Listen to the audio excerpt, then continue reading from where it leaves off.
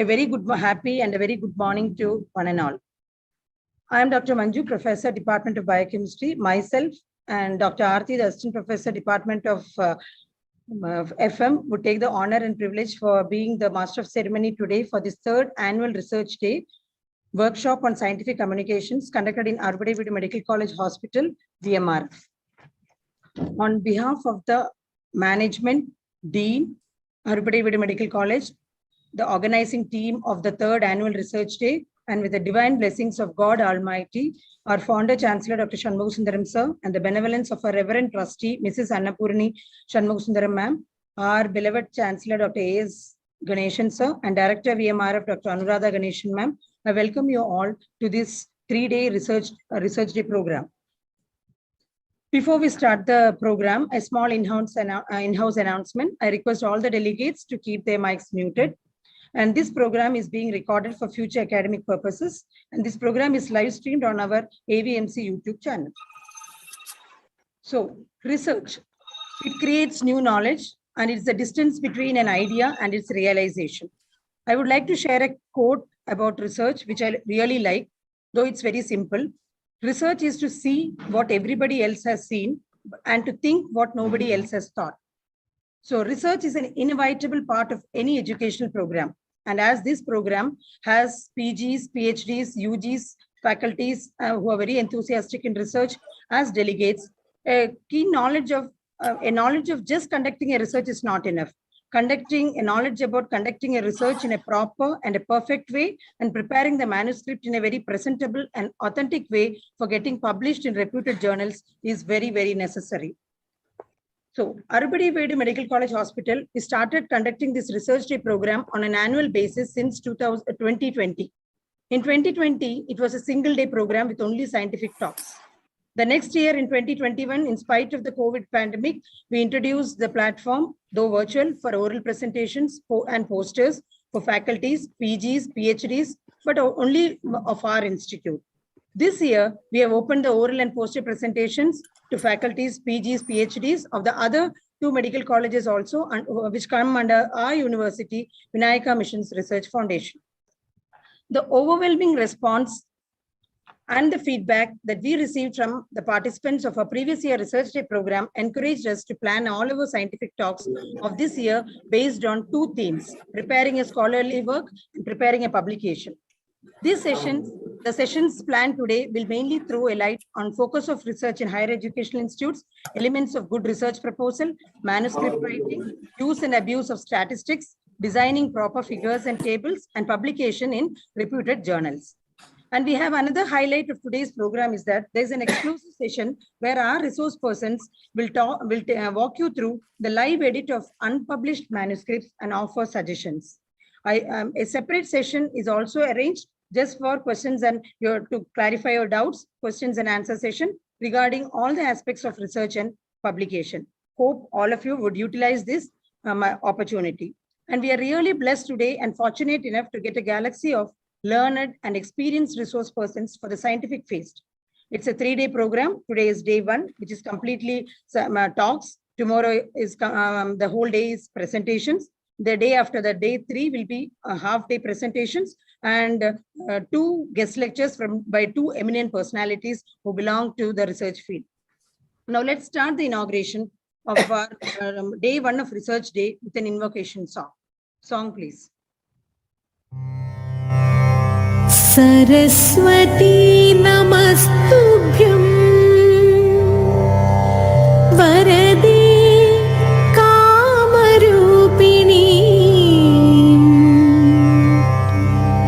Vidyarambham karishyami Siddhir bhavatu me sada Siddhir bhavatu me sada Siddhir bhavatu me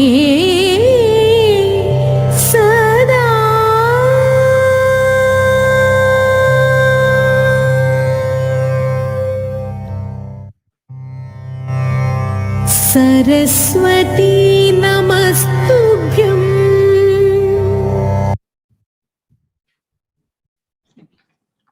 Now, with utmost humility, I invite our respectful and beloved Dean, Dr. P.F. Kotur, to deliver the welcome address. Over to you, sir. Sir. Yeah. Thank you, Manju. Very good morning to all the participants over here. And of course, the resource persons in absentia. I'm just trying to track out whether Professor AK or Dr. Pankaj have joined, not yet.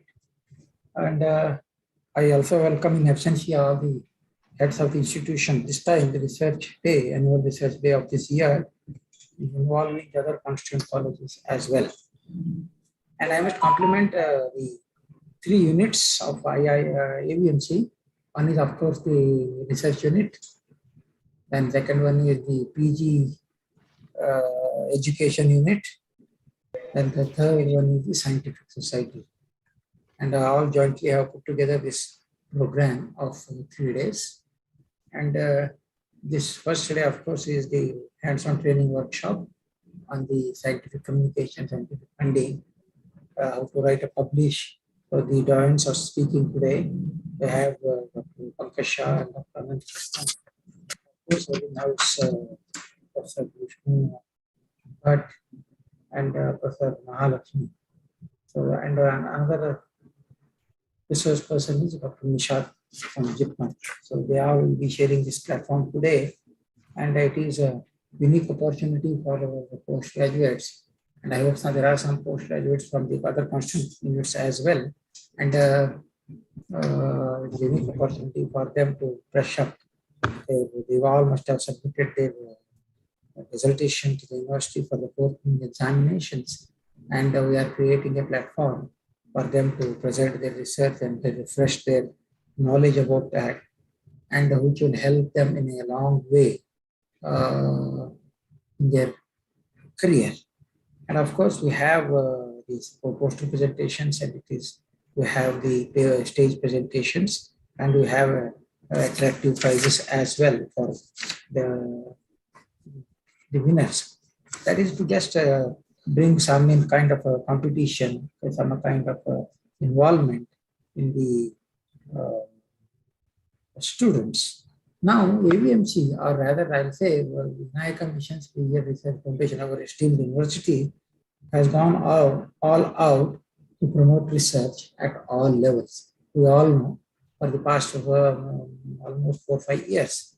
And in that direction, various measures or activities are in place. I said research is getting promoted at all levels, at undergraduate level, at a postgraduate level, at a faculty level, at all levels. So as a result of this, of course, one is, of course, there has been separate establishment of the directors. We have Professor Vishnu Bhatt, a senior professor and a researcher who is heading the research team over here. And similarly, at the university level, the ardent person, Dr.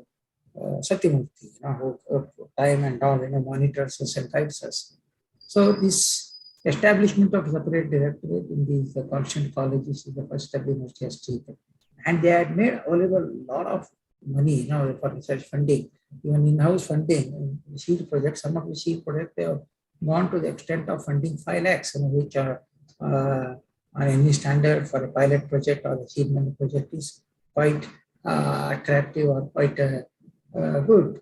And in addition to do the research, to publish the research, and also the after getting it published, the reward, that also has been very clearly, explicitly defined by the university. That means university are determined, are committed to promote research and reward the research for the deserving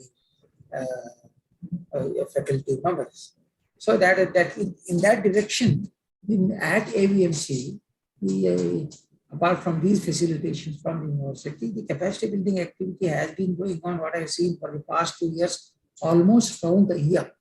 IRC and MEU jointly together, sometimes in-house resource persons, and many a times the external resource persons. The capacity building activity for UGs, PGs, and faculties, they're going on around the year. So that's another measure to promote the research. And as Dr. Manju said, it was first year, it was a single day activity in 2020. I'm a witness for that, and some presentations were there. Then we got elaborated that now this year we have a full-fledged 3 days with 1 day workshop and 2 days platform for the by the days. And one more highlight is on the third day there has been one keynote address by one very well-known, accomplished international person who has established his credibility across the borders of India outside, who will be addressing in a very focused topic. How do I get my research funded? We'll try to answer. Yeah, of course, some of you must have heard him when he came for the AAAF webinar. So these are some of the things, the capacity building activities, the rewards, etc. And I'm sure in the year to come, next year, so it will be a research week. So we'll have a post follow-up meeting of this research day and sit across and try to find out where all we are, so that next time we can do that and give a really a good day. So what my intention is, annual research week of AVMC again will be one of the characteristic or attributes or heritage of AVMC. So we are trying to create one by one, and the legacy of the AVMC, whether anybody is here or not, should be carried out. This is how the institution goes. We are aiming at that. And I once again thank at this point of time, as head of the institution, Professor Vishnu Bhatt, Professor Mahalakshmi, then the President of the Scientific Society, Professor Deepa, then the PG Coordinator, Dr. Vidyavati, and Ravi Kumar, and all others who have been helping to put this program for the benefit of all the budding or already existing researchers in the institution. Thank you once again for giving me time to share my thoughts on this occasion. Thank you, sir. Thank you very much, sir. For now, it's my honor to invite our most respectful Director Medical Research, Dr. Vishnu Bhatt, sir, to brief about the theme of the research day. Over to you, sir. Respected Dean, honored resource persons and heads of the institution, Dean HP, Dr. Mahalakshmi, Vice Principals, Organizing Committee members, faculty members, and my dear students. Just like we celebrate birthdays, we celebrate anniversary days, we also celebrate the research days. So this is a day when the students and faculty members, research scholars, can showcase their research activities. Research is very important for scientific improvement and also better patient care as far as medical personnel are concerned. It is often said that research is something you do when you don't know what exactly you are doing. Although we plan protocols, we do in a methodical, systematic way, you may find that outcome may not be same what you expect, or something may be different, or it may give a pay for new research. So the continuous progress should be there. So during this research day, the research scholars, faculty members, students will present whatever research they have done, because research may be within the department, between the institutions. So one may not know exactly what's happening in the other side or other departments or other people. So this is a day when everyone will come together, present their research projects, so that others also get to know what can be done and how we can progress. So the main aim of the research day is to showcase your research activities in the institution. This time we have included other VMRF medical colleges also, so that the university and all of us should grow together. That was the idea behind. So in addition to showcasing the research activity, we thought better to have some learning experience. So with that concept idea in mind, we have this one-day workshop. I am sure that this workshop and other activities which are being conducted during the next 2 days will go a long way in improving our research activities and also will help in better communicating between people so that output will be better. We are mainly focusing on publication today. So how to write protocol, how to get grant, how to make a good publication out of whatever you have done. These are the issues which will be. So I wish the meeting a grand success, and also all those who have participated in this program will learn something, will give some of their knowledge to others. So overall, we will improve in our research activities. So thank you very much. I wish all the best. Thank you. Thank you very much, sir, for briefing on the theme of the research day. Now it's time to start our first session by none other than our beloved Dean, Dr. P.F. Kotur, sir. But before sir takes over from me, I would like to, there's no need for an introduction, but still a small introduction about sir.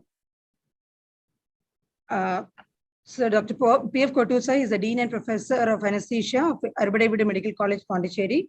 Coming to his sir's prior experiences, he was the former Vice Chancellor of Sri Devaraja's University, Kolar. He was a former Registrar of KLE University, Belgaum, former Dean and Director of Sri Sathya Sai Medical College, Chennai, and he was a Senior Professor and HOD of Anesthesia at Jain Medical College, Belgaum.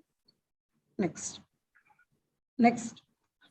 Coming to his professional achievements and positions he has held, he was a member of the Executive Council of WFSA till 2008 to 12, President of Indian Society of Anesthesiologists 2007. He was an editor for 2 journals, Indian Journal of Anesthesia from 2001 to 6, and for the SARC Journal of Anesthesia from 2007 to 2012.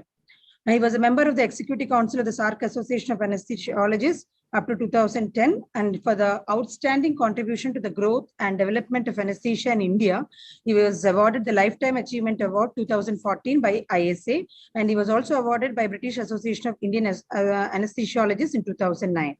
He has delivered around more than 14 oration and keynote addresses, more than 75 scientific publications has, and he has established the departments of medical education, health professionals education, skill and simulation labs in all the 3 universities where he was working previously. And the areas of interest include the medical education, evidence-based medicine, cardiovascular and thoracic anesthesia, and regional anesthesia in children. Next. And coming to today's topic, the topic on which sir is going to speak today is research focus in academic medical centers. And the time given is 15 minutes. So over to you, sir, now. Can I share the slides? Yes, sir. We'll make you the stop sharing.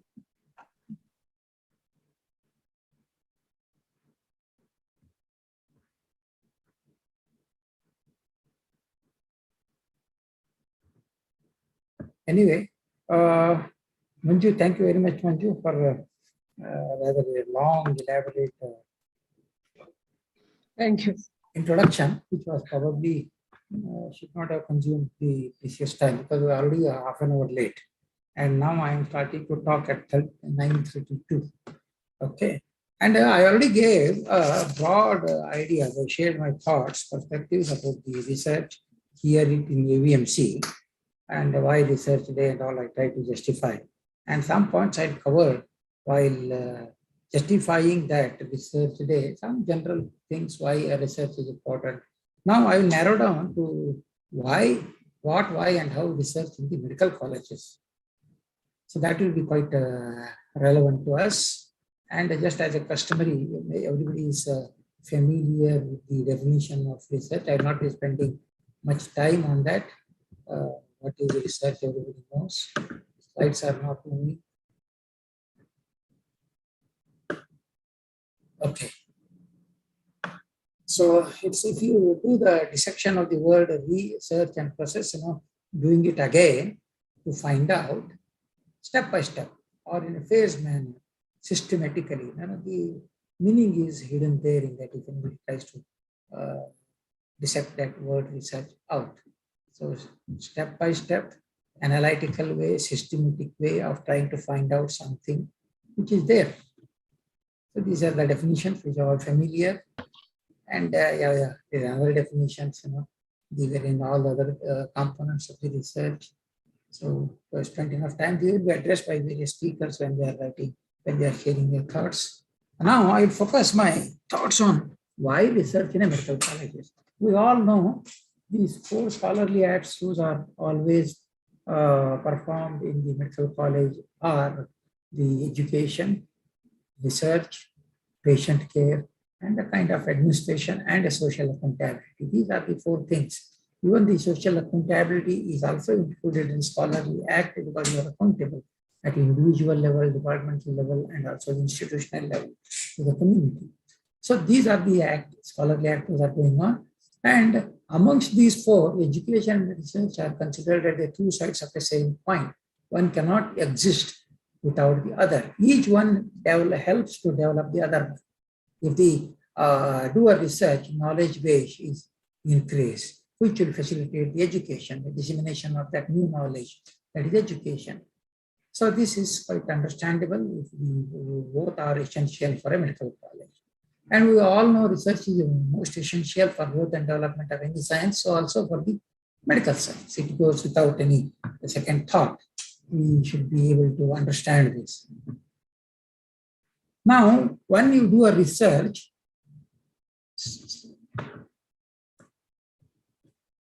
it has to reach the end user. The research that is done anywhere in any corner of the world has to reach the end user. Suppose it is something related to health or healthcare, improvisation of care, then it has to reach the end user, is the practitioner or the patient, like that. If it is something educational research, the outcome of the research has to reach the student. That's what the research has to reach the end user. In order to reach that, facilitate that, the research has to be translated. So what is the tool of research of it? Translation of a research. The tools of translation of research are nothing else but the scientific articles. Then we will come down to the publication. That's why publication. And one more couple of thoughts on the, I already said that research has to be promoted at all levels, UG level, PG level, and faculty level, etc. Fine. Consider, of course, PG level, it is addressed to a certain extent, there is a presentation. And faculty level, there is a whip or a hanging sword, always publication criteria for hierarchical promotion. And the ardent researcher has always got a desire to let know his findings of the research to the public. That is a ardent desire of a genuine researcher. And now if you think, we are all teachers over here, research is not addressed properly at the undergraduate level. Nowadays, of course, there has been some resurgence of interest. So research at undergraduate level is marginally addressed or is getting introduced. So we have to see that. And the benefits of the research, we all know from the undergraduate point of view, it will teach the students to engage in the intellectual curiosity. I know some of these students may have that instinct, but it may not surface, and it helps to consolidate or clarify their goals, and it gives a boost. It gives a booster to their confidence. So these are many of the things which will narrow down to the core competences. Those are required for anybody.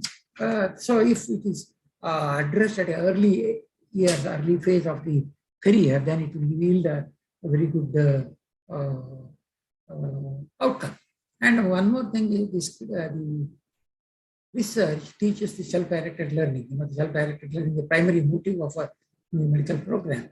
And it enhances the critical thinking. Critical thinking is a very essential component of all the paradigms the student. So these are some of the justifications we say why research has to be addressed at the undergraduate level, and continuous loop has to be carried in various phases of the MBBS, various phases, and thereafter to the postgraduate level. Then when he attains the faculty position, junior faculty position. So the loop of the research from the undergraduate days until he becomes a senior has to be a continuous one. This is what I just wanted to say that. Now, having realized that you require the research to be translated, then the articles, you have to know why anybody writes an article in a medical college. I already said about the motive to publish very widely for conveying research by the exciting moment, and publish or perish policy. We are all aware of it. And I have written misplaced universal emphasis on publications as a criteria for the continuous professional development and the suitability for hierarchical commission. This is the one which is the main impetus or a force for any of these faculty members to publish. And many times papers published for that purpose. Now, I am talking with some evidence for that. It results in poor quality articles. If you take some tool of measurement of a quality of an article, if you look at somebody has done that study, then this is very interesting, very simple statement. Medical colleges rely on publications as the points the academics must use to get through the toll gates on their highway to academic promotion. So unless you put that publication point, you will not be passed through the highway. So that is the one which. And one thing is, and I also say, if the promotion committee start weighing the coins and counting the coins, then I will leave the effect or outcome to your imagination. Now, this I already said, the why research in medical colleges. I justified at the undergraduate level, at the faculty level, even for the postgraduate level, appearing for examinations. You have to have a particular publication, presentations before you are permitted to appear for the examinations. And of course, it will help everybody to take a proper decision. And some will have inborn instinct that they can take research as a profession itself. So the reasons for involving or indulging in research are many, of course, apart from enhancement of the knowledge, it will update you, then it will help you to plan your strategies, and it will build the confidence. That's what I was telling you. When you involve yourself in research, you will be working hard, and you have a first-hand support of your own work, and confidence is increased, and it helps to consolidate the scope of your work, the scope of your research, and the acuity of judgment. When you are, I already said that critical thinking is enhanced if you involve in that research. That will help you to have the acuteness in judgment and understanding. And you will be, all medical colleges in the country are now really keen to develop institutional innovation cells, new ideas, even at the national level, the greatest move by the Prime Minister, establishment of institute innovations in all fields. So it will help you to reach people. And one thing is, it increases curiosity and enhances positivity and decreases the anxiety. These are some of the obvious reasons of research.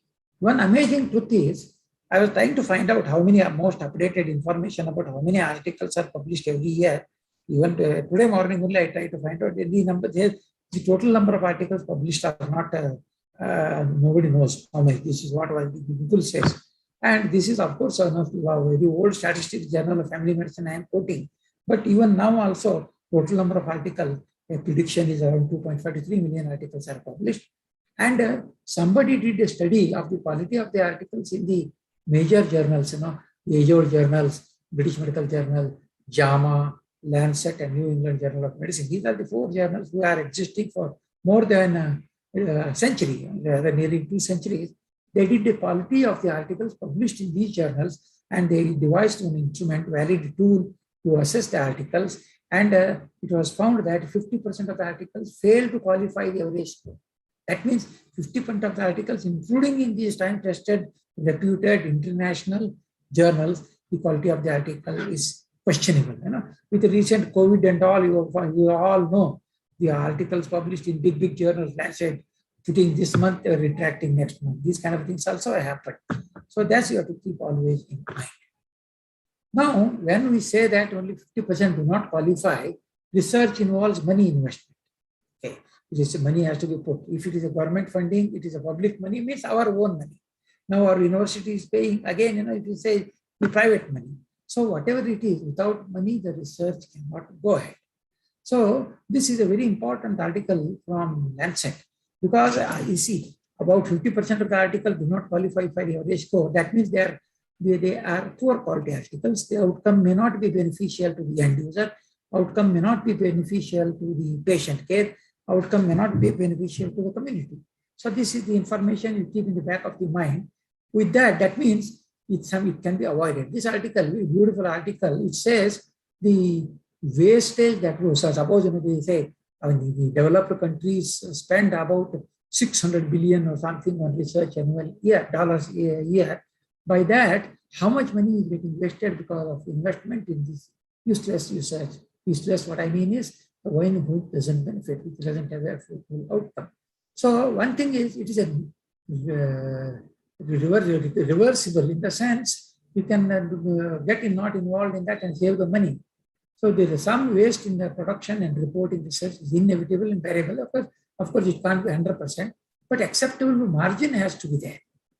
But unfortunately, it is very much, this article says 85% loss of the total money invested in search of these things. The stages are 2, 3, 4, identifying the research question, then up to selecting the proper design. So I'll come to that next. So that means you keep in the back of the mind, the money invested in the research has to be useful. So this is again table from the same article, wherein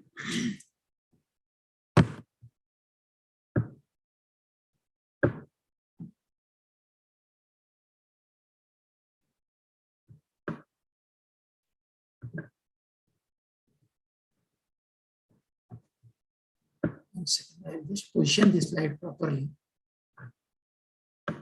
Yeah. See, the questions are relevant to the clinicians or patients, low priority questions. So the question or research question has to be the need of the community, need of the present day, need of the society. And putting something, proper question is very important in the conceiving stage itself.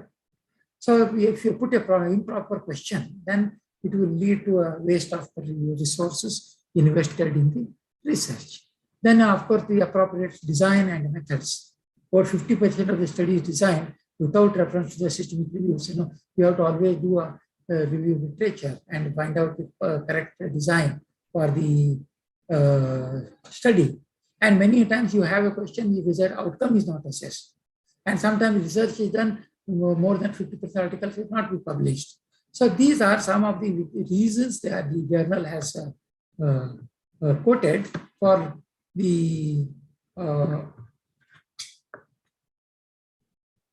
money that is wasted for the research.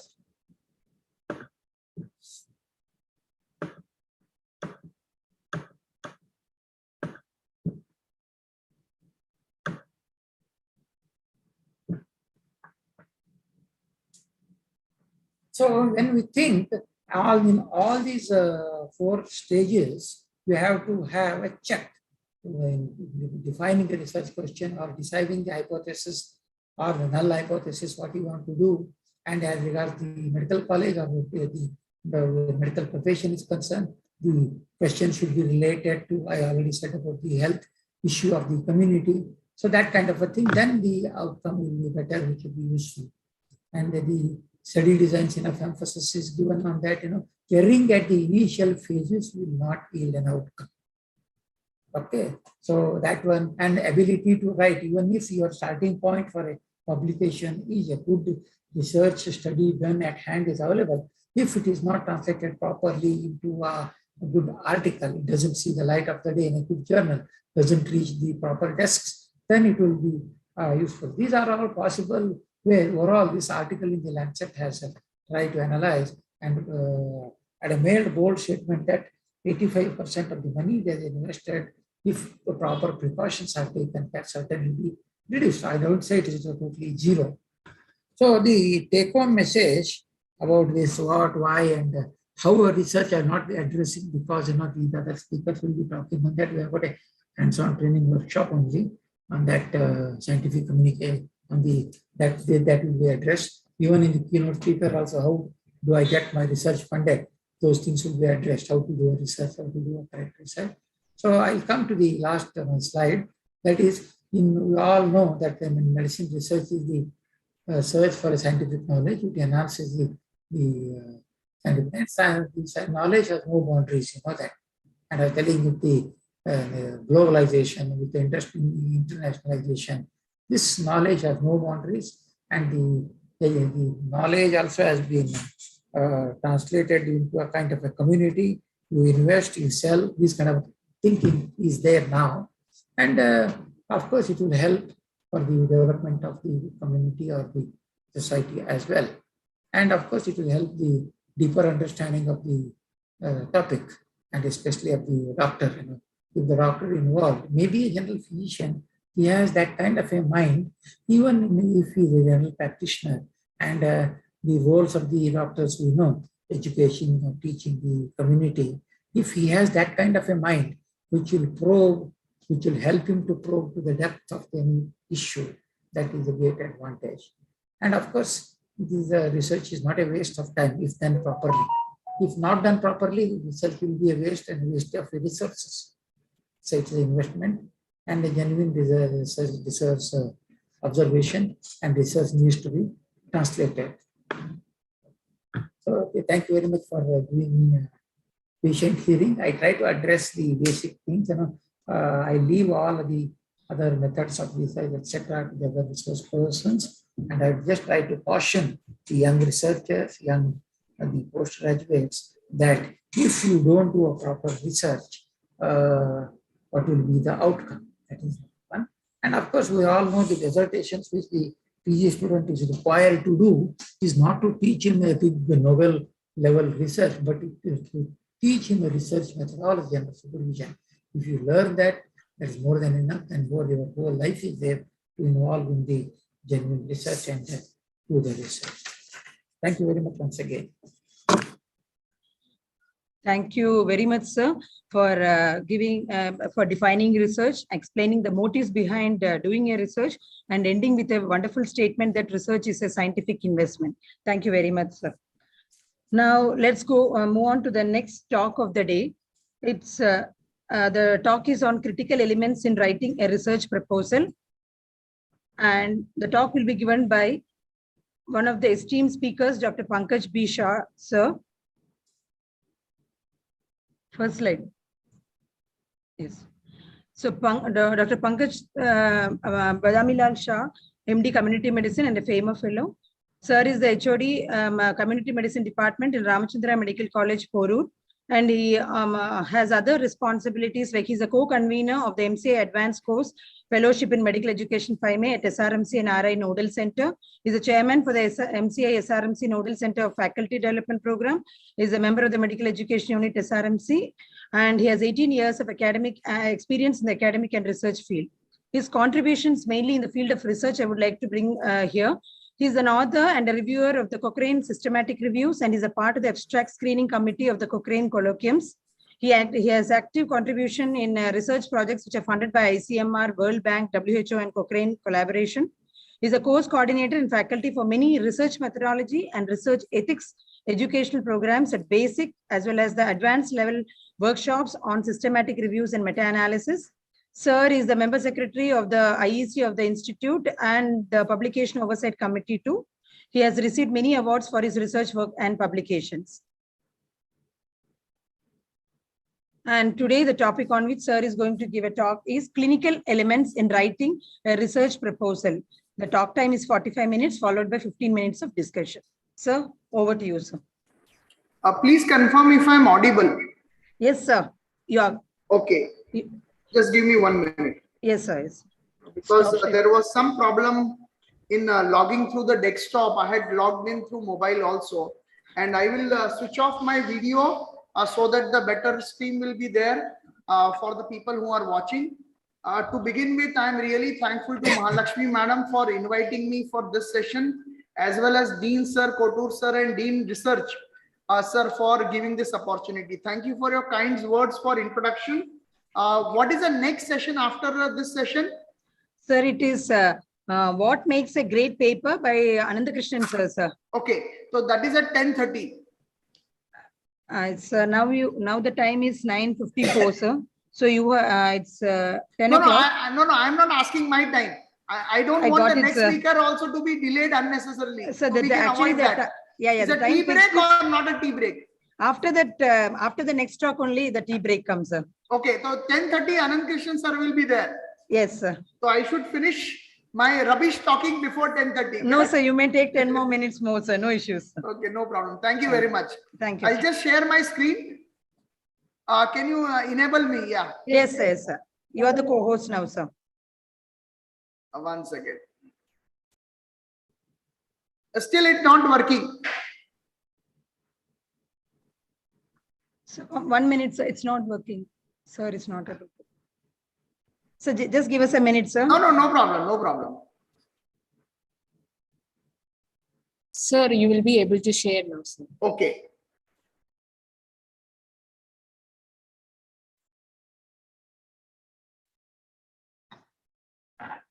One minute.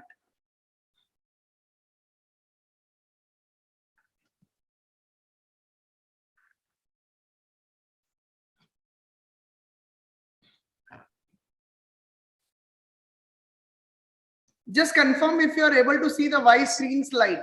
Yes, sir. Okay. It's visible. Okay, to begin with, whenever we start any presentation, always people look at the slide number so that we get the idea how much this person is going to speak. So though I have enough time, but I have only 2 slides. Usually I don't like making many slides, not because I don't have time, but I want to make sure I speak only on the points so that there's a direct communication between me and the audience, even in the online mode best possible. Because when we write in the slides multiple times, we tend to read the slides, and in the online mode it becomes very, very difficult. So though the title given to me is a clinical elements with respect to research protocol, but I will prefer to talk research protocol also in addition to clinical elements, because that is very, very important. Just one more time to confirm if I am audible. Am I correct? Yes, sir. You are audible, Okay. sir. Now I'll just go to my next slide, which is the first and last slide. And I'm going to just talk on those important things. Now, you ask any researcher, what is the biggest challenge for a researcher? There are 3 biggest headaches for any researcher. Number 1 is a sample size. No doubt, sample size is the biggest headache. And whenever a researcher looks at any research proposal, immediate question comes, how many patients I need, how many people I need, how many human participants I need. The second biggest headache for any researcher is passing through ethics committee. Unfortunately, I'm again repeating, is unfortunately, many of the experiences of a researcher with ethics committee somehow is not pleasant. Though I am also member secretary of one of the ethics committee here, and I make sure with my best efforts, there should be a good communication and healthy relationship between the ethics committee and researcher, then only the research will thrive. Third important headache for a researcher is a research protocol. Because whatever said and done, if you write the research protocol in a great detail, there will be always some amount of deficiency will be there, and that deficiency can be easily brought out by anybody. And that's why these are the 3 maximum important headache or the challenges for a researcher. Now, I don't know how many of you have seen a documentary which comes in the National Geography known as Airline Crash Investigations. And whenever I think of research protocol, I always remember that documentary. Some of you might have seen, some of you may not have seen. At least try to see one documentary of that. In that airline crash investigation, it is a display or the show how an accident might have happened in those scenarios where whatever information is available. And if you see in the dramatic play kind of thing, suddenly something goes wrong, the pilot gets up from the seat or the co-pilot gets up from the seat and just picks up one big huge volume of some 600-700 pages and start going through some important pages. If you see this, that is a protocol. Now that protocol is not written by the person who is the pilot. Is written by a group of pilot or group of experts, which is available with the pilot in case of emergency, what to do with the rule book. Same thing, our research protocol should be there. But what happens unfortunately in our research protocol? I write my research protocol today, I rewrite and add something tomorrow. I add and rewrite something more day after tomorrow. And after 1 week, unfortunately, I myself not able to understand what I have written. If the same kind would have been those protocols which are written for the pilot, then it would have been really nightmare for them. But no, those protocols are well written, well scientific in nature, in great detail, so that the pilot who is reading the protocol is able to do the task as it was devised or decided by the group of experts who had written the protocol. But as I told you, in our scenario, unfortunately, many of the times, our own protocol we are not able to understand after 10 days. Forget about somebody else understanding. Ideally, am I still audible? Because there is some change in the screen of mine.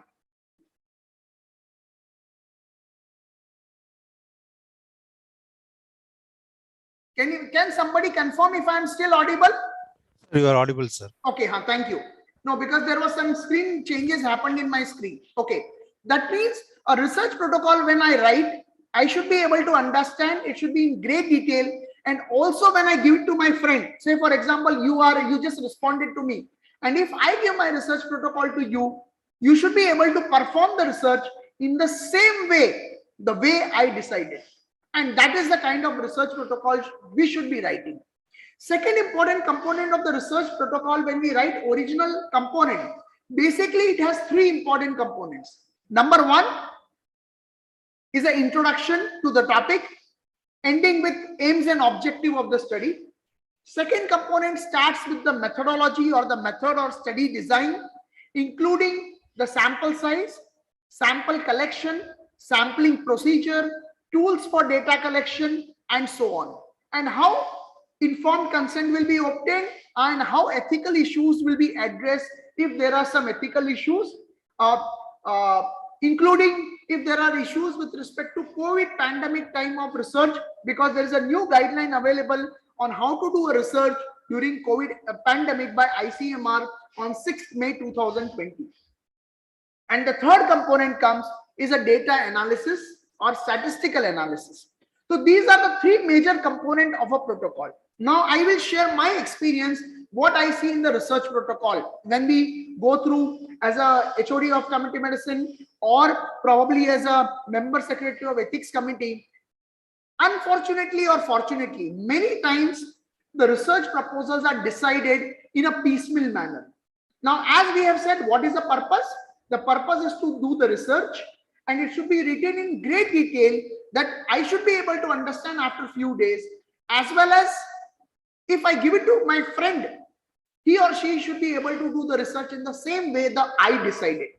Second important we talk about is the components, the introduction, methodology, and third important component is the data analysis.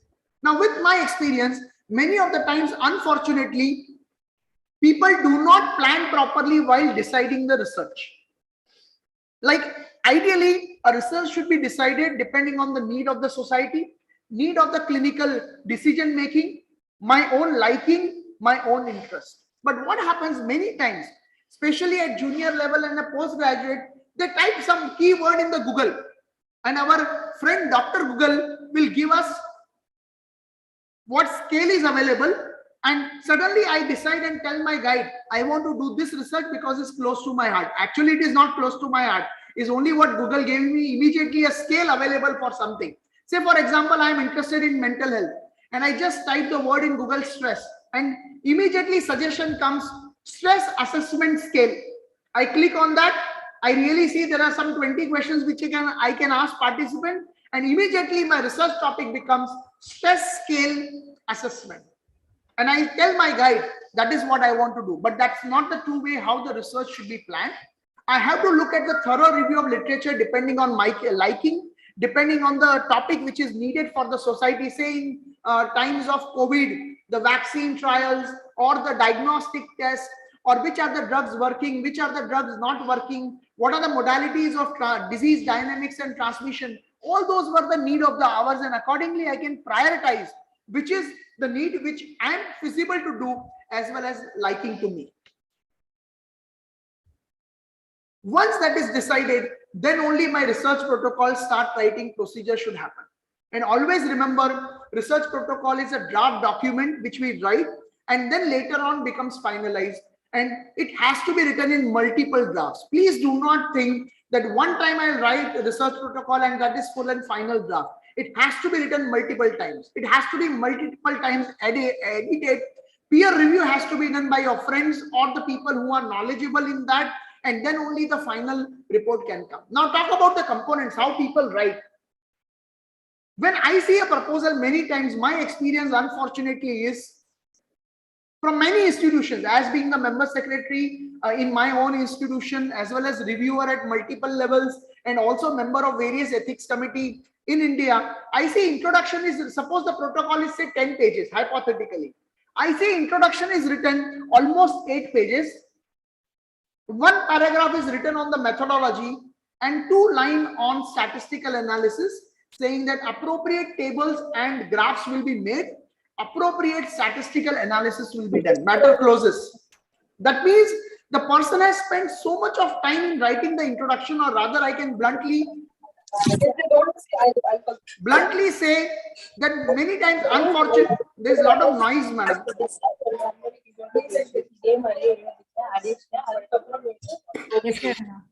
Host, can you please mute Dr. Nikita Gowda? Yes, ma'am, I'm muting. Thank you. So what happens, people out of the 10-page protocol have written 8 pages on introduction, or rather copied introduction. But if you see any research protocol, though the introduction is important, though the objectives and aims are important, the methodology is heart of any research proposal. And that's the most important component, where as a researcher, as an ethics committee member secretary, I'm always going to look what is the methodology, and is really the methodology matching with objective or no. So in my scenario, I always prefer people write introduction to the point, probably not more than 2 or 3 pages, to be very short enough. Write to the crisp what is available, what information is not available, and why you want to do the study in a sequential manner to come to the aims and objective, rather than writing and writing for pages and pages on introduction and write minimum methodology. Once I said that the introduction is important, has to be written in sufficiently nicely, the next important aspect is writing the methodology. Methodology has to be in great detail, as I told you, is the heart of the whole study. And once I give that research protocol to somebody else, the methodology, if is in detail, the people can follow and can repeat the same study.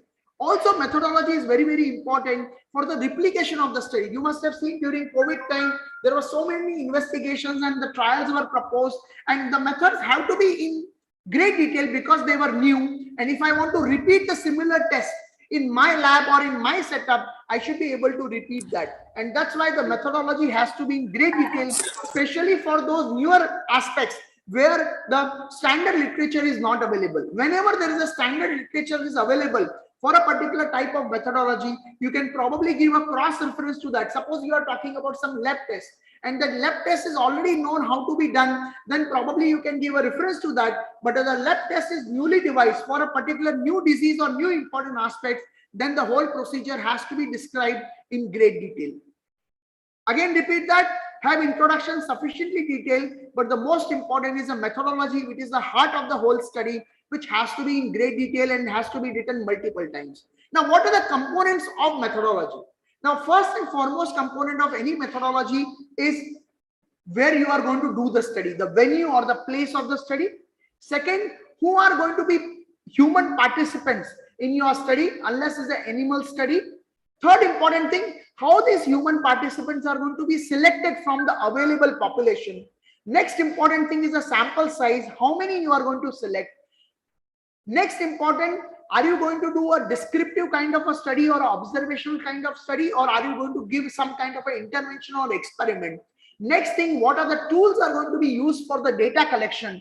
And finally, if those tools are developed by you or is developed by somebody else, and if those scales are developed by somebody else, you need to take a permission to use that scale for your research. Just because it is blindly available on Google search, the full scale is available.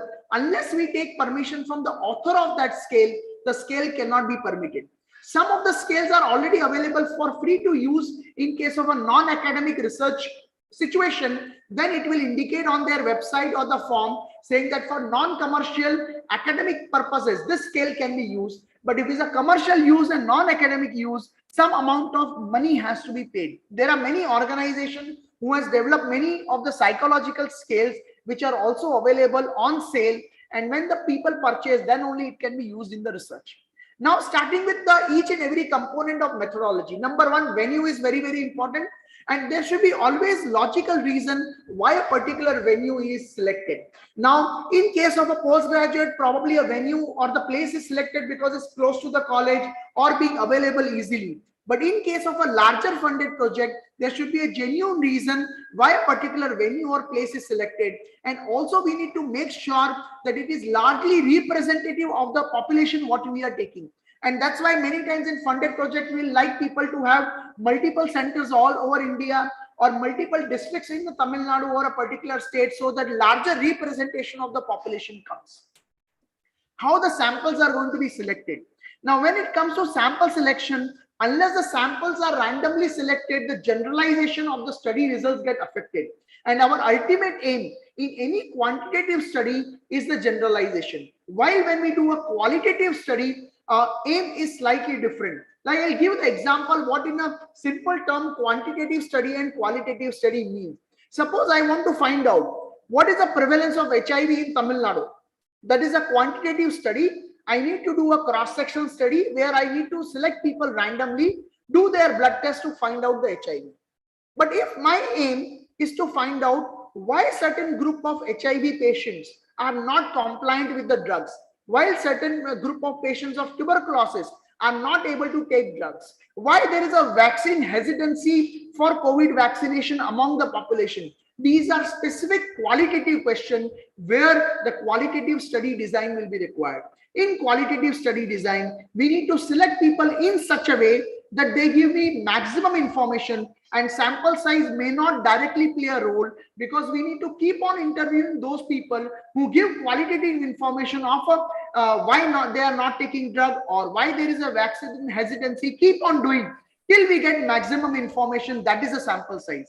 But when we do a quantitative study where the primary aim is the generalization, the sample size and selection of the sample is very, very important.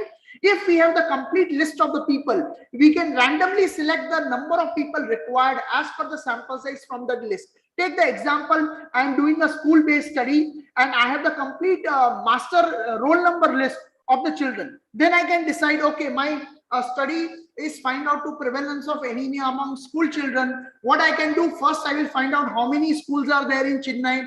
Then each zone I can pick up one school.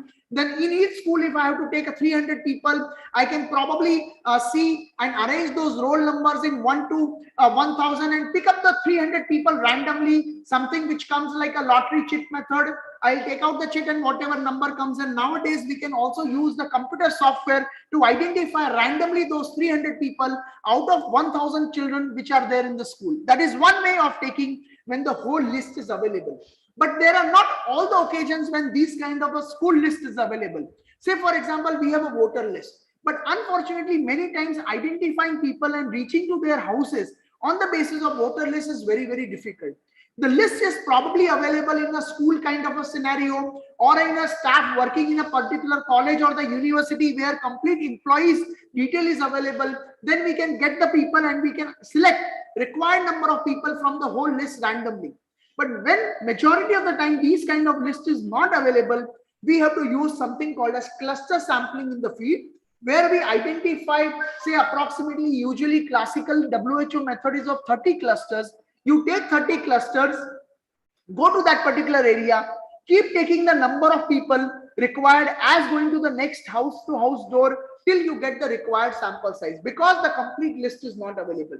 Also, we need to understand all our sample size formulas are based on the simple random sampling method, which I gave the example when the complete list is available, like the roll number of the students which are available with me or employees list available with me. But whenever I am doing in the field where the list is not available and I keep on interviewing people till I get enough number of people in that one particular cluster, say I have Take the rough example. My sample size is 300 and I decide to take 30 clusters. That means approximately 10 patients or 10 population I need from each cluster. I keep doing interviewing till I get 10 people. This is the kind when I need to understand whenever a cluster sampling or other methodology used, my sample size has to be increased by double the number than what I am using with the list. That means if I am doing the study in the school where the complete roll numbers are available, where complete employee list is available, my sample size is 300. But if I want to do a similar study in a field where I'm going to use cluster sampling, I identify randomly 30 clusters, divide the number of sample size by that cluster, and each cluster, how much I have to take, it has to be double the number than what was in simple random sampling. That's why the methodology, how the samples will be collected. There are even other various methods of selection of human participant. Say I am sitting in an OPD and I have a diabetes registry in my clinic. Now, if you see, as the title suggests, clinical elements, we are looking at the clinically how we are going to select the patients. If suppose I have a diabetes registry, say with 6,000 people, and I need only, say for example, 100 people, then I can decide, okay, I have 6,000 people, which patient I can take. Probably every 25th patient I can take, or every 50th patient I can take as per my list, and we can calculate. So this is another method of finding out which patient in a sequence can be taken where the complete list is available. As I was telling you, in qualitative study where generalization is not the aim, we want to find out why particular phenomena of non-adherence or hesitancy is there. I need to keep talking to the people until I get similar answer. My sample size will keep on increasing, and there cannot be a fixed sample size in qualitative study. So we have finished the venue or the place, why that particular place is selected. We have also talked about how the samples will be selected for which kind of study design. It can be a qualitative study or it can be a quantitative study. Again, to re-emphasize, in qualitative study, the purpose is not generalization, it to get the information, and the sample size is very, very flexible till I get required amount of information. While in case of quantitative study, we need to select the people on the basis of simple random sampling. And if we are using another methods, we need to multiply by 2 using the design effect so that the sample size becomes double. Wherever the list of patients or list of the roll numbers or list of employees is not available, simple random sampling is not possible, and we need to go for a cluster sampling or something like that and use double the sample size which is required. Third thing, sample size calculation. Now, this is a common problem when the people write research protocol. They just do an incomplete review of literature. They just search 1 or 2 articles, and on the basis of 1 or 2 articles, they try to go to the statistician and tell them, this is my parent article or my father article or mother article, please calculate the sample size. This is not the way how the sample size should be calculated. We have to calculate sample size for each and every objective. Say for example, I have 5 objectives in my research protocol. I need to look a thorough review of literature. Look at the review of literature which is close to my city. If suppose I am doing a study in Chennai, how many other studies are done in Chennai? How many other studies are done in Tamil Nadu or different parts of India? Come close to your venue as far as possible. And if there is a definitive answer for my objective, then the study should not be planned because it's a waste of everybody's resources and expenditure. But if those studies where the conclusion is not available and probably some finer studies are required, then always go to the review of literature and see what are the limitations of the study described by the author and use those limitations as my next set of objectives to plan your study, so that you are taking the literature to the next level. Once you get the limitations, you see what are the limitations which you can make as an objective and is feasible and possible to do it. Something which is not feasible, if you plan also, it may not work out. Then if you have 3 objectives, you need to calculate sample size for all the 3 objectives. And ideally, there are 2 ways you can decide the sample size and write in the research proposal. Number 1, first objective 300 sample size, second objective 600 sample size, third objective is 1000 sample size. Ideally, the largest number of the sample size you take, that's the best thing to satisfy all the 3 objectives. But because of some reason, it can be a logistic reason, or it can be post-graduation to finish their study within a specified time, or the budget, which is very costly, may not be feasible. You say, okay, I cannot take 1000, probably I can only cover the objective number 1 and 2, and third objective probably is not feasible, and I will satisfy only 1 or 2 objective. Hence my sample size is second one, which is a 600. If you say 600 is also not possible, then you will say the primary objective is the most important objective for me. I want to take a sample size satisfaction only to that 300, and because of this logistic or cost reason, my secondary objectives may not be able to satisfy the sample size. Why I'm giving you this description is because the objective number 2 and 3, though you are collecting the information, but you are mentally prepared with the taking that risk where the objective number 2 and 3 may not be statistically significant, because you are taking best assumption, best available data you have to satisfy only the first objective. And that's why first objective may or may not be significant, but there is a 100% likely chance, since second and third objectives sample size you are not able to satisfy because of various reasons, it may not be a statistical significance, and that risk you are willing to take. If logistically feasible, cost wise not major issue, then always better to take the larger sample size coming from all the objectives what you have planned. Next important component is the tools of the data collection.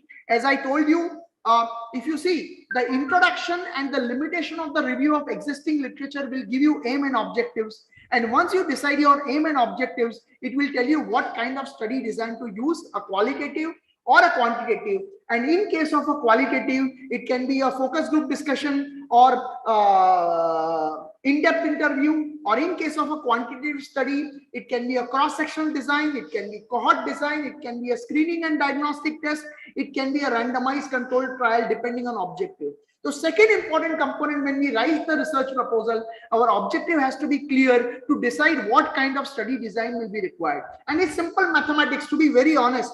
Many times people write the correct objective but wrong study design.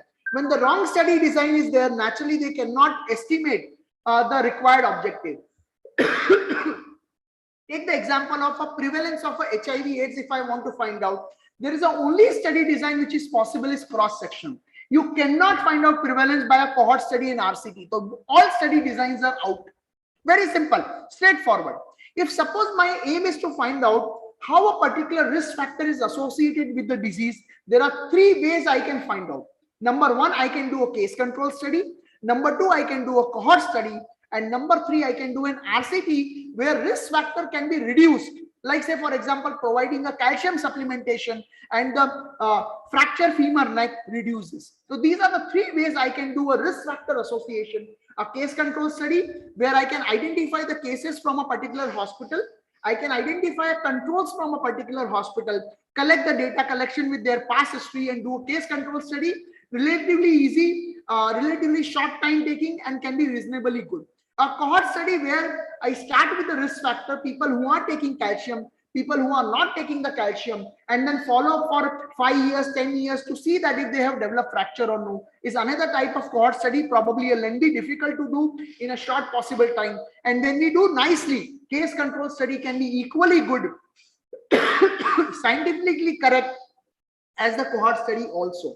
Third important way of risk association is a RCT, where it is always unethical for a people to increase the risk. Say one group of people smoke, other group cannot smoke. This is ethically is not correct. But when we want to look for the risk, we can do a risk reduction kind of study where one particular group is randomly selected and only standard care is given, while another group of people who are randomly selected and provided with the calcium and vitamin D supplement to look at the bone growth and the fracture neck of femur, etc. And if the group which takes the vitamin D and calcium and there is a risk reduction, we know the risk factor is there and it can reduce the thing. So these are the 3 ways you can do a risk factor study design, and you need to find out. Third important objective can be, I want to find out the incidence of a particular disease. Now, when I said earlier, prevalence of the disease, we have to do cross-sectional study. There is no way out. Risk association, we can use case control study, cohort study, or an RCT. For incidence, there are only 2 methods we can use. One is a cohort study and second is RCT.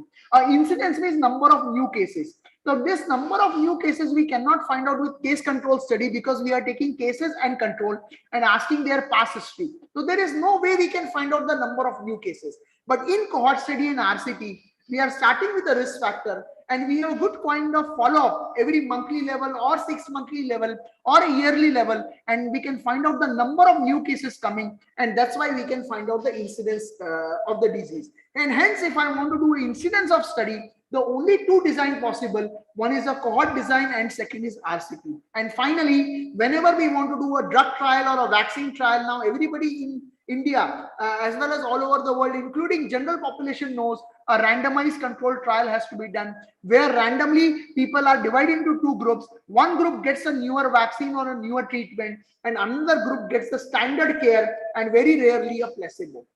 If I want to do a study with a diagnostic test, then diagnostic and screening kind of study, which is a cross-sectional study design, has to be performed. So depending on my objective, which comes from the limitation of earlier review of literature, I have to decide what is the appropriate methodology. It can be a quantitative or qualitative.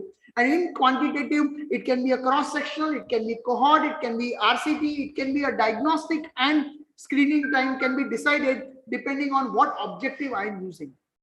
Then I need to use the data collection tool. It has to be described in great detail in my research proposal. Now, as I was telling you many times, unfortunately, we get a scale of some psychology in the Google and search and that we just pick up. That's not the ideal way. My scale has to be devised from my objectives. What is my objective? If my objective is to find out stress, it has to be an appropriate scale to find out what my objective was.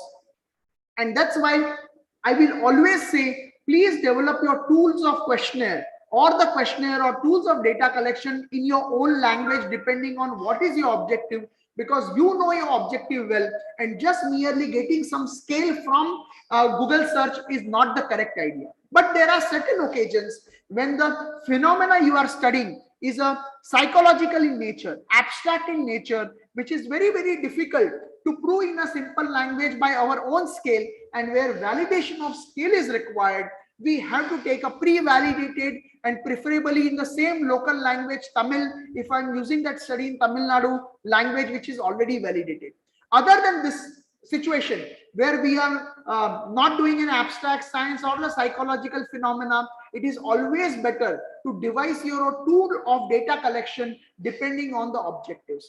So hence, when we write a research protocol, please make sure you write methodology in great detail, data analysis plan in great detail, sampling, sample size, selection of the human participants, and tools of data collection in great detail. Though introduction is important, but if I take 100% as a proposal, my 60% should be methodology, 20% should be my data analysis plan, and 10% should be written in the form of introduction, which is concise and precise. Finally, why data analysis is important? Because many times we do not plan for data analysis and we give it to some statistician, and we are very happy when the statistician takes the Excel file, don't ask any question and return the analysis tables, and we use without much understanding some of the tables, even the which statistician has made just from the Excel side. It should not be like that.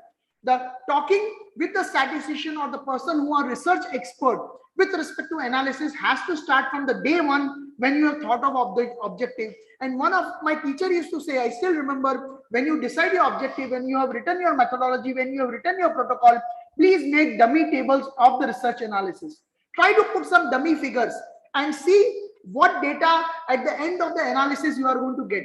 This will help you to find out many things. Number of the times we have identified our objectives, but we ask all unnecessary kind of questions which do not require as per my objective. In analysis, you will get that idea. This is not my objective. Why I am collecting this data? You can easily remove it. The second advantage of making this dummy table is also it will tell you what objectives you are asking in great detail and what objectives you are not asking at all. So out of say 3 objectives, my second objective, which is relatively important, I am asking only 2 questions. That means there is somewhere wrong. This is an important objective. I need to ask more questions. So that kind of parallel analysis with those dummy table can be done to find out which are my objectives and which are the question and the analysis table my answering those objectives. Because when we write our own results later on, we have to make sure we write the result as per our priority of objectives and not as per the priority of statistical significance. Many times, unfortunately, people write what is significance, but that is not your aim with. Your aim was started with objective number 1. That means my first objective has to be in great detail. Then my priority will give to the second objective. Then my priority goes to the third objective.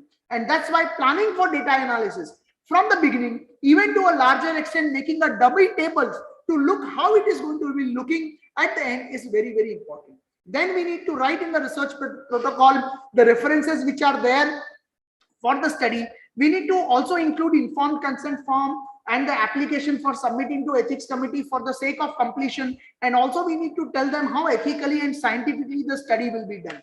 Whenever something is not scientific, is also not ethical in nature, and that's why we have to make sure we are taking the limitations of previous study to make the objective. We are using the appropriate study designs to decide as per the objective, and appropriate analysis is done. Nowhere any wasteful expenses are done or wasteful resources are done, because even when you are taking the interview, you are wasting your time and the study participant time if the study results are not going to be useful. Hence, always look for the usability of that research to take it into the next level. Along with informed consent, you also may have to add in the research protocol different permission letters from your dean of the medical college, dean of research, and so on. When you are doing field-based study, you may need to have some government permission. If you are using some psychology-based scale from somebody, you need to take their permission for using those scales as part of the non-commercial academic research.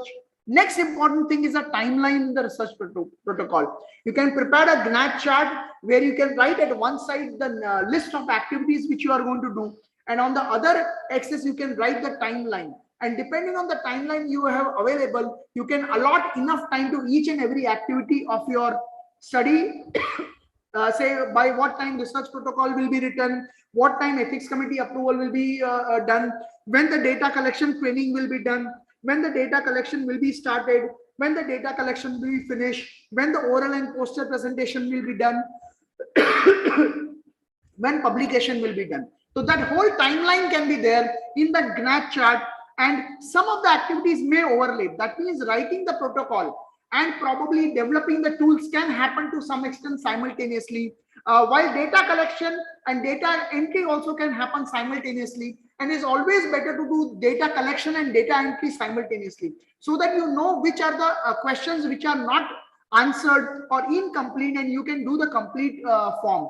Earlier, people used to take a paper-based form and people used to tick mark, and sometimes some of the questions were missed in the flow of asking. But nowadays we can use our mobile phone or a tab where a Google form or some kind of a form using AP info can be created, so that any question whose answer we are not recording, the form recording will not be accepted, to make sure each and every important answer, each and every important question as per the objective has recorded and it is done.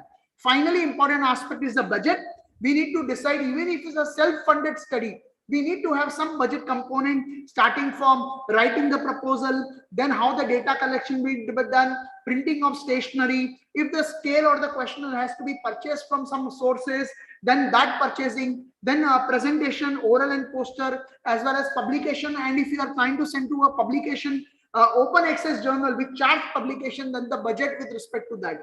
So simple budget with respect to manpower cost, material cost, and contingency cost can be written in the simple heading in the research protocol.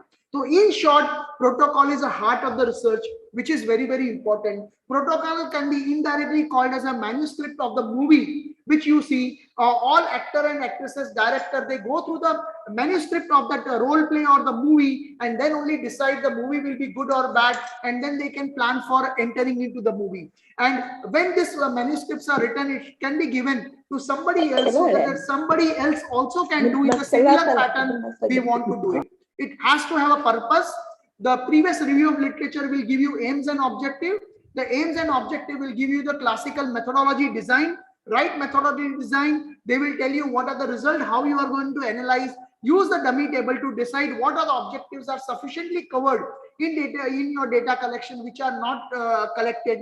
Decide qualitative or quantitative study. depending on objective, prevalence only cross-section study, risk association can be case control cohort or RCT in the form of risk reduction, incidence only cohort study and the risk reduction in RCT. And if it's a diagnostic study, it's a cross-section diagnostic type of study design. And if it's a vaccine or a drug trial, it has to be in a randomized controlled trial. If it's a qualitative study, we need to do an in-depth study, interview method or focus group discussion. Sample size here will be variable and the principle of saturation will be used for finding out the sample size. Take enough literature review in quantitative study to get the sample size, because it's very, very important, and not rely only on one or two things. Write a research protocol in great detail with methodology covering almost 60 to 70% of the section, then 15 to 20% the data collection and introduction in a crisp way in the 10% of the thing. Have ICF data collection tool prepared by yourself and you do it. Local language ICF is also available. Obtain all kind of permission required. Prepare a timeline and see what activities can be done simultaneously and what activities can be done one after another by preparing the grade chart. Budget is very, very important so that you don't overshoot budget. And now funding asking is very, very important. And whenever you ask funding, it is a credit to your CV. Even if it's 1 rupee funding from external resources, that 1 rupee please make a big difference. Don't look at the amount of the money. Is a funding from external reputed sources always makes a big difference. And that's why prepare a budget and apply for funding wherever possible. Even if it's a very small amount, it doesn't matter. But the funding provided by the external sources really appreciate the quality. Finally, we need to add references to a research protocol on how we wrote our introduction, how we came to the objectives, even references with respect to methodology and the classical study methods which we use. Also, in case of analysis plan, also references can be decided. And research protocol finally has to be written in such a way that whatever you have written can easily become part of the publication. What I mean that the introduction can be minorly modified when you write your publication. Your aims and objectives are already well written. Your methodology is all well written. You don't have to rewrite again for publication. Only the result analysis and discussion section has to be written in the time of publication. At least your 60% of work is already done when you have written your research protocol, because methodology will not change. The research dummy tables you have already drawn. Only at the analysis you are going to put the final number as per your results and start writing discussion. Even one of my teachers used to say, even extreme, start writing discussion when you are writing the research protocol, so that your thinking goes in finally what you are looking at the discussion. And even writing a dummy discussion to some extent will help you in refine your aims and objectives, refine your methodology, so that the issues which you may realize at the time of discussion that this could have been done better can be easily picked up at the earlier stage when you are still in the protocol. It has to be written multiple times. Multiple drafts have to be written, and a good protocol is a protocol which you give it to somebody else, the person is able to do the way you wanted to do it. Thank you very much for patient hearing, and this is what in gist I want to tell my experience with the research protocol. Thank you very much, sir. Within half an hour, sir, you 1 hour was the time allotted for you, but you have finished almost every component of various parts of conducting a research, as well as a research proposal also. Writing the critical elements of a research proposal also, sir, within 30 minutes, sir. Hats off to you, sir.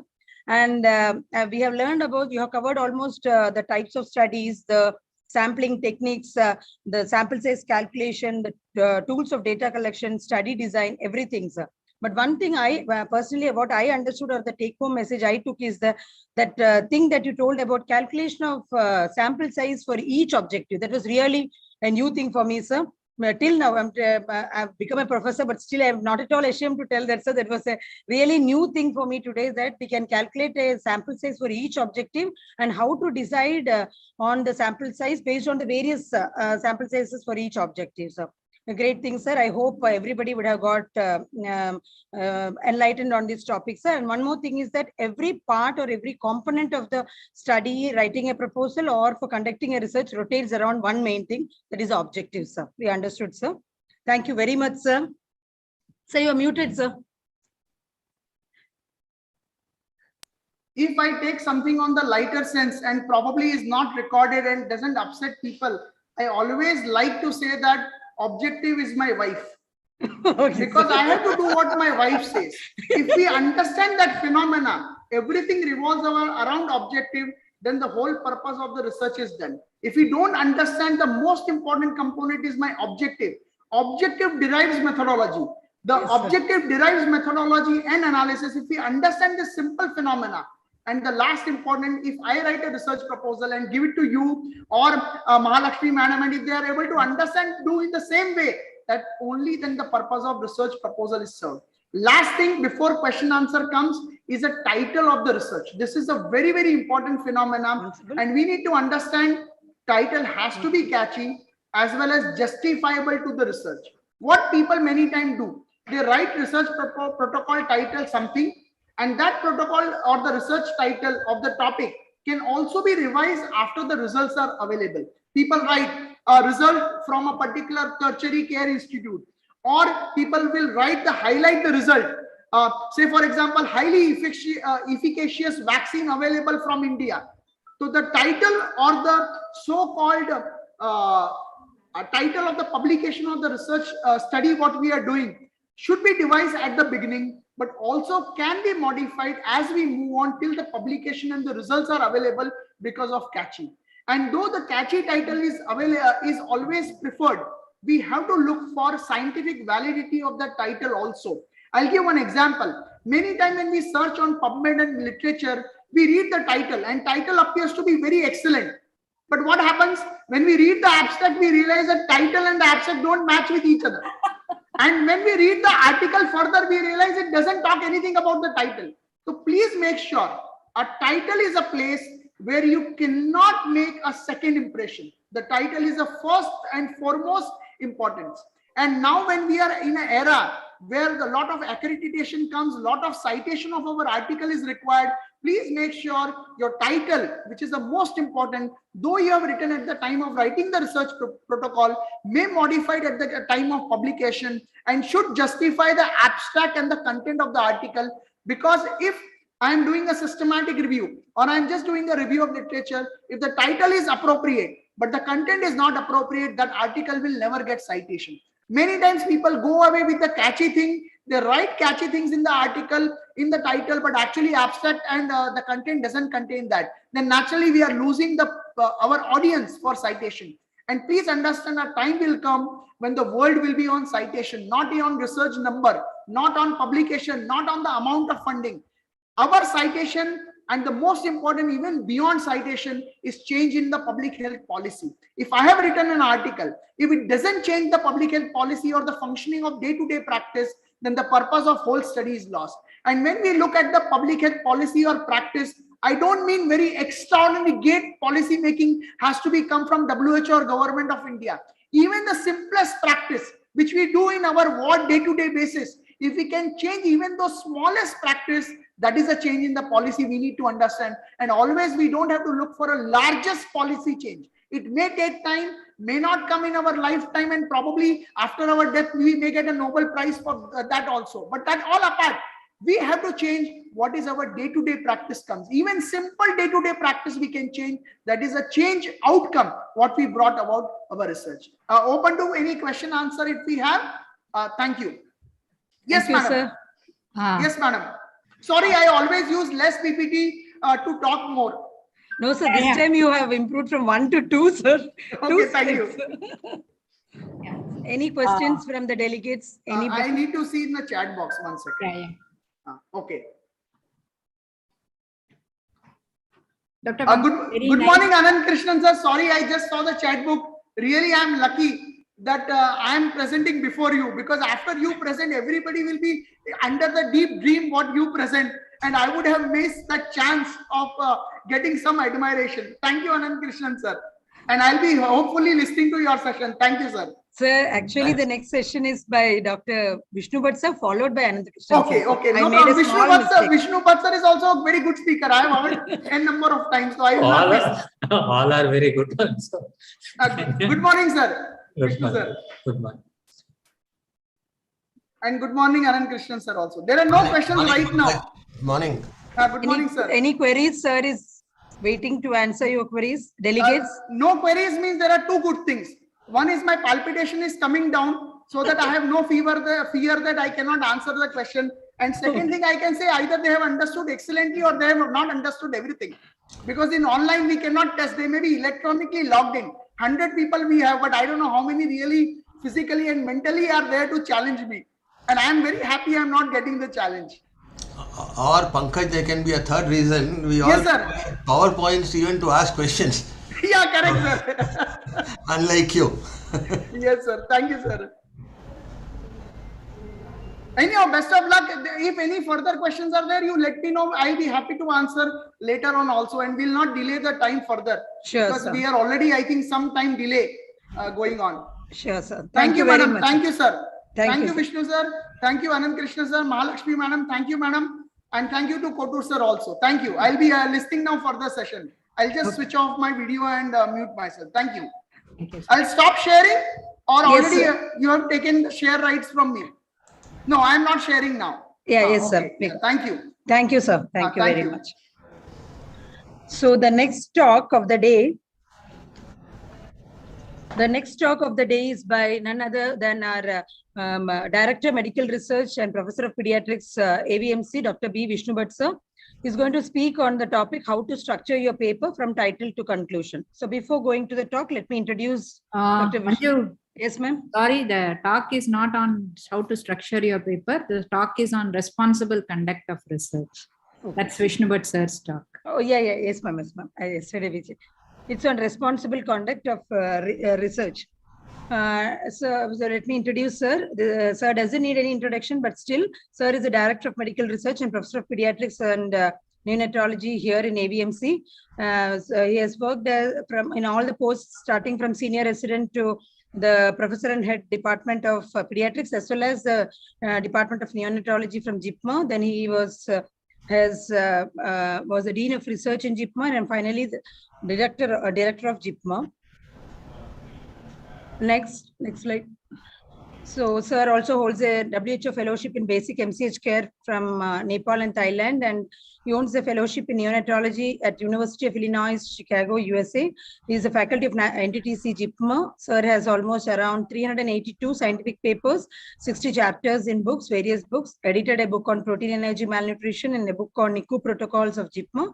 Sir is an associate director of the Indian Journal of Pediatrics. He has many awards like JIPMER Scientific Society Best Scientific Paper Award for thrice, B.R. Santana Krishnan Award for the Best Paper, and Oration of JIPMER Scientific Society, and an award of NNF Fellowship and internal oration during JIPMER Research Day 2. So now welcome you, sir, for rendering your talk, sir. Over to you, sir. Thank you. Good morning to everybody. Can I share my slides? Thank you. Ma'am.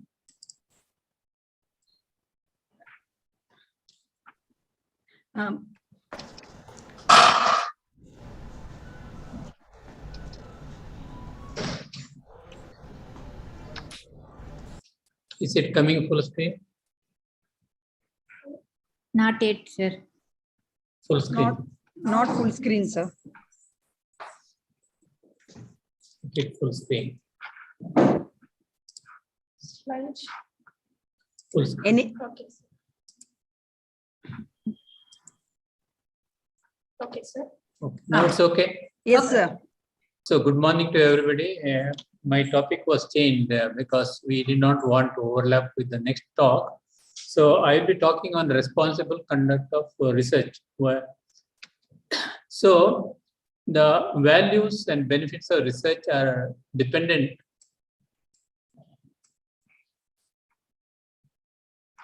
The responsible conduct of research involves the values, the policies, planning and conducting research, review and reporting of research, and responsible authorship and publication. All this will come under research responsible. So in an institution, wherever we conduct research, you should have a research division which will manage all activities of research, like the grants, how the research to be conducted, and it should have good coordination with the ethics committee and all other stakeholders.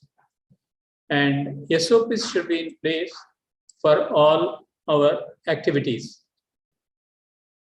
There should be good trust between the scientist, public, and within the research team to have good research output.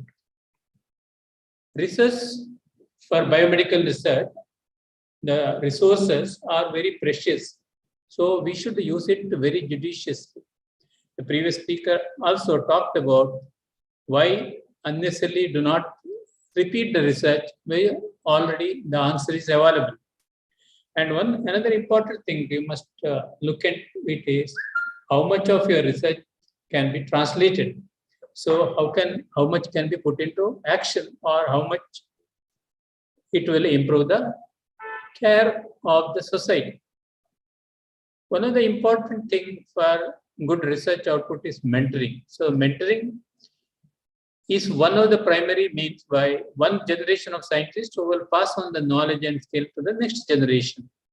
The mentor should be knowledgeable, led by examples. For postgraduates, you will have a guide. The guide is supposed to guide you in the right direction. He should devote sufficient time and should be available for discussion and guiding the trainee whenever is required. Whenever you make your research question, you remember the word final.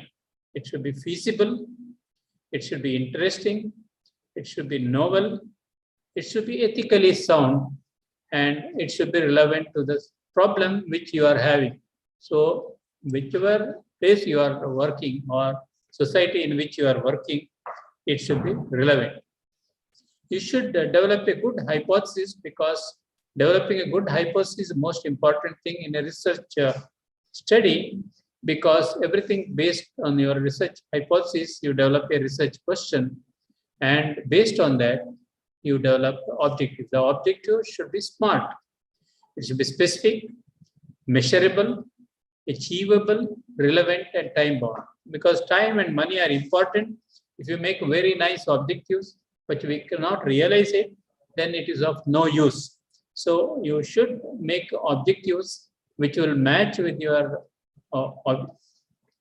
hypothesis and research question, and the methodology should be based on that, which my previous speaker was stressing. You should have various policies. One of the important things in the institution policy should be the protection of human beings who participate in your study. And all policies should assign the responsibility to the institution, the ethics committee, and the research. Just all clearly to be written, their roles and action to be done. There should be a mechanism for monitoring the research, including the data capture and management. Whether after giving permission to conduct a research, whether it's going on properly or not, should be carefully monitored. So we should define some method or develop a method so that they will be properly monitored. You can make available this whatever policy on the website of the institution or organization, so it is visible to everybody. Anybody can open the website and look at the policies. And irrespective of whatever you do, the professional code of conduct should be followed. The protection of vulnerable group is very important in research. The vulnerable group includes the children who cannot take decision on their own, pregnant women and sick patients. Pregnant women are at higher risk because there is a fetus in the body and inside her. So if you do some study, it may affect not only the mother, but also the fetus. And if a patient is very sick, if he gives a consent, sometimes it may not be valid unless he's mentally strong and he can take independent decision. Similarly, those who have special needs or cognitive disorders, you cannot take consent from them. And institutional individuals always will be at your mercy, or homeless individuals. We should be very, very careful. They are considered to be special groups. And when we take consent from them for any research study, we should be very, very careful. The basic principle of ethics is do not do, or do only something which others would like to do to you. So if you don't want somebody else to do something, you should not do your research participant also. So there was a question on what are the principles, universal principles of ethics. One of the universal principles of ethics is autonomy. So whichever participant you include in your study, his autonomy is very, very important. So you cannot take consent from a person against his will or by coercion or something like that. It should be voluntary consent for participation. Next important principle is the beneficence, in the sense that you should always keep good of the participant in your mind, never to do harm. So non-maleficence is do not do harm. Opposite of maleficence is non-maleficence. So autonomy, maleficence, non-maleficence. Do good, do not do harm. The fourth important thing is the justice and equality. Treat all people equally, fairly, and impartially. Do not take consent from people who cannot take independent decision, or people who do not have capacity to make decision. Do not include them in the study without proper consent. And every person which is included you should maintain just equality among them. Now, some of the ethical dilemmas, you look at it. Now, you request people with attractive gifts and payment for participation in study. So, what's your opinion on this? Can you give too much of gift and payment for participation in the study? Obviously, no.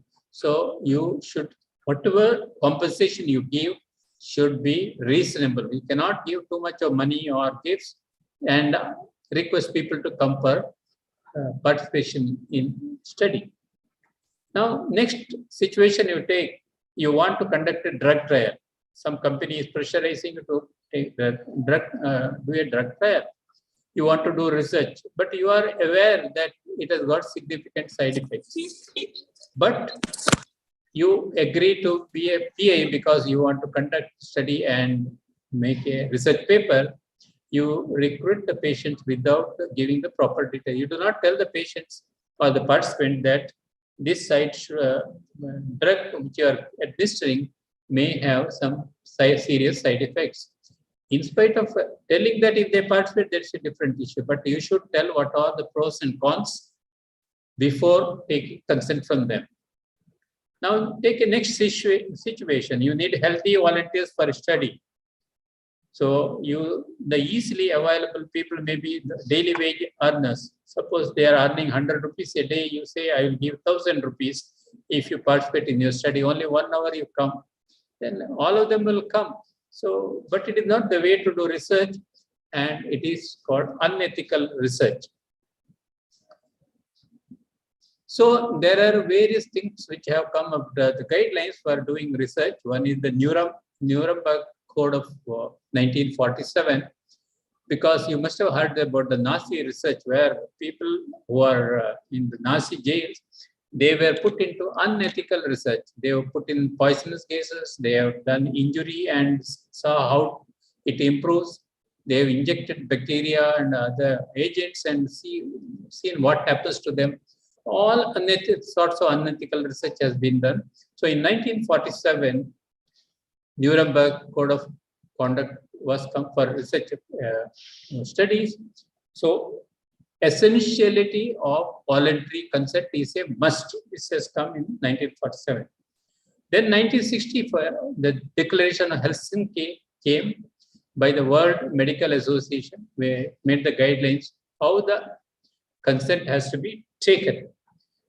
But none of them were satisfactory. So Belmont report came in 1979, which the National Commission for Protection of Women Subjects of Biomedical and Behavioral Research in USA.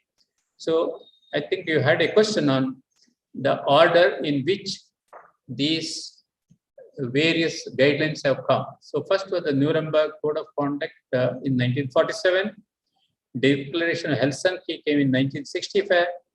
And 1979, you had Belmont report.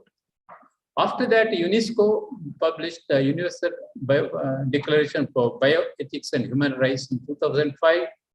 federal policy on human subjects came in 2017. In India, ICMR first brought up the ethical consideration for human subjects in 1980.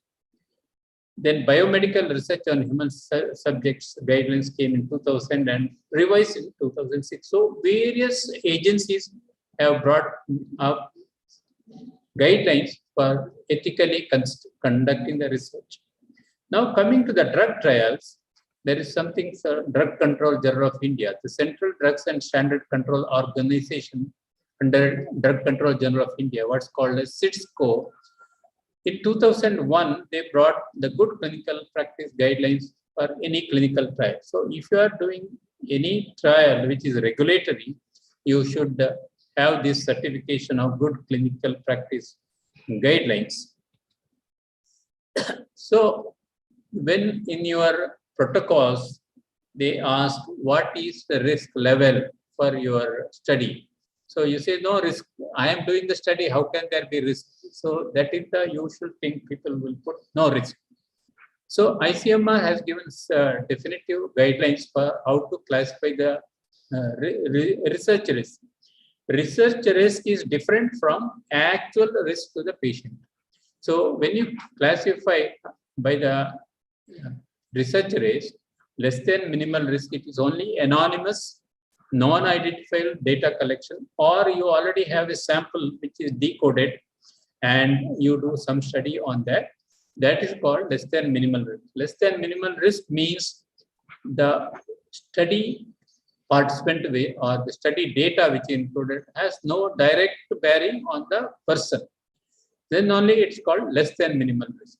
Minimal risk is one which you are doing most of the studies like history taking, physical examination, collecting the saliva, urine, stool. These are all considered minimal risk in the sense you may identify the person and take consent. So they are considered as minimal risk. Now next level is minor increase over minimal risk or low risk studies, where there will be some discomfort, but the discomfort is tolerable, or a study involves in those special group like children, adolescent, pregnant women, all those things which you have listed, they all come under whatever study you do on them will come minor increase or minimal risk. Then comes the more than minimal risk. All intervention studies will come under this, or if you have to remove blood or some body fluid, which will cause more pain, more discomfort to the patient, they will all come in the higher risk. Or any intervention, any drugs you are administering or a RCT you are doing, they will all come under more than minimal risk. So informed consent is one of the most important thing in your research studies. It is most essential in a part of research. It has to be approved by the ethics committee. So the ethics committee will ask, where is the patient information sheet? What are you going to tell the patient or the participant? So they should be given in detail in your research protocol. Then only the ethics committee will approve. But some of the studies which are regulatory trials, which not only will require written informed consent, they will also require video recording of what actually you are talking and what the participant has told. That may have to be recorded. So if there is a special need or high risk, always there will be, the ethics committee may tell you to do a video recording of your consent taking. So information given to participants should be in simple words in his own language. So they will say, show me your English participant information sheet, Tamil information sheet. If there are a lot of Malayali people then or Kannada people, then you may have to have a translation on that. If the number is small, whenever you are giving the information, there should be another person who knows the other language who will act as an interpreter when you explain the study to the participant. So consent should be taken for each participant. If a participant gives a consent, it does not mean that till the end of the study the consent is will be valid. If any time he says, I don't want to continue in your study, you should allow him to leave. So that will be one of the criteria when you are taking consent. So when you take a consent from an illiterate individual, his thumb impression will not be valid unless it is supervised by a literate neutral person as a witness. He should sign. And not only you should explain, you should make sure the participant has understood what you are talking. The consent should be voluntary. As I said, it can be withdrawn anytime. Whenever we withdraw from the study, you cannot say, I will not treat you. He should get benefits of all treatment which you would have given to him. Otherwise, even if he comes out of the study, and any research injury-related injury has to be compensated. Here also you should make clear, it is not the injury caused by your research. When you are doing study at that moment, if he is under your care, if he gets any injury, that also has to be compensated, because during the process of study, when you are collecting blood, when you are doing an intervention, something goes wrong. It may not be because of your procedure, but may be unrelated thing. That also to be compensated. And final compensation, if there any financial loss, that should be given. Suppose a worker participates in your study, he may have to be compensated for his food, for the daily wage loss, but it should be reasonable. You cannot give them too much money.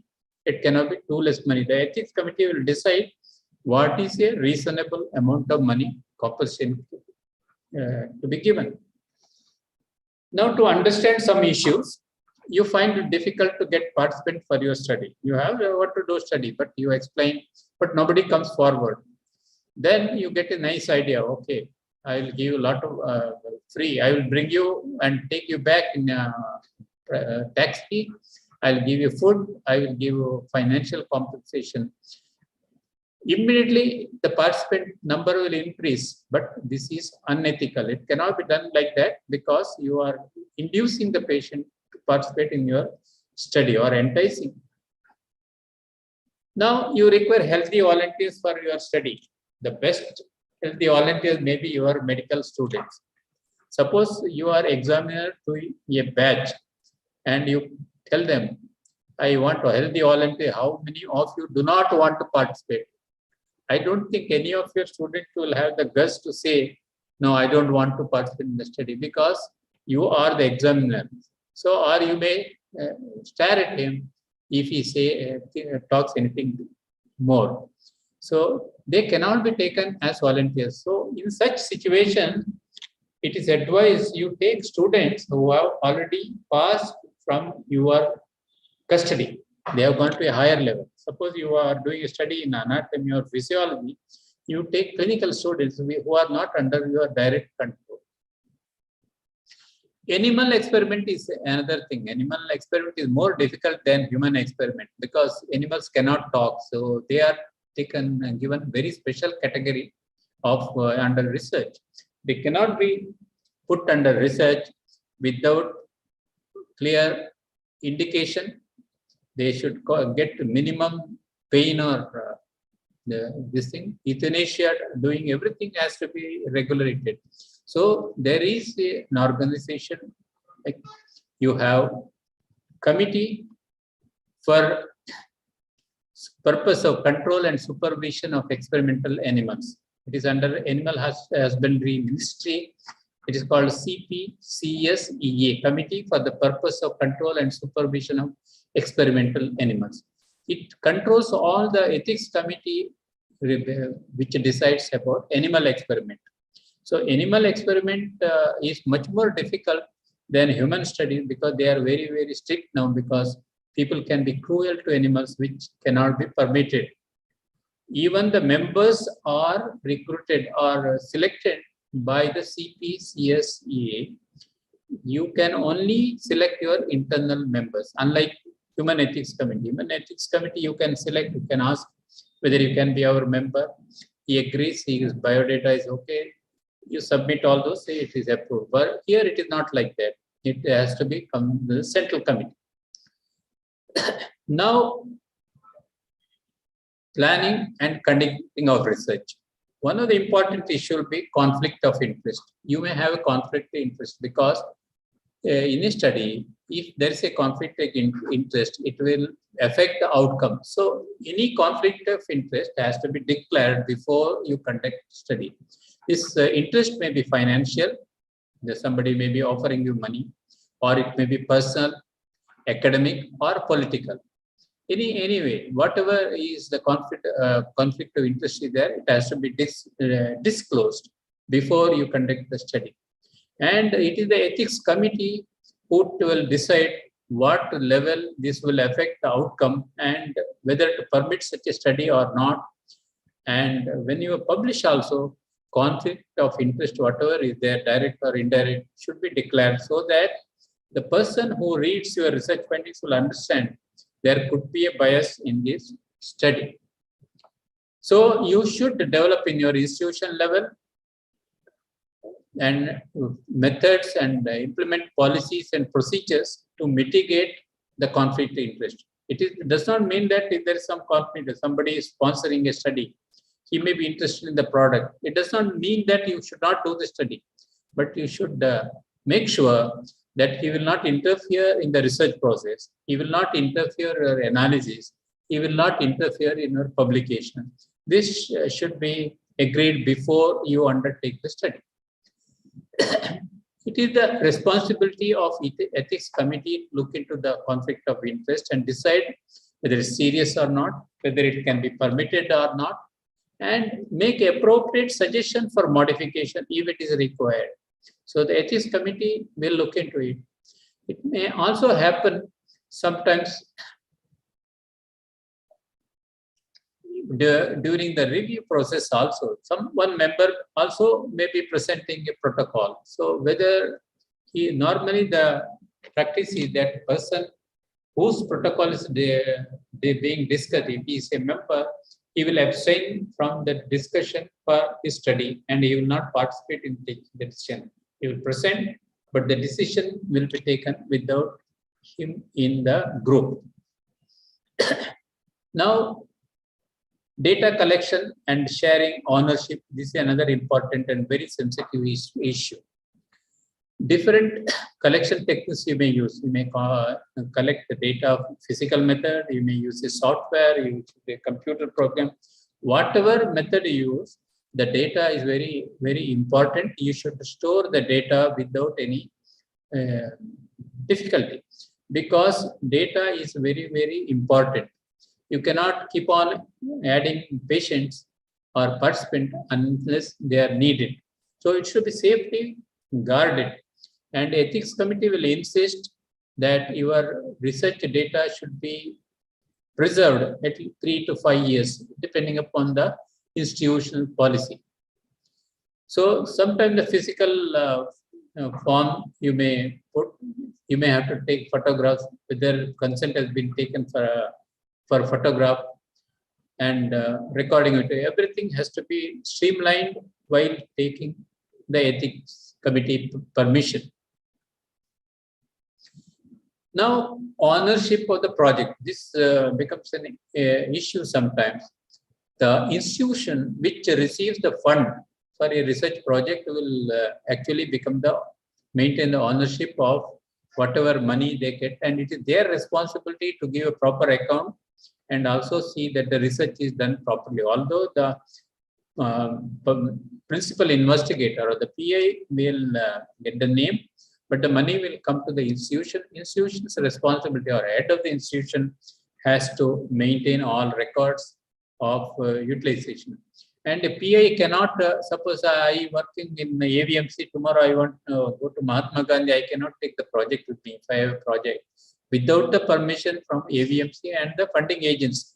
Suppose a DBT or ICMR funding, I have to take their permission and HL permission. And other receiving end also, they should be ready to receive your project. Then only you can shift from one place to another. This you must remember. Ownership issues and responsibilities need to be carefully worked out well before the data are collected. This ownership, not only the money and research, this thing, also publication and name will come All those things have to be decided. And this memorandum of understanding should be approved by the ethics committee as well as your institute before you start the study. Now comes the problem of biological samples. So you may collect some tissue sample, you may collect some other sample from your participant. So you have to say when you are taking the ethics committee permission, whether these samples will be destroyed or discarded after your study, or you are going to preserve. If you are going to preserve, for what purpose you will be preserving? If you want to do a future study, you cannot do the same study without taking ethics committee permission. And you should also tell the participant, I am going to preserve your sample and I may do some other study later, but I always take ethics committee permission before doing another study. So this has to be told to the participant before you collect the sample. And it is the responsibility of the host institution where the research is being conducted to take responsibility for preserving the samples. Research data that is completed, irrespective of the research, must be published. Sometimes what happens, you have some idea in your mind, you may develop a hypothesis, but you may find that the results are not in line with your hypothesis. There is some problem. So you say, okay, this I will not publish because nobody will accept it. It should not be like that. You should publish somewhere because one journal may not accept. Always another will accept it. Because publication of research data is important. It will be unethical to expose another set of participants or patients or volunteers to the same risk for which you have already got the results. So it will be unethical without publishing. The publication also involves your ethical responsibility. Now question comes, who should be the authors? Whether anybody whom you want, you can put as authors, or there should be some guidelines.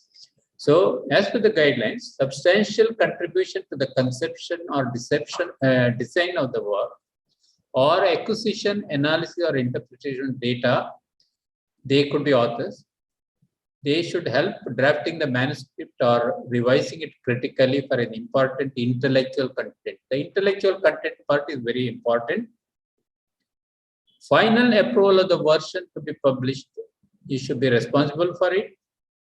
And once your name is put, you are, whosoever name is there, they are responsible for whatever is published. Tomorrow, he has published some wrong data, some fabricated data. Then you cannot say he has put my name without my consent. So once the moment your name is there, you are becoming equally responsible. So it is very important. Author's name, you should not put anybody you want. You should take their consent. They should see what you are going to publish. Then only it should be put. Plagiarism is another issue. You may use an earlier published data and from an earlier publication, but you may not cite in your article, which is wrong. So if you have taken some idea or something from the previous study, it has to be properly acknowledged. And an earlier article maybe get just published with the changes in number. That is a serious violation of research ethics, and if people find out, he can be punished for that. And you may publish the same data and content in 2 or more journals. That is also plagiarism. It is unethical. And you have plagiarism checking software, because sometimes the plagiarism may not be, you may not know you are doing plagiarism, but it may happen. Your own articles, some lines may come up, or some wordings you might have taken from some other place. Without modifying the sequence, you might have written as such, it will come as a plagiarism. So whatever idea you take, you understand, take it to yourself, modify it, and then write. Then it will not attract plagiarism. Now, research misconduct and how handling it. So research misconduct may involve many things like fabrication of the data, falsification of the data, plagiarism, which are considered to be very serious issue, but it continues to happen and people continue to be punished. You may be blacklisted from a journal. No, for the future articles may be taken up. All the journals in that group may not accept your article once there is a serious issue. And they may write to the administration of the place where the study has been done, what has been done found in the study. All these things may happen. You may get demoted even. If it is a very serious issue, the administration may think you have to be downgraded from your position. All these things will happen. You have to be very, very careful. So institutions should develop a policy to address scientific and research misconduct. What if somebody does it, how to handle it? Research misconduct is suspected, or if somebody complains, then it needs to be investigated. So sometimes somebody may not like the other person, he may complain, but there may not be any truth. So it has to be investigated. If it is a wrong complaint, then the person who complained should receive the action. And whatever found to be made known in public, so that if he has done a problem, he should be punished. If he has not done, he should be relieved with respect. Now coming to registration of in the clinical trial registry of India. All clinical trials have to be registered in the clinical trial registry of India, which is a free website from 2007. It's compulsory. You have to do. Most of the good journals will not accept your study unless it is registered with the CTRI. So trial registration is mandatory. In CITSCO also, if it's a regulatory trial. Non-regulatory trial, you need not have to register in CITSCO, only regulatory trial, and those which will involve some serious issues. Suppose you are administering some medication drugs, if your ethics committee feels there may be some issue, then it has to take permission. The PI should take permission from CITSCO also. So registration with the CTRI is voluntary for other biomedical and health research, but any clinical trial has to be registered. Now coming to the collaborative research project. Collaborative research project we encourage. We say that you do more collaborative research because the outcome will be better. You have more facility in other institutes you can utilize. You may have more ideas from other people. So it is good because the research output may be good. It could be interdepartmental, interinstitutional, international, anything. So, or a multicentric study. The problem with is that you should have good understanding with the people who are participating, because issues may come. Who will be the first author? Who will be the corresponding author?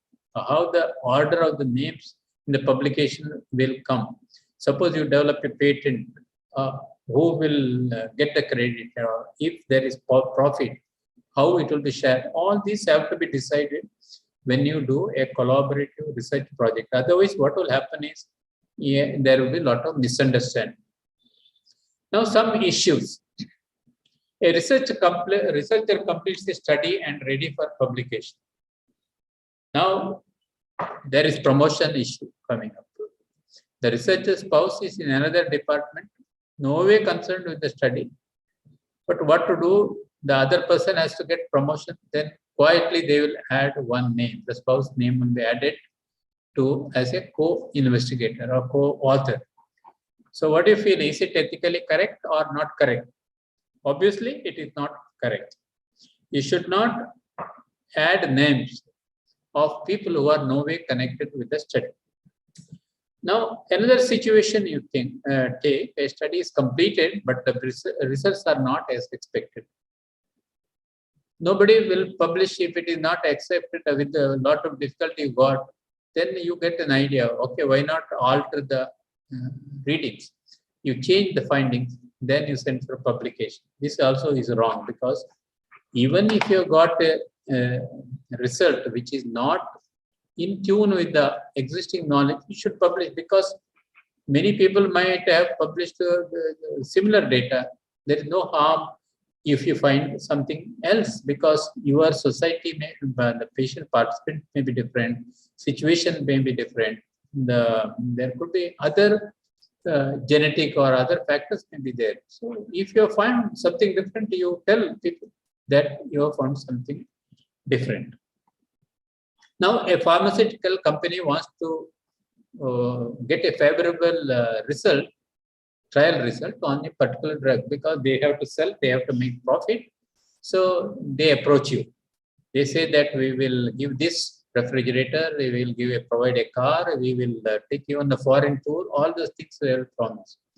Not only the promise, they may give also.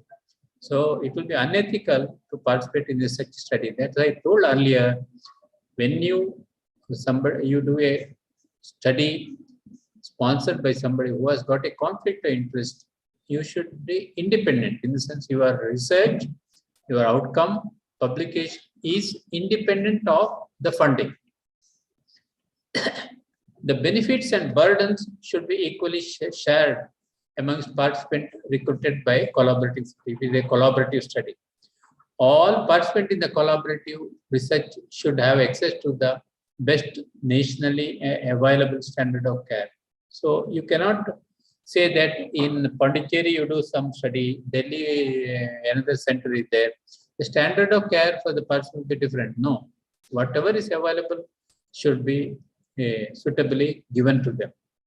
And if there is a biological material which has been transferred from one place to another for analysis or storing, you should have a material transfer agreement. And this has to be approved by your ethics committee and also by the institutions. And sharing of the data, as I already said, have to be discussed beforehand. Sometimes the problem comes in the review conduct and monitoring of the collaborative research project.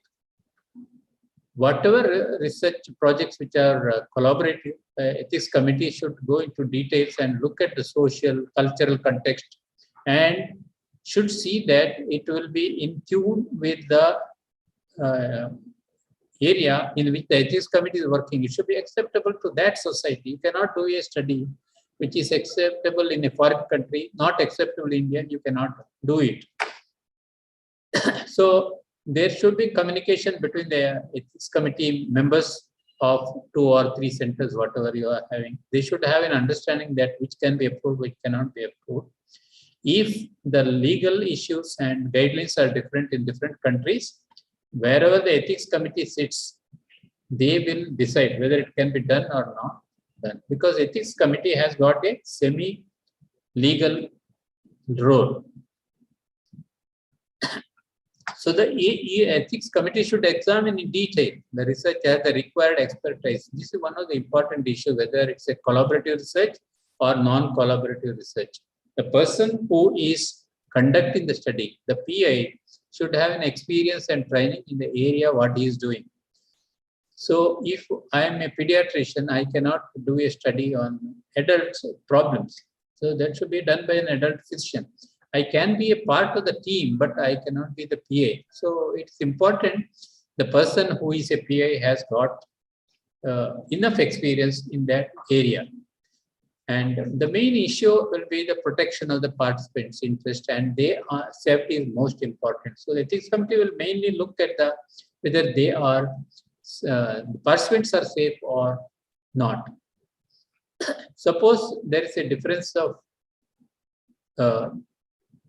the sites, there is some difference whether their participants are adequately represented or not should be decided.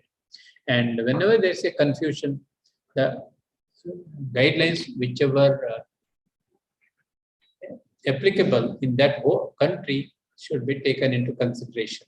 If a study cannot be done in a host country like USA, UK, they will sponsor a project. It cannot be done there, but they want to dump it to India. It should not be allowed. So normally the country of origin where research can be done only should be allowed in another country. So the institution should protect against imposition of moral and ethical standards of the sponsoring country. This is called ethical imperialism. They think they are at a high level and we are at a lower level. It should not be allowed. So if there is some problem, the ethics committee should not permit such studies. And whenever there is a international study, health ministry screening committee, that HMSC permission has to be taken. This is in ICMR, so you should apply for health ministry screening committee and take permission. And you cannot transfer biological materials without proper reasoning and permission. So international collaboration is an important thing. You will get better funding, will get done better research, but you should be very, very careful about these studies because it may give some problems sometimes. So to conclude, every research study should have a novelty. That's the most important, which my previous speaker also has stressed, and I am sure that Dr. A.K. sir also will stress on that point, because novelty is one of the most important things. Methodology and analysis should be standardized and predetermined. You cannot decide what statistical test, what sample size should be taken after you conduct a study. You have to do it before. So it has to be standardized before, and you will find many articles at the end of the limitation of the study. Sample size was not sufficient. I will do again with a larger sample. Then the basic question arises, why you have put in money, you put in your time, and why did you do the study? And there should be no compromise on ethical issue. Ethical issue is a very serious issue. If you bypass ethical issue, you can be penalized. So by the institution, even legal authorities, the patient, the participant can make a case against you also. So you should be very, very careful. You don't bypass the ethical issues. And always remember, you should give credit to all those who deserve credit, in the sense authorship or acknowledgement. We should give for those who have helped you in conducting the study. And irrespective of the outcome, you should publish the study. And if it's a good outcome also, you should publish. Bad outcome also, you should publish. And it should benefit everybody. Unless you publish, it will not be known to others. People often say, publish or perish. This is the line which everybody uses. But I will conclude by saying, better to perish with publication than without. Thank you very much. So any questions you want to ask, please. So thank you very much, sir. Now it's open for question and answer session. Any queries? There must be some questions at least. Yeah, we are waiting, sir. Otherwise, I will ask questions. So better ask questions before I ask questions.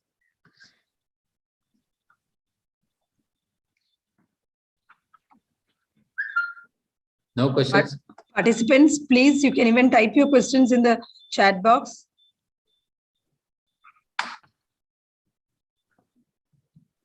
Was I very fast because I wanted to keep up the timing, bring back? No, sir. No, sir. You were not too fast. Okay. Any of the issue was simple, but it's a very important issue which we have discussed. So remember, ethical issue is very, very important. Many times what happens, you go to the ethics committee, then you curse all of them and come out.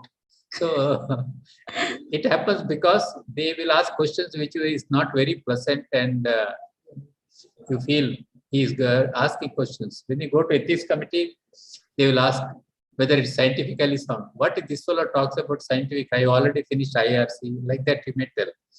But yes, study which is not scientifically sound will be not ethically correct also. So before approving, they will have to satisfy whether ethically correct. Of course, they need not go into too much of the scientific part. Yes, sir. But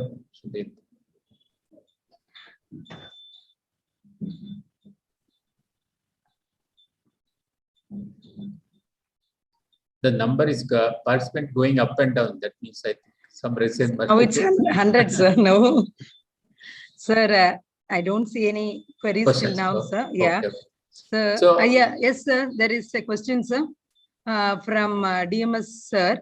The question is, when a faculty changes an institution and continues the research, what rules to be followed? Yeah, I told this issue. The thing is that if it is a funded project or a non-funded project, if it is non-funded project, then the institution head and the ethics committee permits you to take the study. You can go to the other institution wherever you go. You can take the study to that place. But other institutions should be able to approve your study. See, ethics committee from one place may not be accepted in another place. You may have to have ethics committee approval from that place also. So the host institution and the receiving institution, the giver institution, both should be agreeing for transfer. Suppose it is a funded project, some ICMR DBT fund. So the money goes to the place where you got the money, not to you directly. Although you will utilize the money, give the account to the head of the institution, it is not your money. So if you want to take another place, it may happen that there may not be another person who can continue your study. One way is that you can give it to your next person that study, transfer it with the consent of the head of the institution and the funding agency, and take an undertaking. He will take all responsibility for continuation. And since you have done part of the study, you can tell that your interest also to be protected in publication. And if both permit, you can transfer from one place to another. Suppose your host institution or the funding agency says no, then you cannot transfer. So everything depends upon the permission. It does not, you must remember the money and whatever privileges are given is part of the institute where you are working. Although you are PI, the head of the institution is responsible for it. Have I answered your question? Hey, Kumar sir? Yes, sir. Yes, sir. Is it an ethical violation that using samples of previous study for the next one? For See, new investigation. So that's what I told you, no? It is anonymous sample, a non-anonymous sample. In either way, you have to take the ethics committee permission. Suppose you have done a previous study. If you have to preserve the sample, you have to take permission from the participant at that time also itself. I may use this sample, I will preserve the sample, I may use for a future study, but I will take permission from ethics committee. I will not do any unethical research. That permission has to be taken because now genetic material are very, very important. There is a lot of demand for genetic materials. So it can be misused. That is one of the problems which now the scientific community is facing. Suppose you have collected tissue sample or something like now Manju madam or Deepa madam, they would have sent some sample in pathology for some study. So that you have kept preserved, whether you can do a study on that or not. Then it has to go to ethics committee. Suppose you are not connected for research, the ethics committee will tell that you cannot disclose the patient name and all. Somebody has to de-identify and give the sample. Then you can do a study because you cannot catch that particular person and take consent. So in such studies, anonymous data or sample can be used for another study. So ethics committee will give you permission with waiver of consent. They will say that no need for taking consent, but it should be anonymous data. And the same thing can be put in your publication also. So there is no harm in doing, but you have to take permission for that also. Have I cleared that question?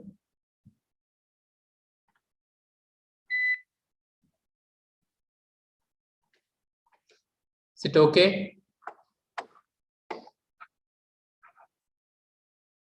Can you hear me? There is no electricity here. You are audible, sir. You are audible. Oh, okay. Electricity has gone, so that's why. Any other question? I think Manju madam has become quiet. Maybe there is some problem. We can hear you, sir. We can hear you, sir. Okay.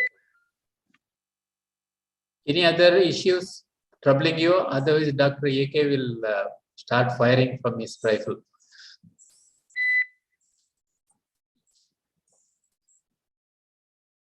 Are you breaking for 5-10 minutes or here?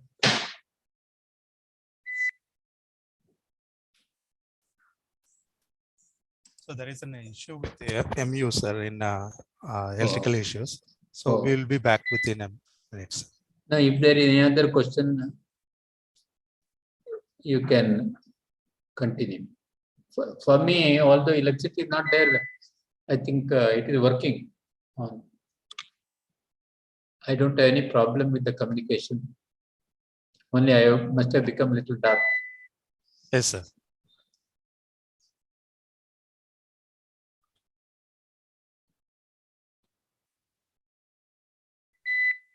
So do not use your students for whom you are examiner for research studies.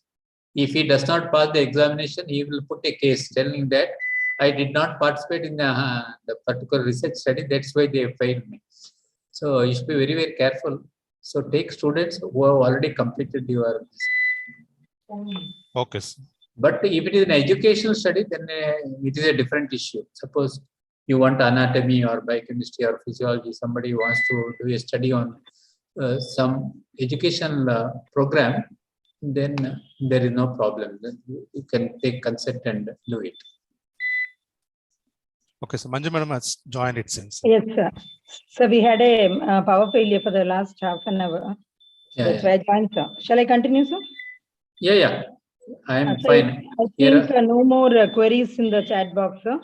So thank you so much, sir, for giving such an elaborate session on, I think sir has covered ethical issues related to each and every aspect of the study, starting from planning, conducting a study, then writing a paper, and the ethical issues related to storage of the samples, then while the issues regarding authorship, ownership, then all the various regulations like Nuremberg Code, Helsinki Declaration, CTR, clinical trial regulations, etc., which introduce the various ethical principles in various times, like conflict of interest, then autonomy, all those things. Sir also elaborated on the various types of ethical risks, and then the importance of informed consent, then the importance of declaring the conflict of interest was also dealt with in a really very useful, sir. It was today's talk. And we thank you once again, sir, for this elaborate and very good, interesting speech on the research, on conduct of research. Thank you, sir. Thank you very much, sir. Now, delegates, I think we'll take a 10 minutes break, and we'll join after 10 minutes for the sessions to continue. You have one more session before the lunch. That's for Dr. Anandakrishnan, sir. We'll join after 10 minutes. Please, all of you don't log out. Please stay. You can switch off your videos and audios and can join back. Exactly now the time is 10:40. At 10:50 we'll be 11:40 now it is, and 11:50 we'll start the session. We'll resume the session. Thank you.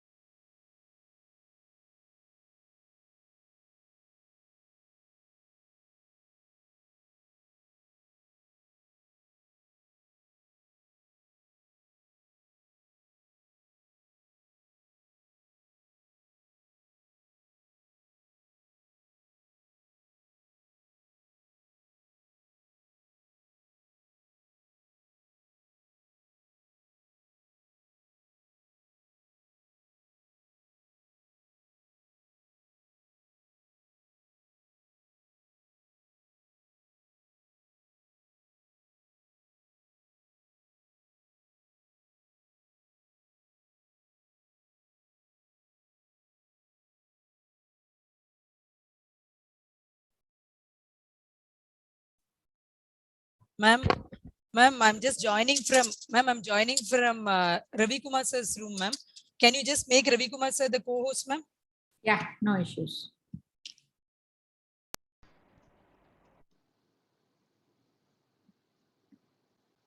I'm not the host. I think who's the host? Let me check, ma'am, once more.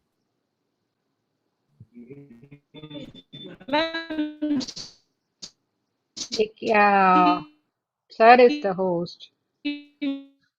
Sir is the host. Yeah? So you have to call sir only. Just call sir. Sir may Sir. not. Okay, I'll find out. I'll find out.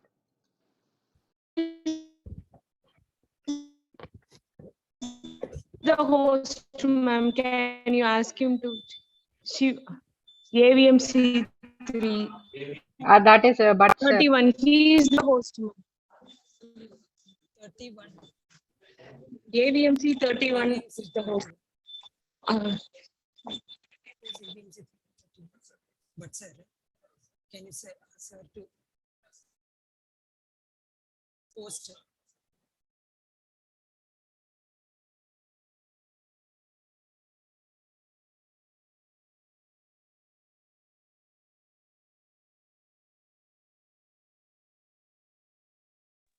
Ma'am, power has come back. So we'll be able to share, ma'am. Deepa ma'am, I'll share, madam.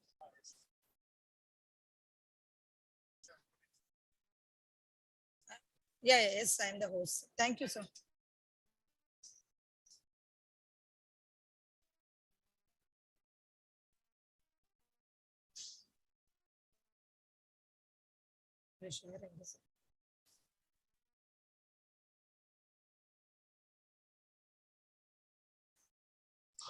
Is it okay now? Yes, sir. Yes, sir. Thank you, sir.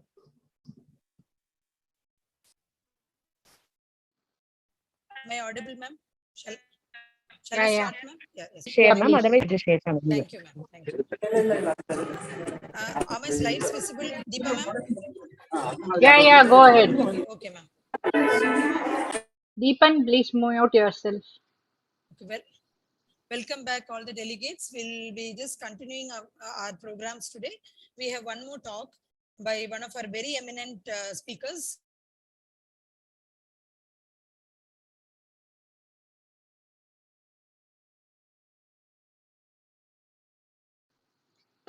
Manju, You are muted, muted.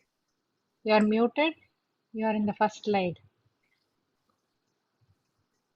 Manju, please unmute yourself. Manju, ma'am.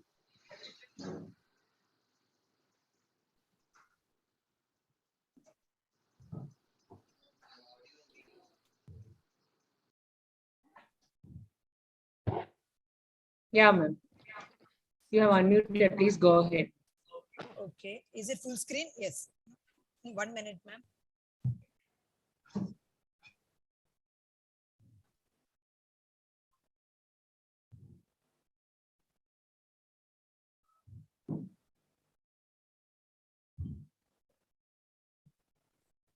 Please make it full screen, ma'am. Now, can you see me? The screen is visible. Can you make it full screen? Yeah, it's full screen now. Is it visible, ma'am? No, we are seeing third research. Yeah, it is not full screen. Make it full screen. Now, ma'am? Now? Not yet, Manju. 1 minute, 1 minute. I'll share once more, ma'am. 1 minute.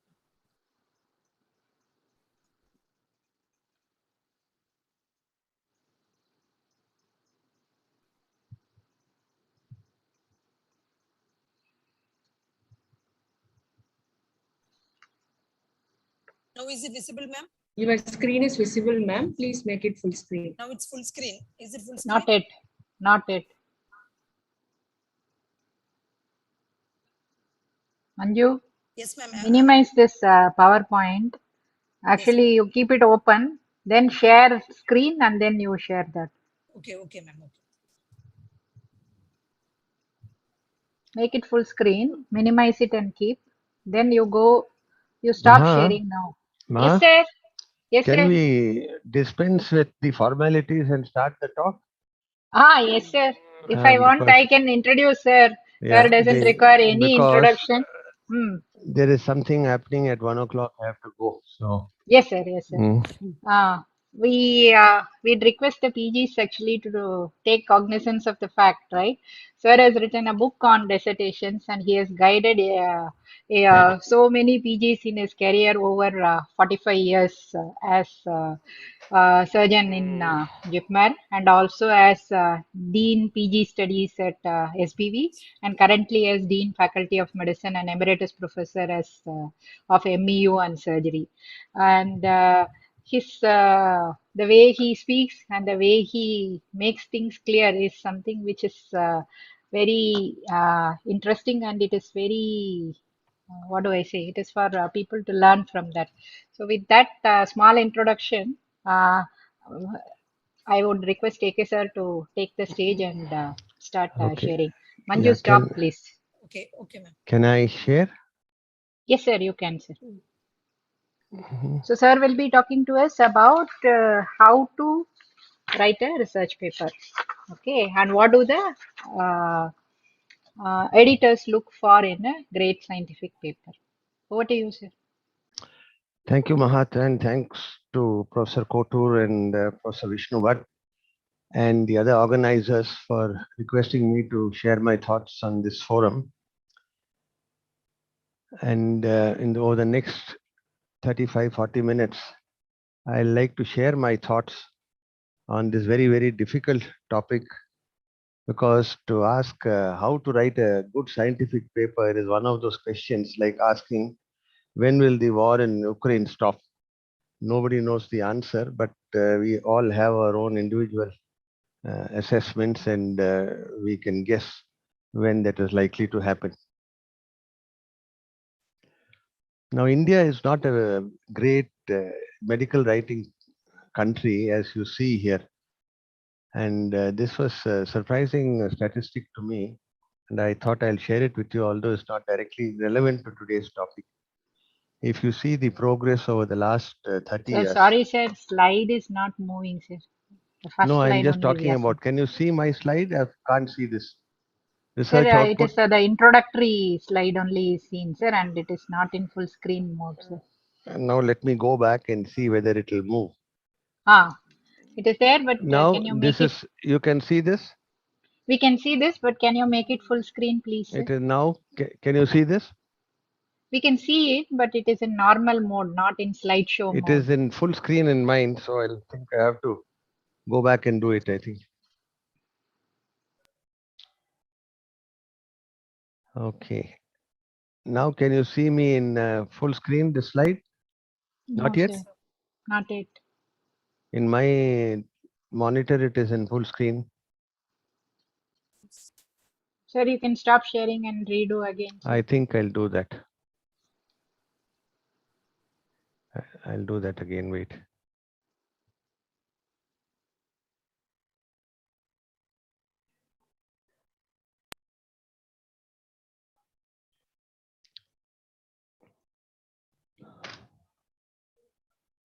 Okay, I've stopped sharing. Shall I share again? Yes, sir. Yes, sir. I'll just see whether it shares.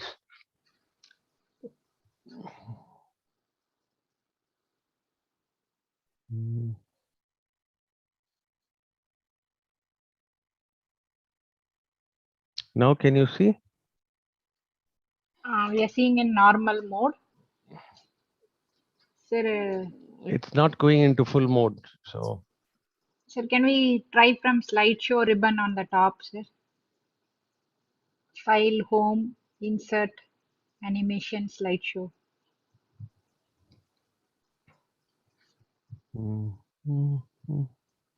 I'll try that way. Next to that, sir. After animation. Yes. Yes, sir. From the beginning. This one? No, sir. From the beginning, the first icon on the left. Now? No, Still sir. not in slideshow? No, sir. The first you are selected setup slideshow, sir. We have to Yeah, go to the the same first thing. It's icon on the left. Still on that only. From beginning, from current slide. Two slides are the two icons are there on the left. From Yes, beginning, sir. huh? Yes, sir. Yes, sir. This beginning. Okay. But it isn't coming. Okay, sir. Doesn't matter, sir. You please Can carry you on with this. see the text? Then doesn't matter if it's not in slideshow. Yeah, we are able to As see long the as text. it changes, it's all right. It's changing. It is changing. It Okay. is visible also, sir. Okay, then we'll leave it at that. Yes, Okay. What I wanted to share was that you see this 30-year data from literature, articles published in PubMed. Over the years, India has increased from 0.7% to 3.9%. And China, which also started with 0.7%, is now gone to 18% and has exceeded the United States. So writing medical articles is not a big habit with Indians.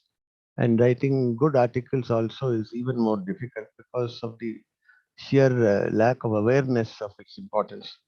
And that's very unfortunate because we have probably the largest medical manpower of all countries, and so much material is available, but it's not being published. Now, to come back to the topic which I'm supposed to talk, what is a good scientific paper? Now, it's very difficult to define what it is, and I've tried to raise it in the form of 4 questions.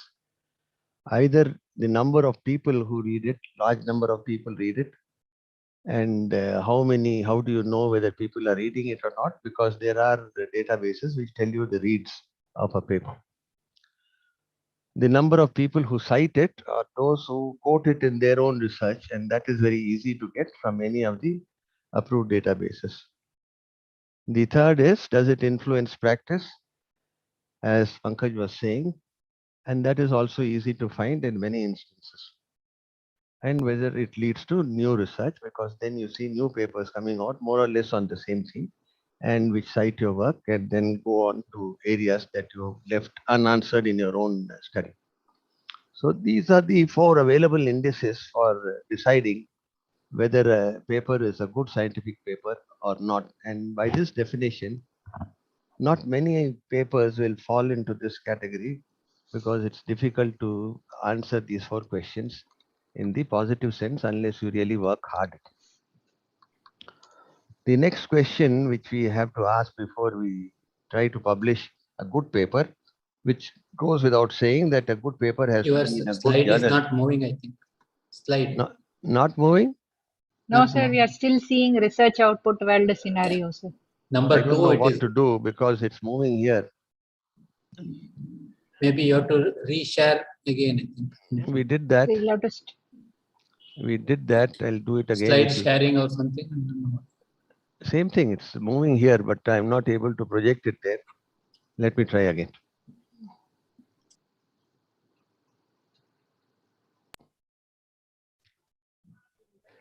Can you see now? No, now you're not yet started sharing, sir. Okay.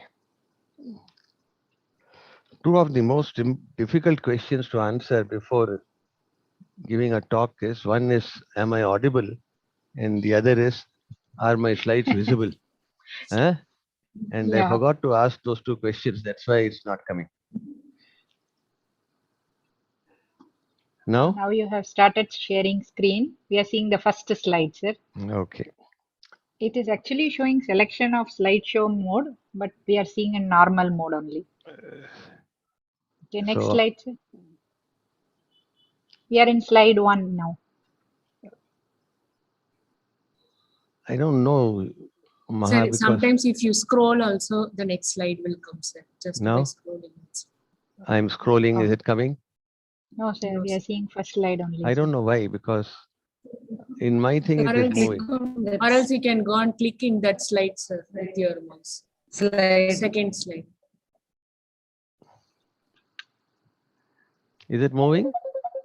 No, sir. Do we have a slide means we can project from here, no? I don't know. There is. Now it is moving. We don't have the. It's moving. Now it has become, what's a good journal? Yes, sir.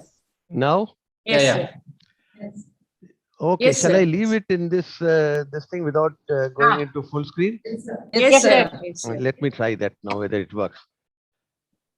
So that is those are the 4 questions you have to ask to define what's a good scientific paper. And a good scientific paper naturally goes with a good scientific journal. Now, how do we define what's a good journal? Can you see this one? Yes, sir. Yes, sir. Yeah. We are able to see. The questions we have to ask before deciding on the quality of a journal is whether it's indexed or non-indexed in approved databases, because there are so many indexing databases which are not approved by any of the regulatory agencies for publication, like Copernicus, which used to be approved earlier, is no longer approved, and so on and so forth. Secondly, Indian or foreign, not because the quality is different, and that will not be a good thing to say, but because the readership is much more likely to be wider in a foreign journal than in Indian journals. Then, of course, the classical journal impact factor, about which we talk a lot, but personally, I don't think that's very important. The reads and the downloads. The downloads also you can get from sites like Academia and ResearchGate and all that. The citations which you can get from Scopus or from Google Scholar. And then there are other journal metrics like the SJR and the SNP. So number of things count when you are asking your question, what is a good journal? Now, you know how many times a paper is read or how many times it is cited by others depends on the subject. If you write on a very, very, very highly specialized subject and even put it into a high impact journal, the number of people who read it will not be many, because the people who are interested in that area of research is small. And the people who cite it will be even lesser, again, because the people who are working in that area is very little. Therefore, 2 metrics have developed. One is called the Zimago Journal Ranking, which takes into account both the citations and the prestige of the journal where citations come from. If your paper is cited in a high impact journal, it gets higher weightage, and so on and so forth. As far as I am concerned, to an average author, these matrices don't make much sense, and they are not that important. In SNP, what is given weightage is the citation based on the context. Today, if you write a paper on COVID, it may be cited by 300 people.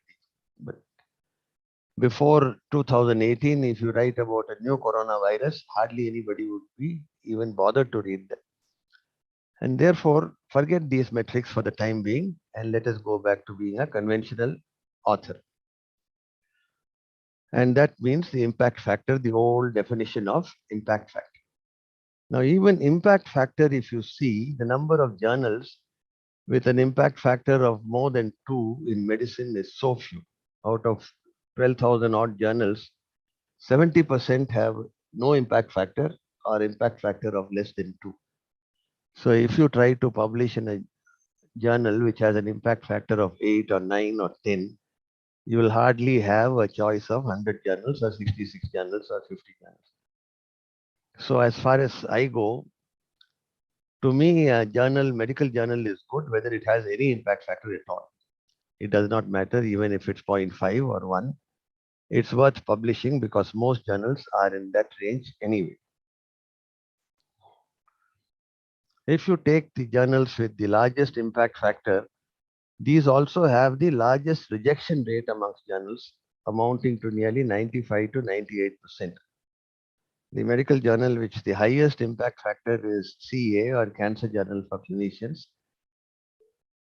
And you may ask what is meant by impact factor. That means the number of citable articles in that journal which are cited in the next 2 years after publication.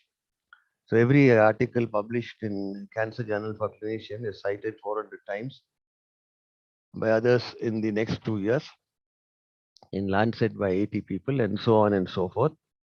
Again, targeting these for publishing will be futile in most instances, because the journals have their own priorities and your area of interest may not be the priority for the journal.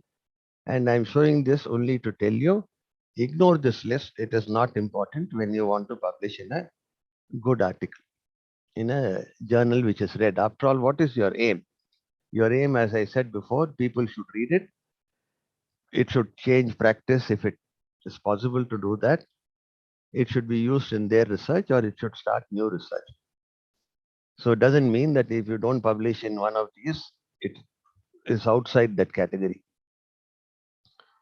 If you take Indian journals, and these are the Indian journals with the highest impact factor, the highest is the Indian Journal of Medical Research, where every article is cited at least twice in the following 2 years, the National Medical Journal of India, and so on and so forth.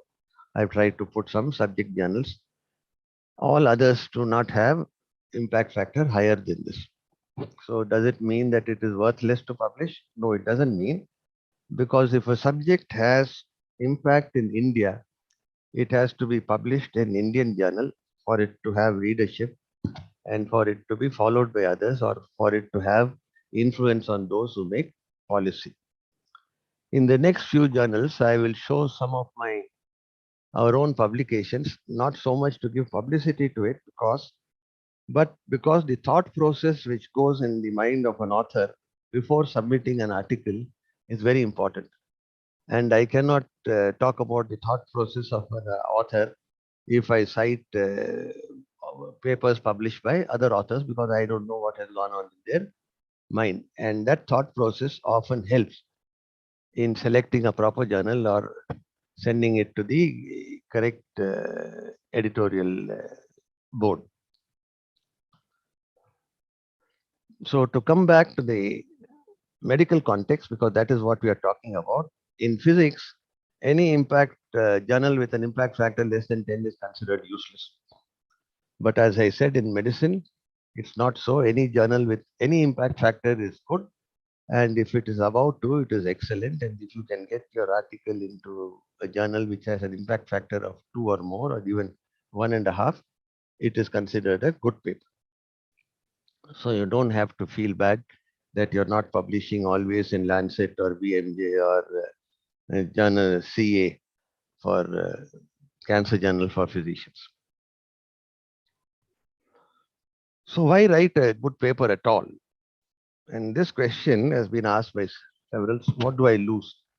Nowadays, you lose a lot because promotions depend on the papers published. Because in India, the definition of scholarly activity is the term used is called scholarship. Now, you may think that the scholarship of a teacher depends on how well they take class, how well they look after patients, how well they do research, how well they do outreach services, and how well they do in administration and counseling of students lagging behind and all that. But for all promotional purposes, the only metric which counts as scholarship in India is the publication. And therefore, we come back to publishing as a method of career advancement, and that is the need to publish. But that's a bad need. What I have given here, some of them are better needs. It gives a feedback on your quality of work and guidance for future research in your own setup. By disseminating knowledge, you help other researchers with their work. They know the avenues which others have reached before them, and they go in new path. It advances knowledge, it brings about awareness, and maybe bring about change in practices. And I give you some examples of articles which change practices. Of course, it's useful in career advancement, and it promotes when you get to be known as a publisher, your funding chances become better for future projects. So when you start, you have to ask this question: what are the types of articles I can publish, and which one of them can qualify as a good article? Because that is the title of my talk: how to publish a good paper. Will case reports qualify? Will short communications qualify? Letters to the editor qualify? Review and meta-analysis, which is considered the highest level of evidence, or case series, observational studies, interventions. There are many types of articles. And this, of course, there are articles based on original research. So every young author must ask himself, because case reports are easy to write, shall I send a case report and will it get published in a good journal? And will I therefore have a good publication to my name? And I want to show this. two questions which come to your mind at the start is, I have this material with me. It's available in my hospital. I've already collected this data. So shall I publish that, which can be in the form of a case report or a case series or a brief communication or what have you? Or do I need to do a planned research, a prospective study, collect more data, and then publish it as a good paper? By and large, if you have data already collected and you have not been strenuous with a strict protocol, as Pankaj mentioned, there'll be many lacunae in the data which you already have. There'll be missing bits of information. There'll be loss to follow up. There'll be columns in the Excel sheet which are not filled or which are filled wrongly, and you have to omit those cases and so on and so forth. It is only second best. It's always better to plan it from the inception stage and then try to publish it as a good paper. That is as policy.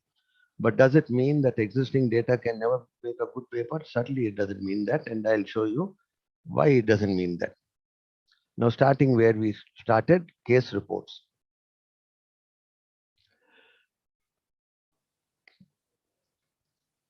You keep wondering about case reports for a long time and then say, no, I don't want to publish a case report. I want to do something much more weighty.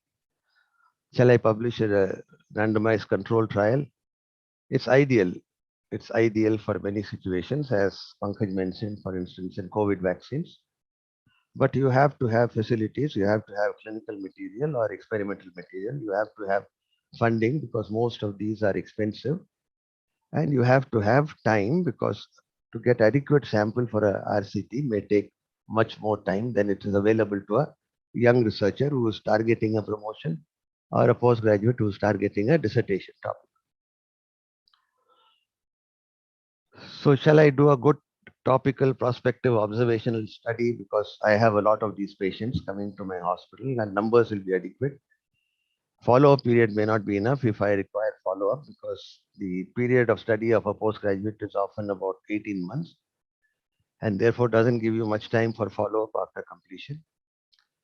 Financial support may not be forthcoming, and then you may require help from so many people, so many departments. And I already mentioned issues with retrospective studies. The greatest issue is, of course, missing pieces of data, because the importance of that was not realized when the original data was collected. So again, the same answer I'm giving you. If you want to write a good paper, you can start with existing data, but try to do an original prospective research where all these lacunae with respect to studies have been taken care of because you have planned it in a prospective manner. Coming back to case reports, and this is an area where I have worked now from the late 1988, I think we started our work. These are two gentlemen who discovered what could be the greatest discovery of the 20th century, because at the end of the 20th century, it was named as the bug of the century, Campylobacter pylorus, which was later renamed as Helicobacter. And the one on the right and the left side photograph is Barry Marshall, who actually drank this concoction of this culture and showed that it produces gastritis by having an endoscopy himself, became quite badly sick and took some time to recover. And they published it in Lancet, and a very nice title called Unidentified Curved Bacilli in the Stomach of Patients with Gastritis and Peptic Ulceration. First time, 1983, Lancet, which then had an impact factor of about 30, now I think is about 70. The one on the left is the pathologist, Robin Warren, and Barry Marshall was a medical gastroenterologist. We started our work on Helicobacter in Jipmer in 1988. And in 2005, the two gentlemen there, Marshall doesn't seem to have grown much, but Robin has become much older, probably because he deals with pathology. And they got the Nobel Prize in medicine, 22 years after that discovery. So case reports can also be considered extraordinarily important, which will fetch you a lot of recognition, including Nobel Prize. But then everybody is not Marshall and everybody is not Warren. So when you start writing case reports, you have to consider and ask yourself these questions. If it falls into one of these categories, that case report is likely to be published in a good journal and likely to have others see it and read it. It has to be a unique case, which is not common. It has to be previously unknown syndrome or disease, which is also uncommon. Or it may be a previously reported association of two diseases. Tomorrow, if you find that COVID also produces paronychia and you report paronychia is used for diagnosis of COVID, that may get published in Lancet. And who knows, you may get a Nobel Prize. But such findings are not very common. Unusual features of a known disease, new diagnostic investigations, unexpected course. So it has to have some message. A case report, which is the 102nd case of that, you may say only 100 have been reported, but it has no value because people have stopped reporting because it has no value anymore. So unless it falls into one of this, a case report will not make often a good paper. A short communication, and this again I'm showing an example from our own publication. I used to attend a lot of workshops, surgical workshops, and those were very common some years ago, where people will come from outside the institute and demonstrate various procedures on live patients. And I was witness to some mischances, some complications, and at least 3 deaths after those workshops. Worried me a lot.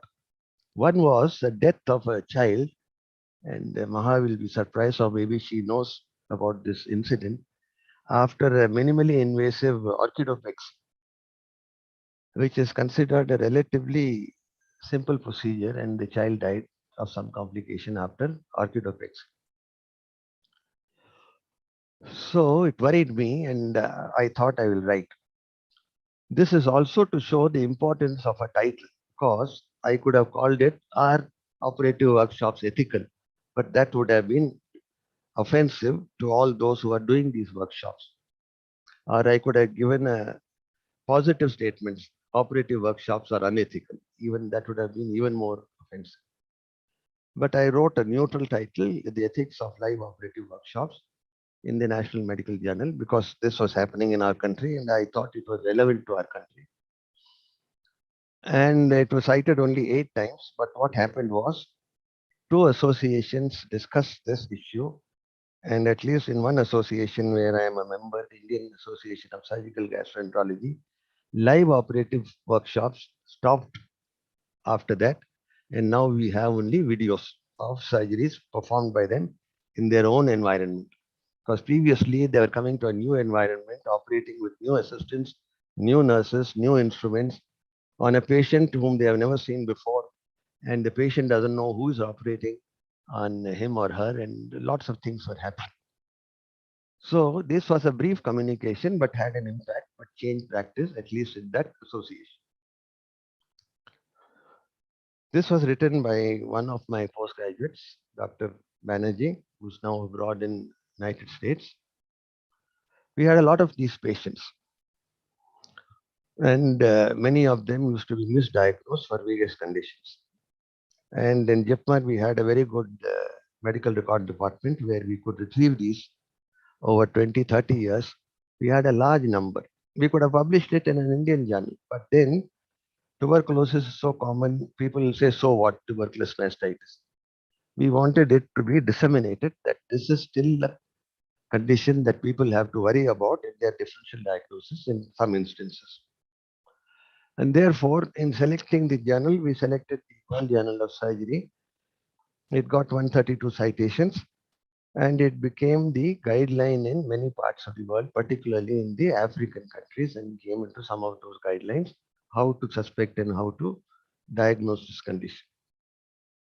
So selection of a journal is also relevant in making it a good paper from what would have been an ordinary paper.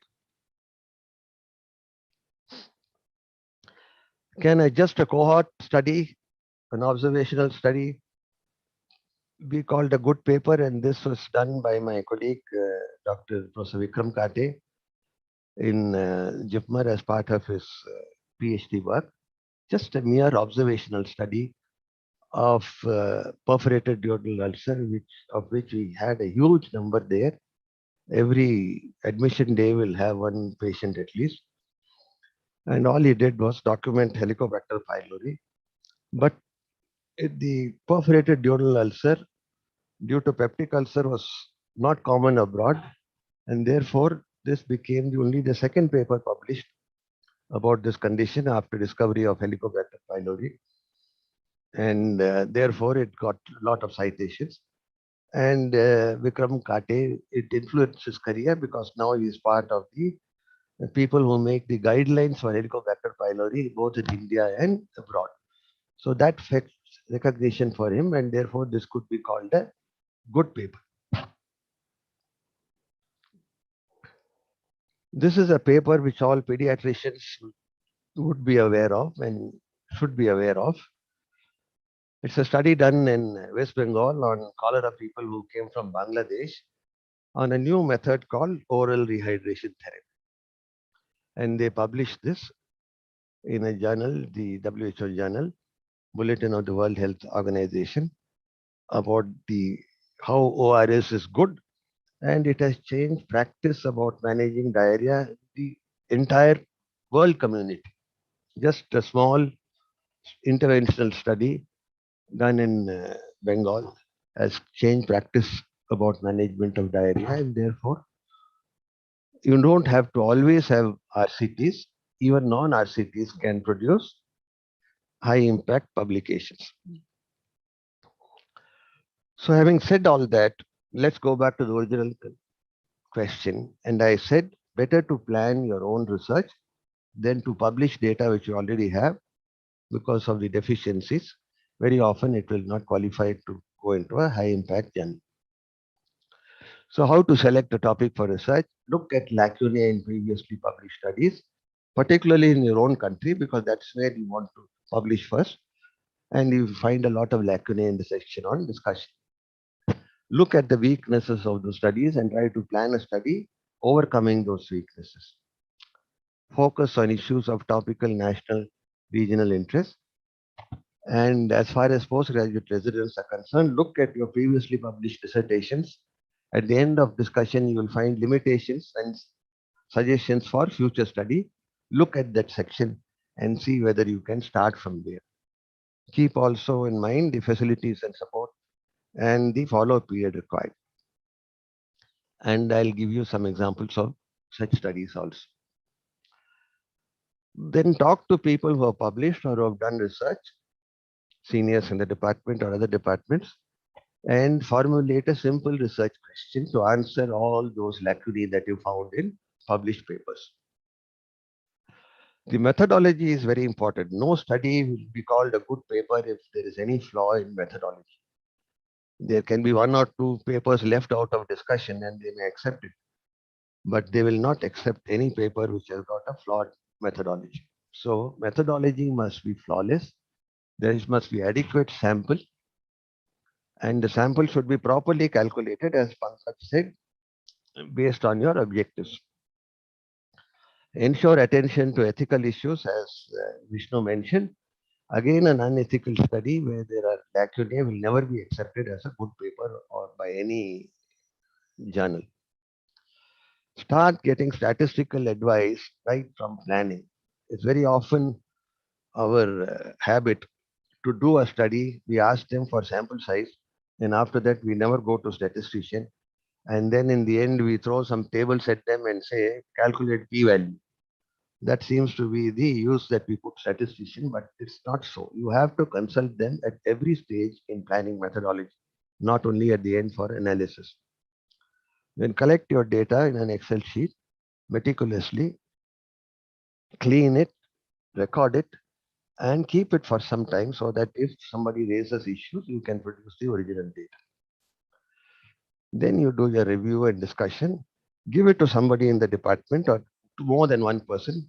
Very often you have to write the first version, the second version, the third version, or the fourth version, depending on feedback before it becomes ready for publications, and you should never hesitate to do that. And I've done that so many times in my career. I've already said, start by asking a simple research question, plan a timely project. If you need lots of funds, see if there is internal funding. If you don't have internal funding, it will be impossible for you as a researcher to support it. Go for funding agencies and ask your mentors which type of agencies are interested in that type of problem. Practice writing for local journals, your own institute publications, for instance, so that your practice in putting thoughts into words will improve over a period of time. Focus on writing a good abstract. You'll remember that an article will succeed or fail by two things. If the title is not good, it will not be read. If the abstract is not good, it will not be read. And I can assure you, this is what is going to happen. Nobody is going to read methodology or discussion if they are put off by the title or the abstract. So focus on writing a good abstract. Read the journal's instructions where you want to send it first, and then meticulously follow their instructions, and then put together a reference list. This is an example I am showing, but one of our postgraduates with this is also in UK now, Aditya Agarwal. We have a lot of patients with carcinoma penis coming to JIPMER, and it's very, very disturbing because most of them are so advanced that they require a total amputation, or at least they require a partial amputation. The guidelines those days were that you require 2.5 to 3 centimeter clearance or more, sometimes 5 centimeter clearance in order to be rid of the disease. And once it involves the crura, the whole crura has to be removed so that there is no recurrence in the leftover part of the crura. And therefore, a lot of patients used to be subjected to total amputation. Those were the days in JIPMER, whole organ section was being done for larynx to see three-dimensional spread of carcinoma. So it occurred to us, why not we do whole organ section of the excised penis and see how far really it has gone, and see what is the length required to be removed. And that was the only simple research question which came to our mind. And then after removal of these organs, we used to preserve them, the whole organ, and then do sequential section. Dr. Ratnakar from pathology helped us. And we found that in well-differentiated tumors, the maximum proximal spread is about 5 millimeters. And in poorly differentiated tumors, the maximum proximal spread is about 1.5 centimeters. And 5 millimeters beyond that is adequate clearance. So a lot of people who ended up with major amputations could still have a functional penis because it doesn't spread. And we did not find, in about 400 patients specimens, we did not find a single case of discontinuous spread in the penis. And therefore, the rubbish about taking out the whole organ because it can go along the crura was just that rubbish. So we sent it to this journal, and you see the number of citations. And then also it improved practice. This has now come in Campbell's Urology and many other guidelines, European guidelines about management of carcinoma of the penis. Having done that, the next step, the research is over. Where do I send? Should I send it to a general journal like National Medical Journal of India, or a subject-specific journal like the Indian Journal of Surgery, or a specialty journal like the Indian Journal of Urology? Or nowadays you have organ-specific journals also, esophagus. And now I saw there is an organism-specific journal called Helicobacter pylori. So depending on your topic, select the journal which is of relevance and where you want the readership. Because the second most important thing after doing the research is match your journal with the audience that you want to read your paper. If it is so specialized that a generalist will not be interested, then put it into a subject specific.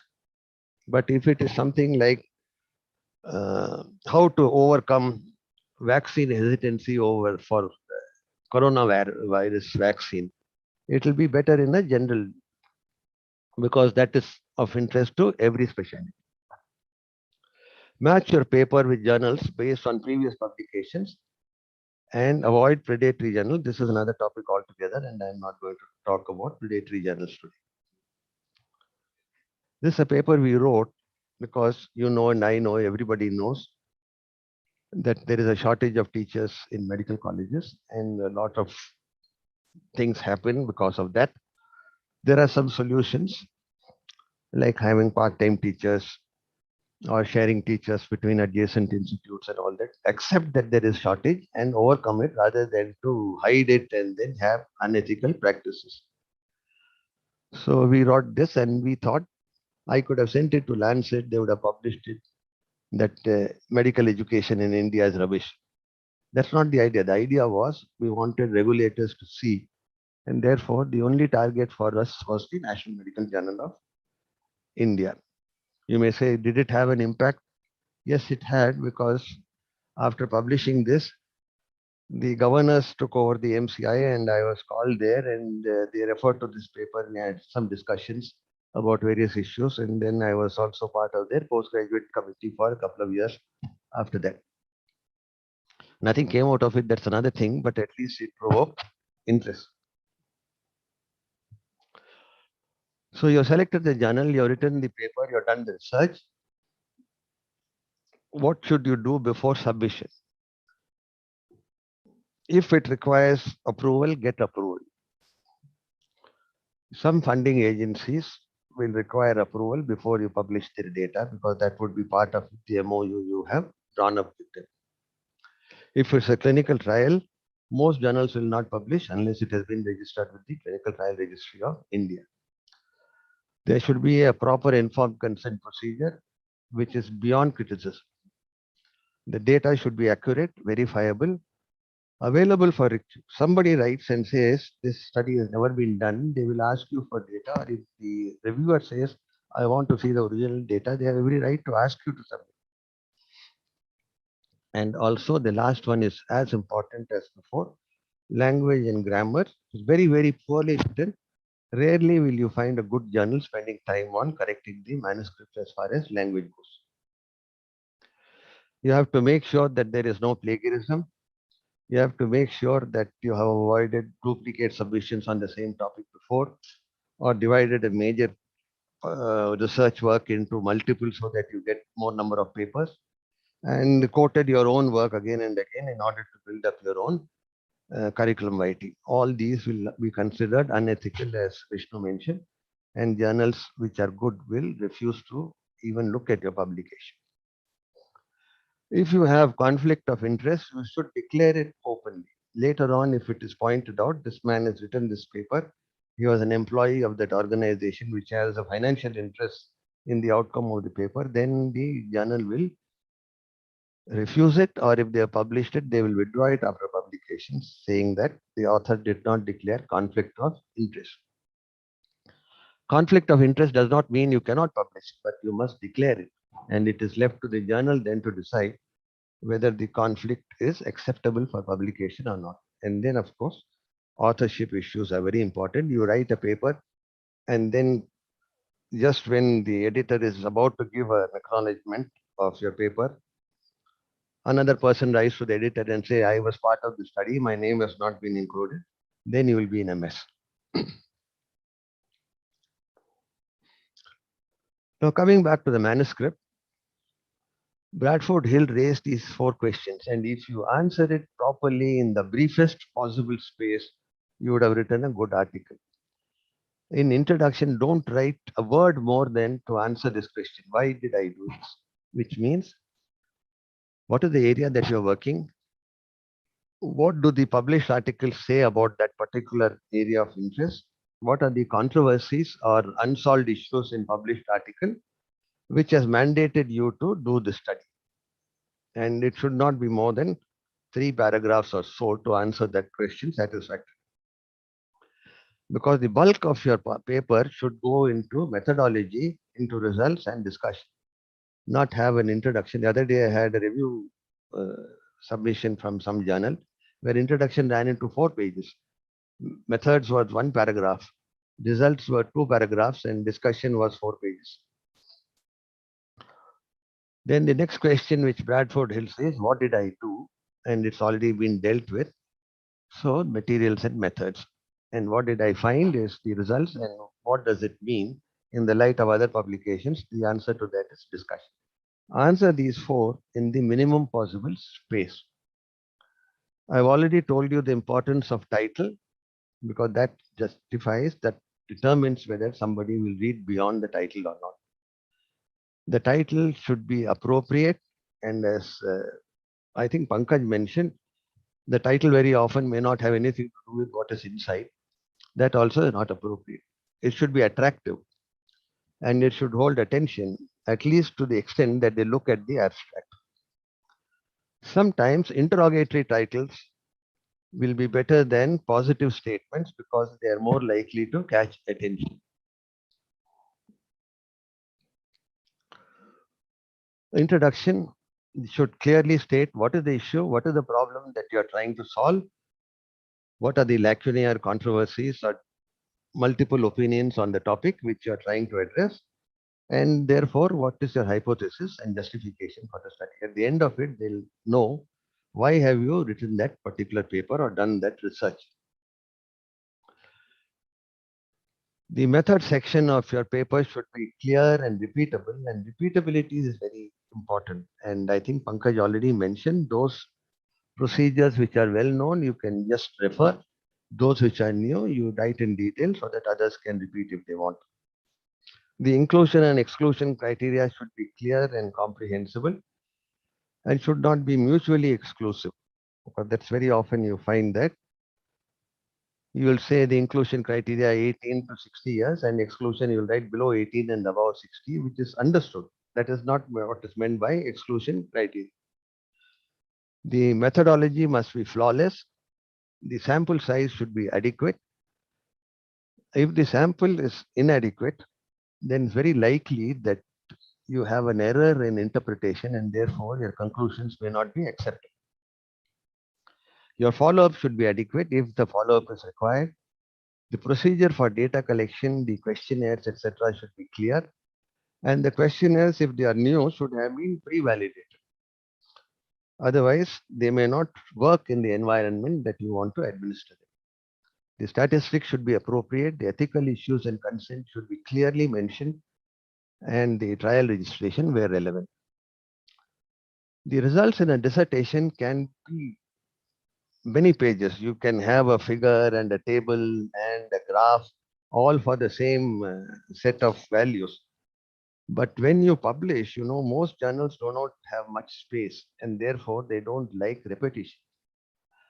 So you have the minimum possible tables and figures for purposes of elucidation of what you want to tell, and keep the rest in text format because organizing tables and figures takes time and most journals don't like to have 20 figures and 30 tables unless it's a review article.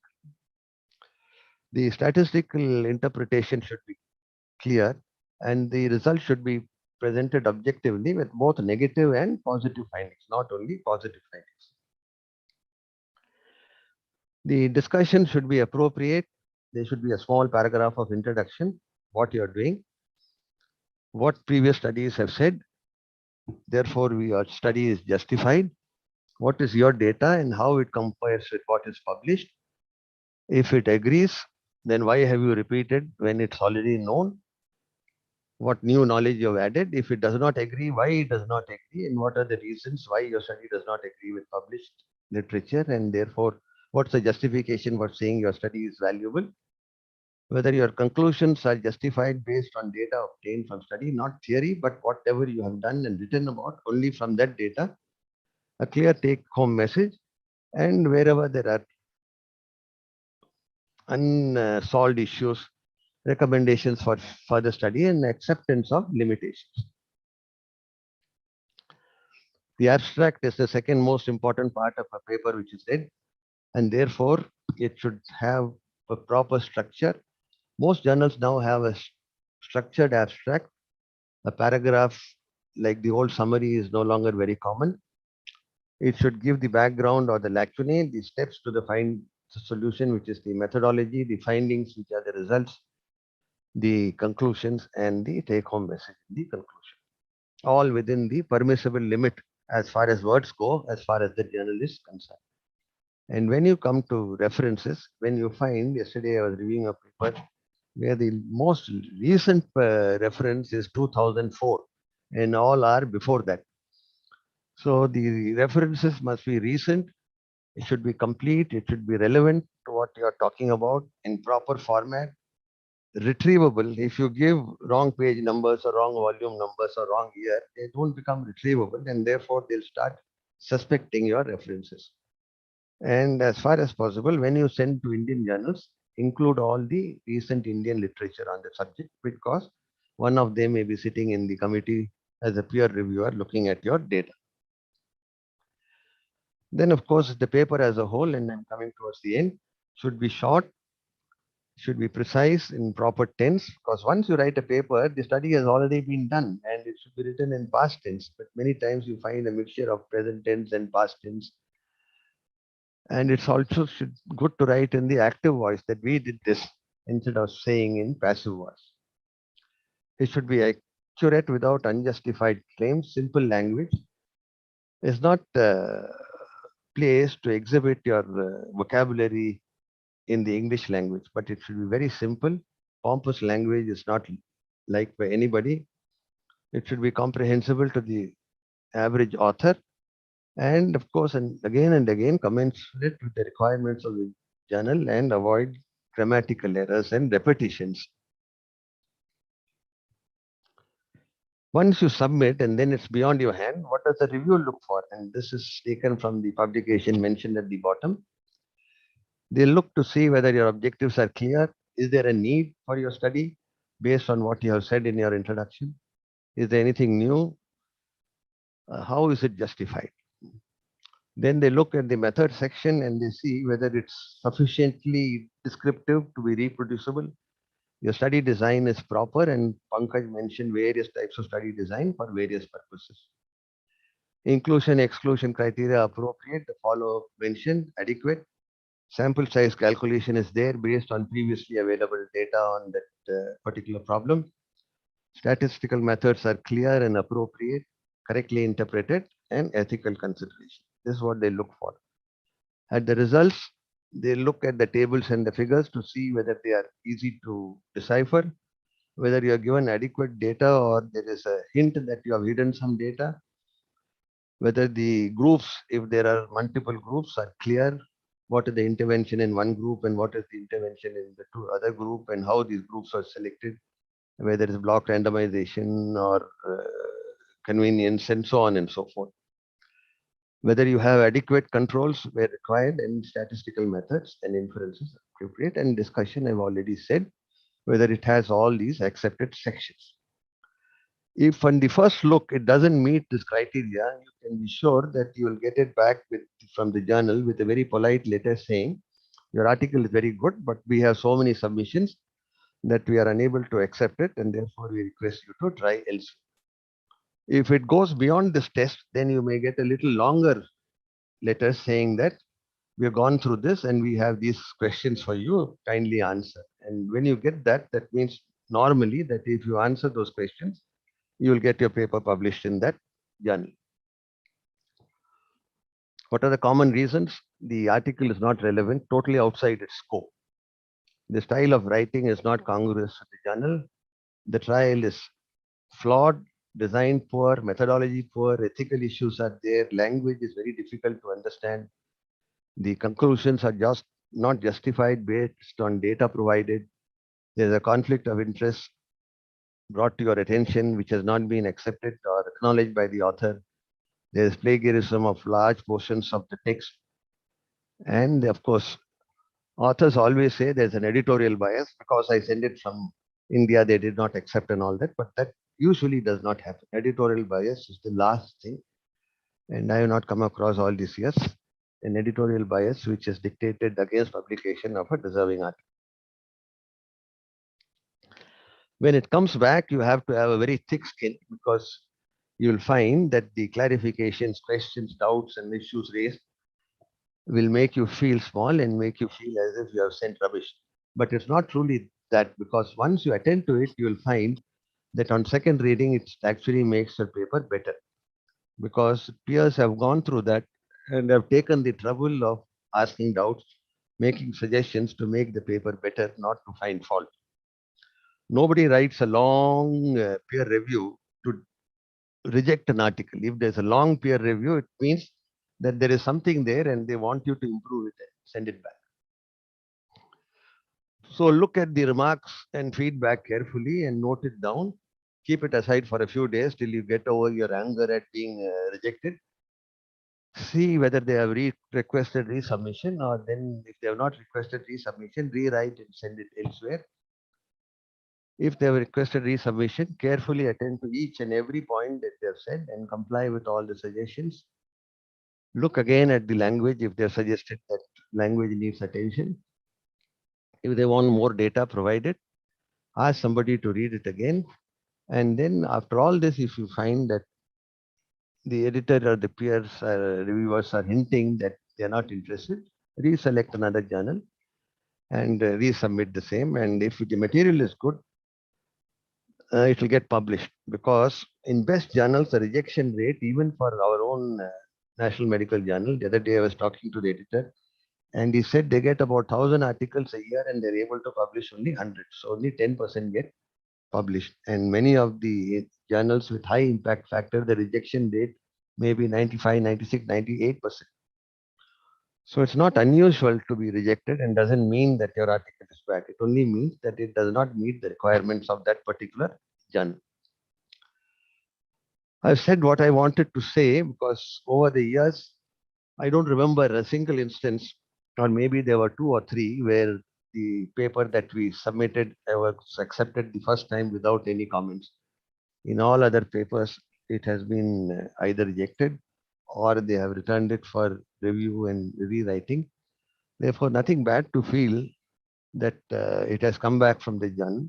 What is important is take it as a feedback, rewrite it, and try to put it in print, because I can tell you this from own personal experience, that there is no greater satisfaction than seeing your first paper in print.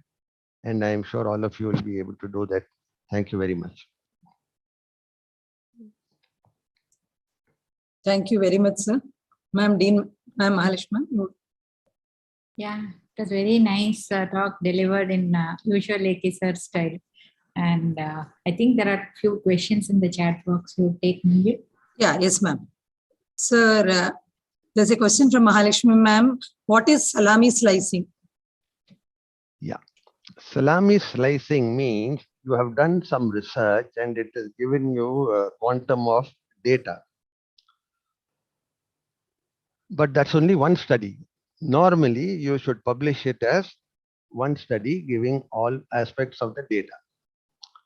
Sometimes the data is so voluminous that it naturally divides itself into several papers. That is not salami slicing. But salami slicing is where you artificially divide that paper into several papers, perhaps add a few cases here and there, so that out of one research work, you try to make 4 publications merely for adding volume to your CV. Now, if that separation of a whole into parts is unjustified, it is called salami slicing. But there are papers where you work on 4 different things. And if you put all 4 of them into the same paper, it will become too long. And therefore, you are forced to do it in 4 different papers, highlighting different aspects. But no data is repeated between. In salami slicing, some data is common between papers. Whereas when you legally divide it into paper 3 or 4, no data should be common between those. Okay, sir. So there's one more, there are 2 more questions, sir. Can you please elaborate on how do we prove association or causation? Association? Or causation. Causation, sir. Okay. That's a difficult question. Yes. Association is just a statistical concept of calculating the correlation between one and the other. it does not mean causation. Now, causation depends on what you are trying to prove causation for. For instance, bacterial origin of peptic ulcer, the causation has to be proved, because I'm answering that because we have some work on that. Not only in finding spiral bacilli in the stomach of people who also have peptic ulcer, but eradicating those bacilli along with treating the peptic ulcer by whatever is the treatment for peptic ulcer, surgery or medicine, and showing that when the organisms remain eradicated, the ulcer does not come back.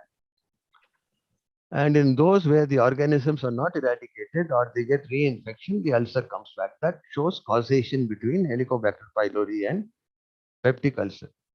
But doing endoscopy in everybody who has a duodenal ulcer and showing that 80% of them have Helicobacter in the stomach along with a duodenal ulcer is just association. It's not causation. Because if you do it in normal population in India, because Helicobacter is transmitted, by poor environmental hygiene and it's a fecal-oral route, you will find 65-70% of normal people also have. So the association is weak. So causation has a higher level of proof compared to association. But every study starts with association. And then once you have association, you prove causation. Because if there is no association, there is no need to go ahead and prove causative relationship. Have I answered your question? Yes, sir. Yes, Yes. sir. One more last question, sir, from Dr. Deepa, sir.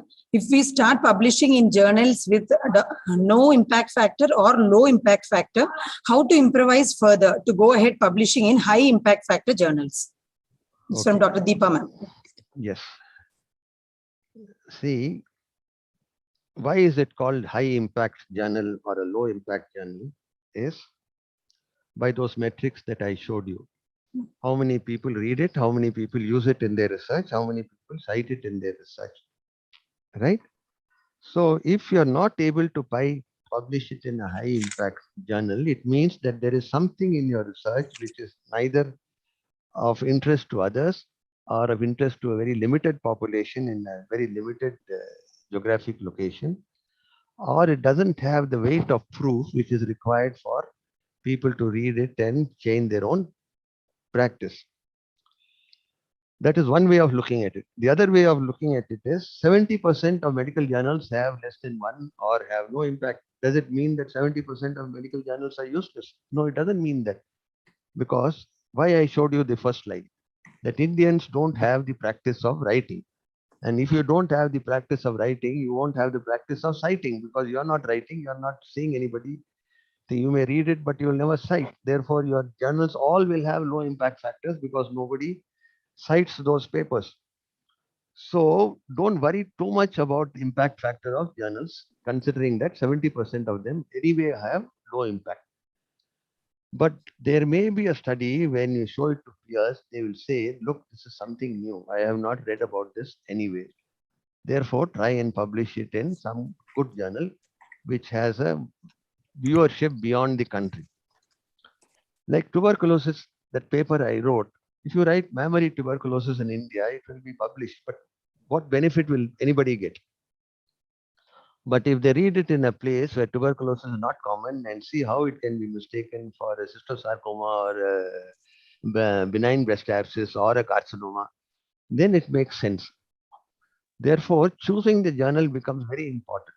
And saying that it doesn't have impact factor, I will not send there, is not correct decision. Because as again and again, I'll tell you, 70% of them in medicine anyway are anything which has impact factor is good. Anything which has 1.5 and above is very good. Thank you, sir, for answering all the queries, sir. Now I don't see any more queries in the chat box, ma'am. Madam, can I ask? Please, ma'am. Ambuja, ma'am, please go ahead, ma'am. Thank you so much, madam. Sir, good afternoon, sir. Hello. Hello, sir. This is Sambujam from Nayaga Missions Medical College, Karaikal, sir. Yes. Sir, you have delivered an excellent lecture for us to have a guidance for publication. In all aspects, it sounds so great that the younger generation should take up. And coming to the point about tuberculosis mastitis, sir, in our days, tuberculosis mastitis and no ulcer, no acid, no ulcer was the dictum. Now, Helicobacter pylorus, we have focused very much, and that also gains a lot of importance. My question is, more than the tuberculosis mastitis, whether it is the axillary adenitis going to the breast as a secondary one, or the breast going to the axilla, is one way to view that, sir. And the second one is, as you rightly said, in an area where there is no tuberculosis, and if the paper is projected in selecting the journal, that gains importance. Recently, the one thing I could observe from the journals as well as the publication is granulomatous mastitis. That comes every day, because I have published a paper on granulomatous mastitis. Questions are happening in granulomatous mastitis about the etiology as well as the treatment protocol. In days are changing about the use of steroids, intralesional or parenteral. What is your view about that, sir? I don't know whether yes, tuberculosis is still common. Yes, sir. The mode of transmission to breast is still controversial. Yes, sir. Whether it comes through lymphatics or it is hematogenous from a focus elsewhere, and I don't think anybody has proved that satisfactorily one way or the other. But the important thing is to not mistake it for something much more serious and treat it by more drastic methods. So I think, to my mind, it makes no difference whether it comes from the axillary node or it comes from hematogenous sources or it comes from mediastinal nodes through the perforating vessels. When it comes, it mimics some other condition which is considered much more serious in the same age group, because the findings can be similar, and those conditions require much more drastic treatment. And therefore, also finding coexistent malignancy and tuberculosis in the breast is not uncommon. And therefore, finding tuberculosis does not mean that the whole lump is tuberculosis. So there are a number of issues which are unsolved in this area, which requires further study. But awareness is important, that we don't label every lump as malignant unless proved. And because I have presented a paper on mastitis way back in 1977 ASA conference in Madurai, the same argument was going on. Don't label everything as tuberculosis or don't label everything as malignancy, and otherwise it is histologically proved. However, endemic or epidemic diseases, that's what the message that was given by the giants of those days, like you, sir. Thank you very much, sir. Thank you, madam. Thank you very much, ma'am. Thank you, sir. I don't see any more queries in the chat box, sir. Thank you. You can ask Vishnu Bhatt sir for comments. Vishnu Bhatt sir is here, ma'am. 1 minute, sir. 1 minute. Comments about the topic. Comments about the topic. How to write a paper is difficult enough. How to write a good paper is even more difficult. It's not a talk. Hello, Vishnu. Comments about the Yeah. Actually, it was a very nice presentation. I think almost all aspects you have covered. So, and in your usual style. So I appreciate that. And I'm sure that all participants also would have liked it. So you covered almost every aspect of how to select a journal, how to go through the articles, and each step by step. Actually, if I had taken the same topic, it would have been double listening, because I was also planning to cover this. You wanted to speak on this? No. So originally we had planned like that, no, so how to write a publication and then what makes a great paper. Then we realized that the session objectives were overlapping. So that is why we requested Vishnu Bhatt sir to talk about responsible conduct of research. That's how the change came about, sir. And I think the best part about the entire presentation is it's not just very abstract ideas. Sir had given a lot of examples from his own research and across research from across the world, no, on what makes it as a great paper. So that show and tell really has made things very nice. Thank you. Thank you very much. Thank you, Vishnu. Thank you, Maha, and thank you, Professor Kotur, for inviting me and sharing my thoughts. Thank you all very much. Thank you very much, sir. Thank you.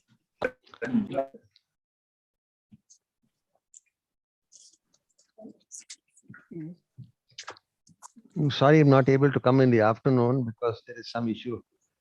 Sir, we have included your comments. We have put reviewer 1's comments, reviewer 2's comments. Like that, we will take the live edition. Okay. You just, because this fellowship thing is there, if I finish, I'll join. Yes, What sir. time is that? Sir, that is in the afternoon, sir, 2:30 to 3:15. Oh, I don't know at that time. Okay. There is one another session at 3:45, sir. Q&A on research and publications. So that also. Maybe I'll join for that. By that time, it should be over. Okay, sir. Thank you, sir. Thank you very much, sir. Thank you all very much.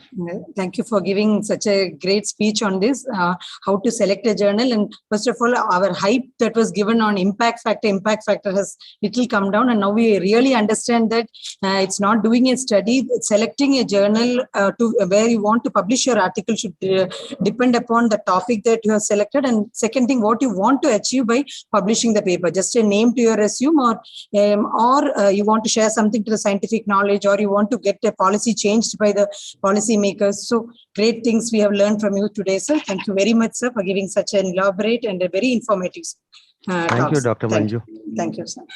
So I think, ma'am, will close for lunch now, ma'am. Okay, so delegates, you can all resume exactly at 2 p.m. We'll be starting but our... remain logged in, right? Yeah, they have to remain logged in, and you can have your lunch and you can join us at 2 p.m.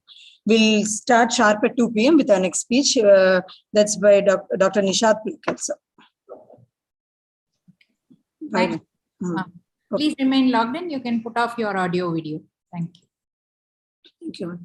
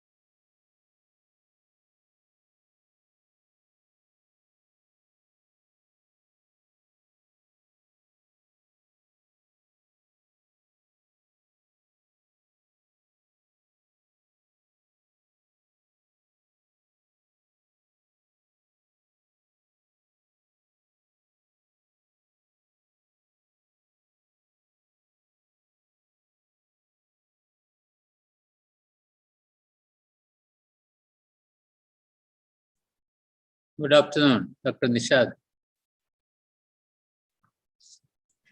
Good afternoon, sir.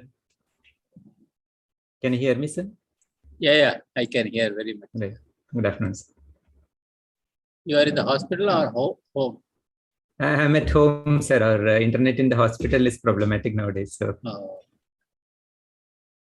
We'll start, I think, almost another 2-3 minutes. yeah, sure, sir. People have gone for lunch. Yeah.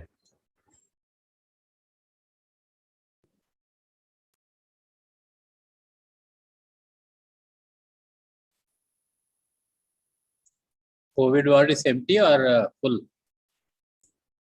It is finally closed, sir. It was closed 2 days ago. Jipmer and IGMC, no case means Pondicherry is fine. So far.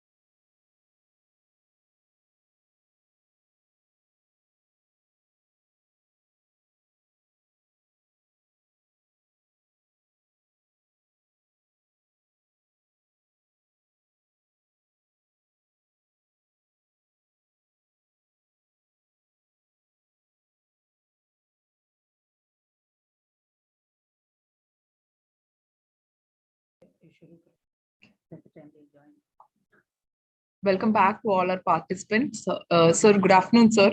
Dr. Nishad. Hi, good afternoon. Hi, sir. Sir, we will start the programs, and I think by the time I finish your introduction, no more candidates would join in, sir. So we'll go ahead. Vishnupat, sir, we'll go ahead, sir.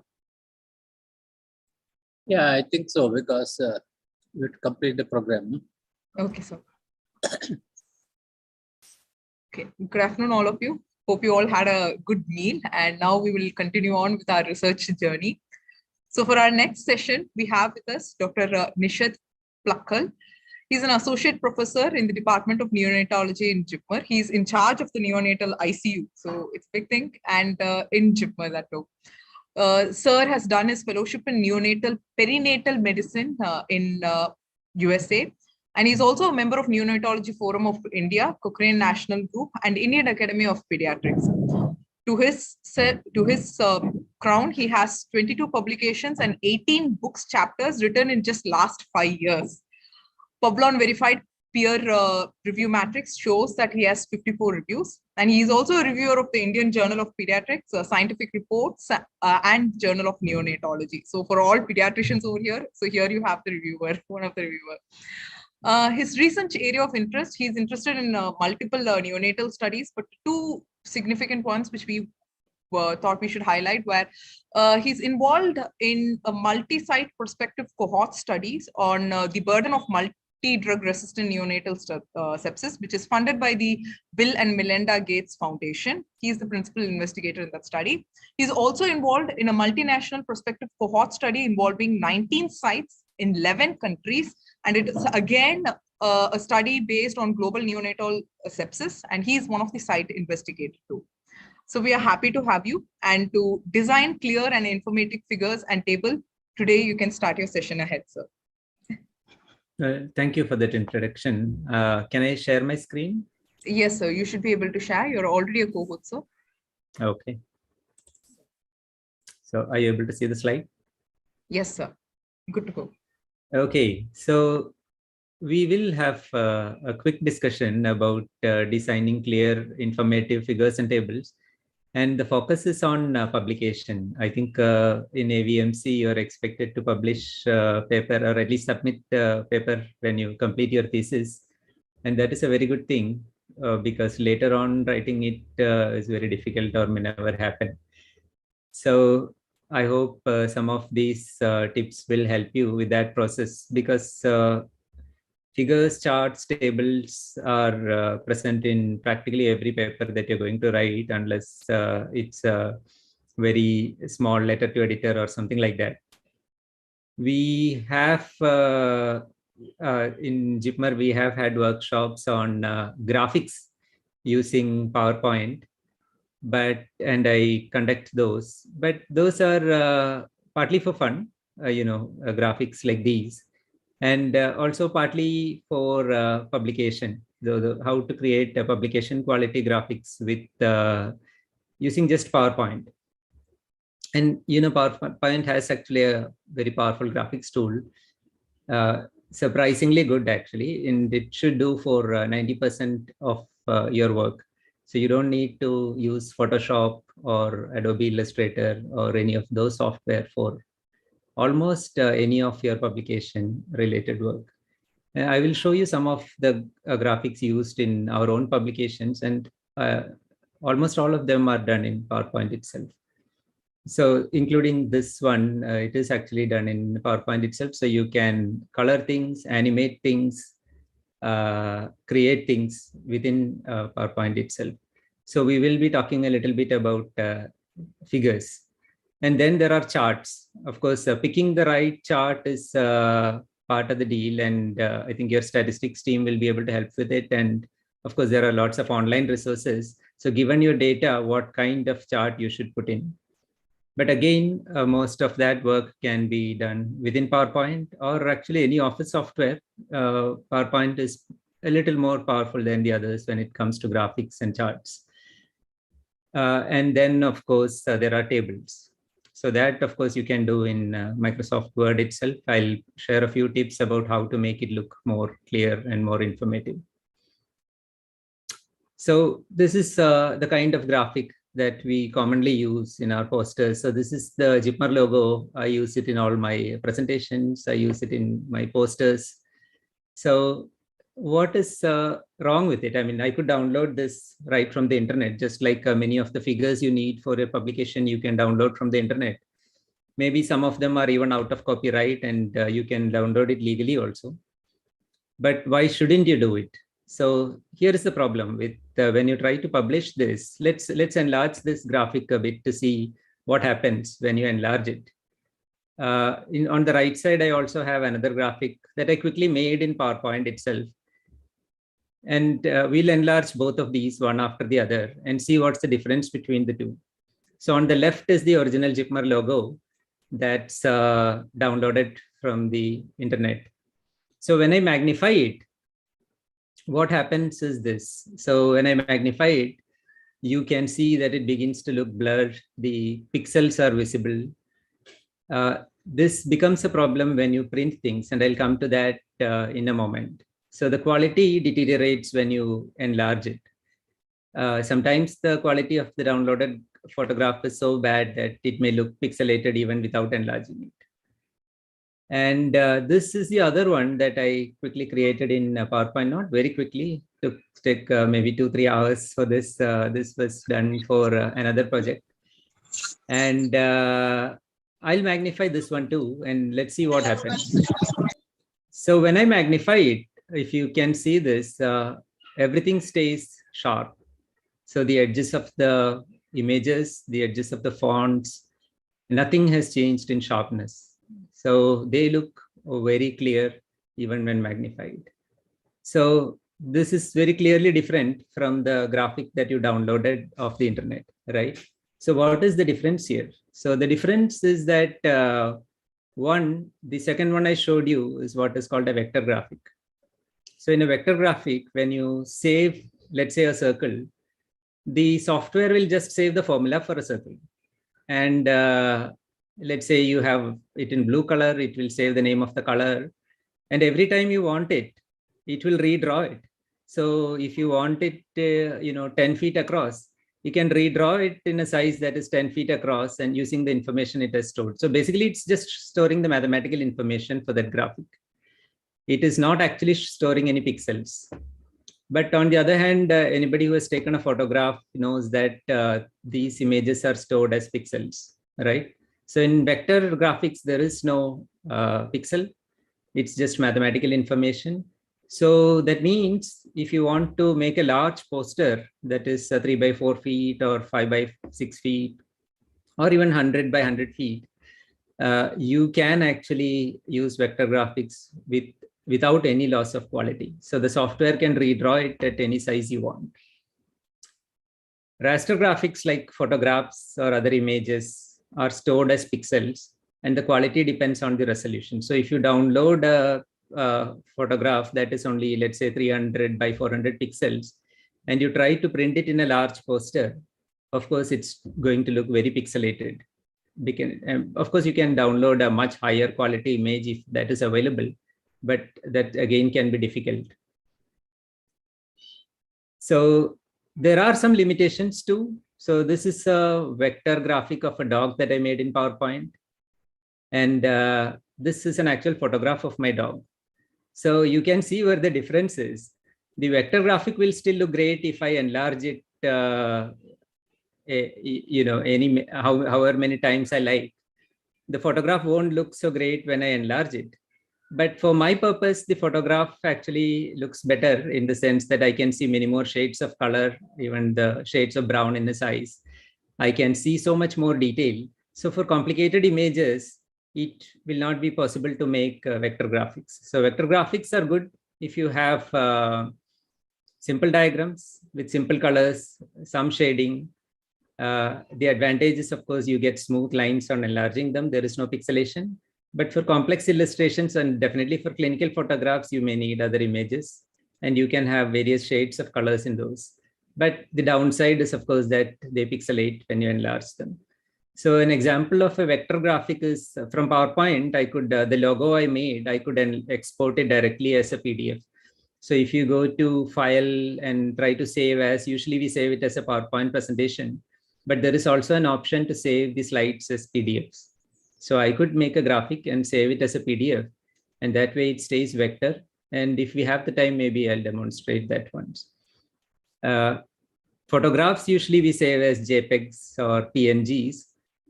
Printers love TIFF format. So many journals will ask you specifically for a TIFF format, and you can convert it online or using some specific software for that. So this is another graphic, relatively more complex than the other one. There is some shading and other things involved. This was again made in PowerPoint for one of my students' thesis on quality improvement project. And you can see it looks fairly reasonable quality. And let's see again what happens when you take this part of the graphic, just the circle, and we enlarge it. So you can see that the arrows remain sharp, the the pieces of the pie remain sharp, the text remains sharp, and I can go on magnifying it. It will still look very sharp. So that's the advantage of making your own graphics inside of PowerPoint or another graphic software. You can have really high quality images. So I would strongly encourage you to make your own graphics when possible, right? And why are we so bothered about this resolution issue? So why are we so bothered that it will look pixelated when you print it? Because we're talking about publication here.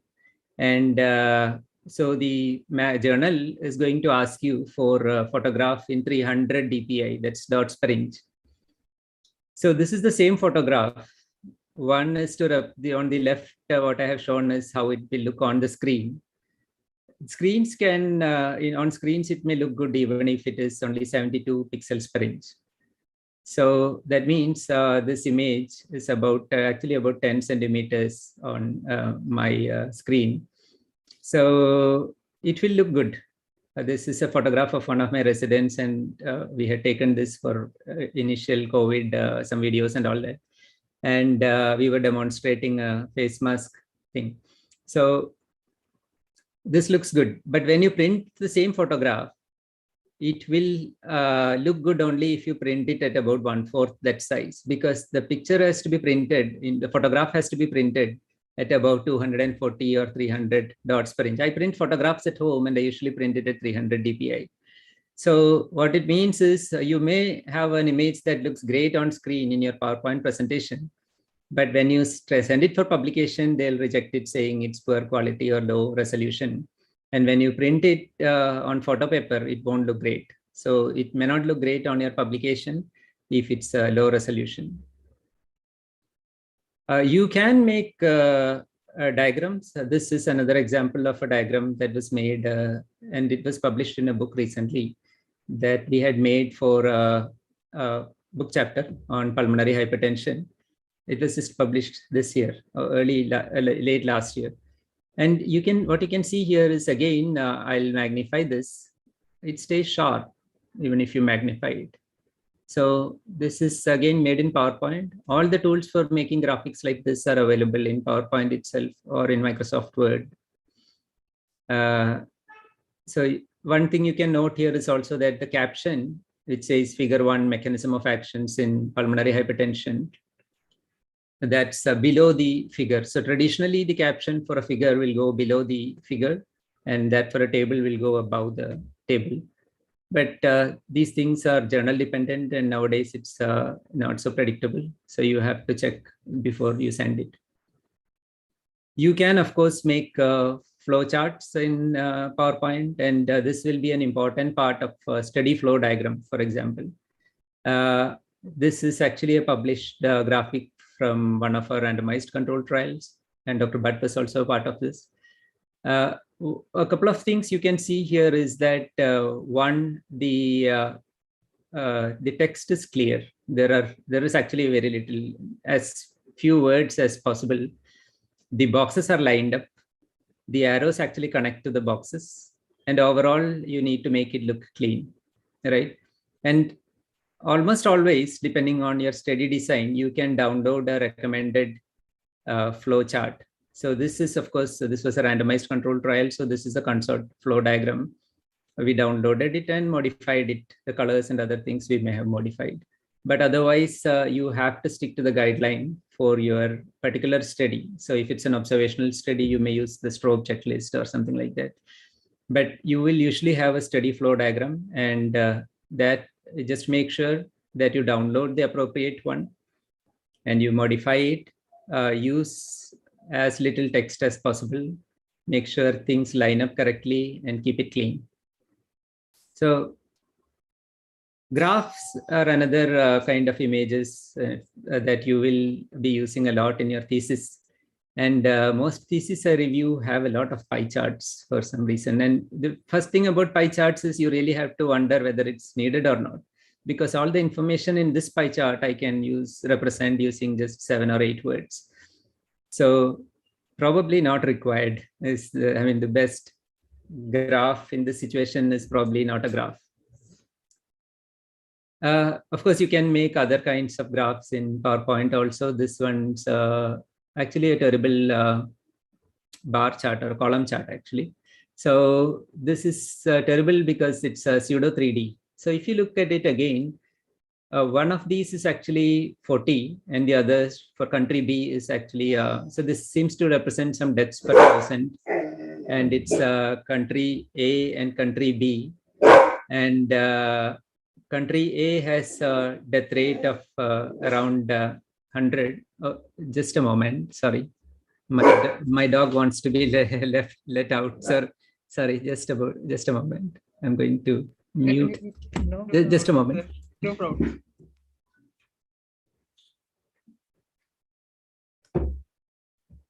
Okay, so he's out of the way. Sorry about that.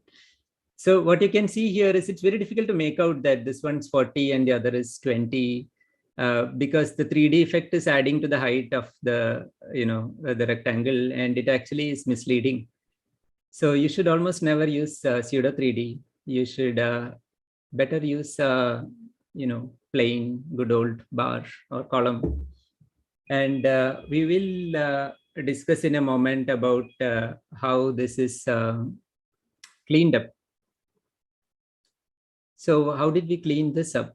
How did we clean it up and end up with the chart on the right side? So on top, we have the title, and we actually made it a larger font size and added the word population just to clarify this is deaths per 1,000 population. We had a legend below the graph, which was unnecessary for a simple chart like this, and it's a repetition of information. So we removed it. We made it, not pseudo 3D. And in this case, I have added the data labels 40 and 20 to the chart itself. So I have removed the y-axis here. So for charts, we keep it simple.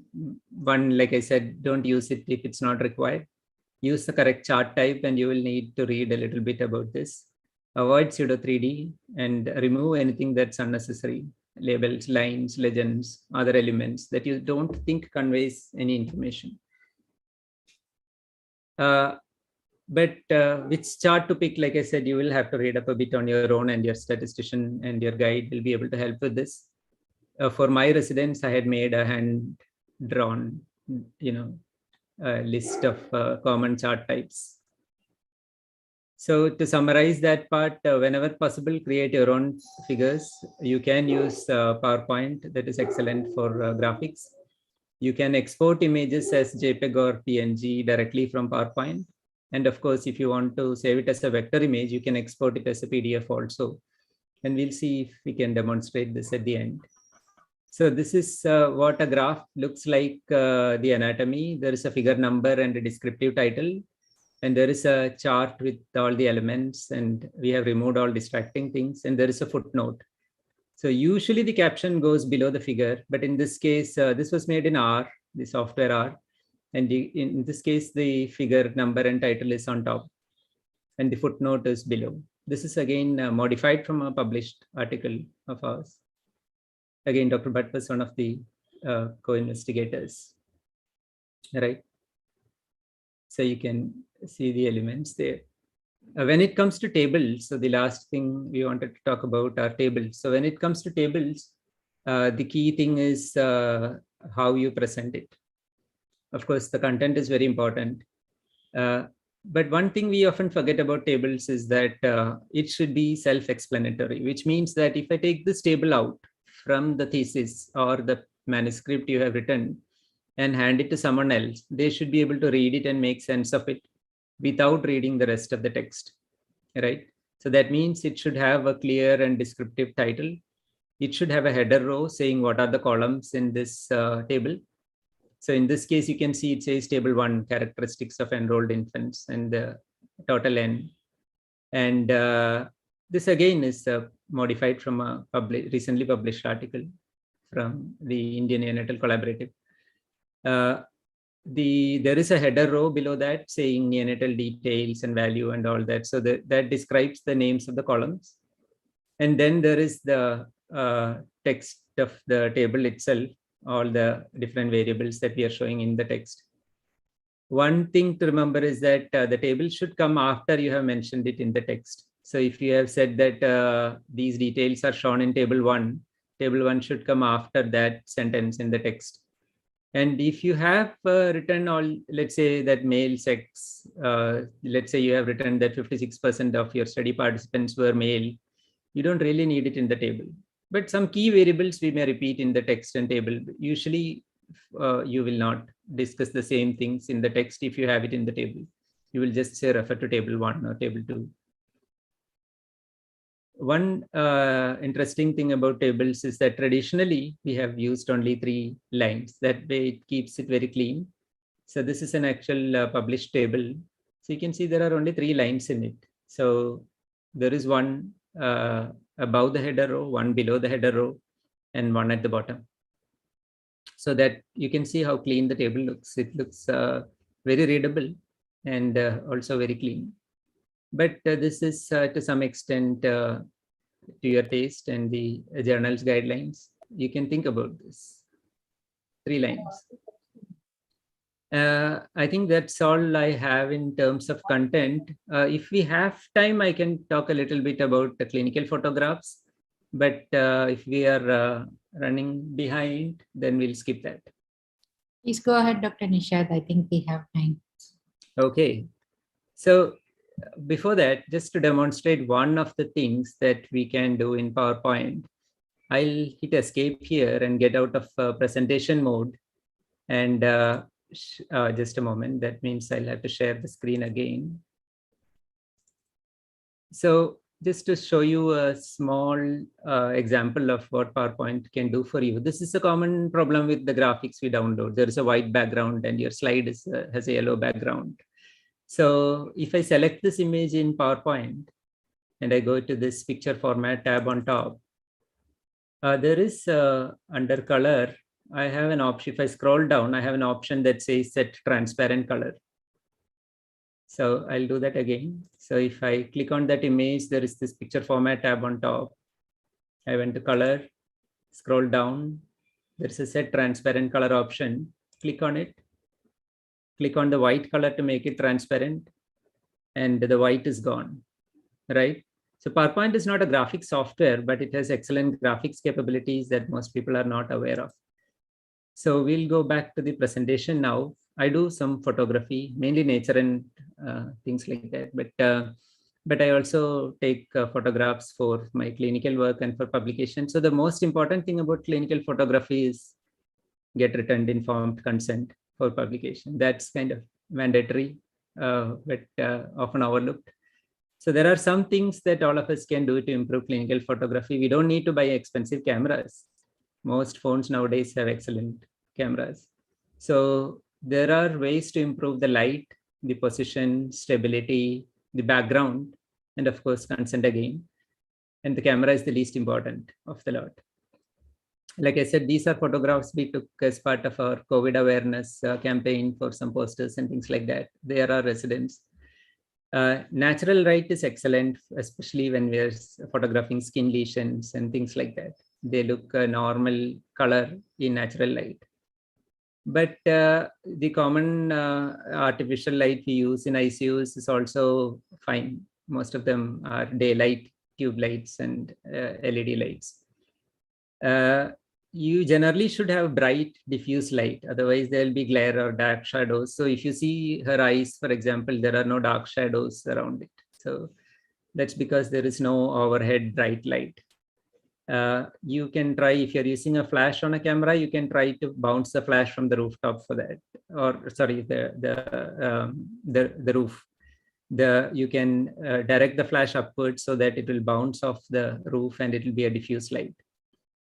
Of course, you have to remove obstructions, and sometimes the camera is in the way of the light, and you are in the way of the light, and your shadow is on the subject. That you can remove. If possible, you can use a tripod. This is my daughter demonstrating what to do if you don't have a tripod. So you can tuck in your arms, keep the camera close to the body. In this case, the lens cap is on, so she wasn't taking any photographs, but this is the demo of how to take a photograph and how to hold the camera. So hold it against your body or lean it against the support. And when you're pressing the shutter, hold your breath for a second so there is no shake. This is an actual published photograph that we took in the ICU. This is different from art photography or nature photographs that you take, because the entire area has to be in focus for clinical photographs usually. So in this case, almost all of the baby that's close to you has to be in focus. So do not shoot at an angle. The front of the lens in this case is parallel to the side of the baby that I'm photographing.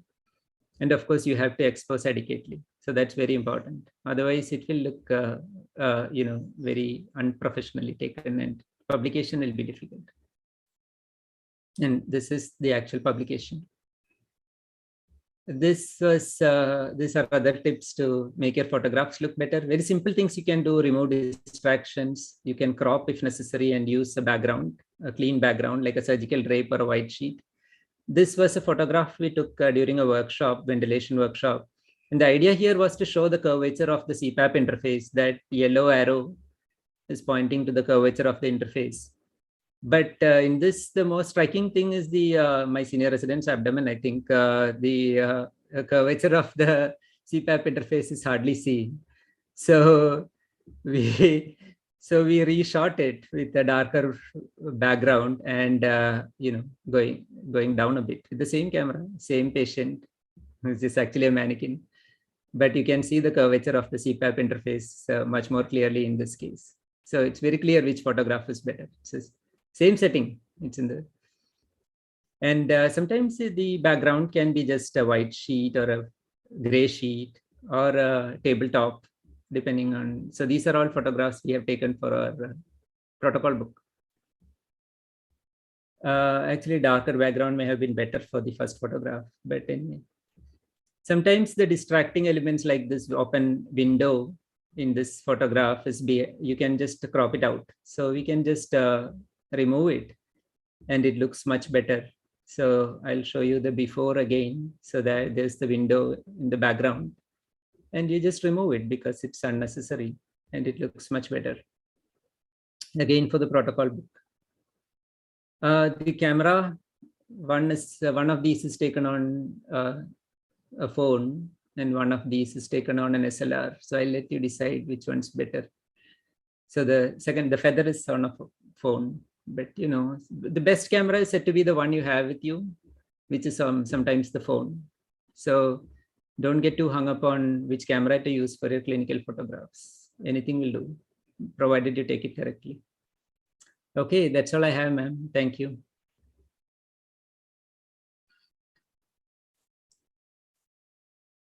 Thank you, sir. Thank you for that wonderful session. Like you didn't restrict yourself to just the tables and the figures, but you went ahead and you showed us the photographs and everything. And it's very informative. So, these are things which we don't generally talk much about, the placement of the tables and why we need to use the images, and that small demonstration of removing the background. We generally use the background removal tools which don't work out great. Those that are there in the PPT that works great. So it was very informative and we really liked the photo session. And I think next time, so you could leave us with this picture that you have displayed, and just don't tell us which is SLR and the photo camera. Both are beautiful. So thank you for that wonderful session, sir. And yeah, I for have the one part. question. Yeah, Yes, ma'am. Nishad, very nice talk. I really enjoyed your talk. One question is, how do you decide on what data to include in your table and when to present that particular data as chart? Do you have any specific guidelines on that? Yeah, so as far as tables are concerned, ma'am, traditionally the baseline characteristics are always going to be in a table. And whenever multiple data from multiple groups have to be compared, we have to present it in a table, because reading large amounts of numbers in the text is very difficult. So whenever you have multiple variables involved or multiple groups involved, you have to have a table for that. So a few numbers like the pie chart, for example, just the sex distribution, a few numbers in text is readable, but otherwise it's very difficult to compare side by side and understand numbers if you don't have a table. And traditionally table 1 will be your baseline characteristics, and then you will have definitely tables for primary outcomes, sometimes for secondary outcomes also. In addition, there may be other tables. So the minimum number of tables is usually just for your baseline characteristics for your outcomes. The rest are kind of optional. But, and then about charting them, some information will come out much better on chart. So there is an element of judgment that is involved here.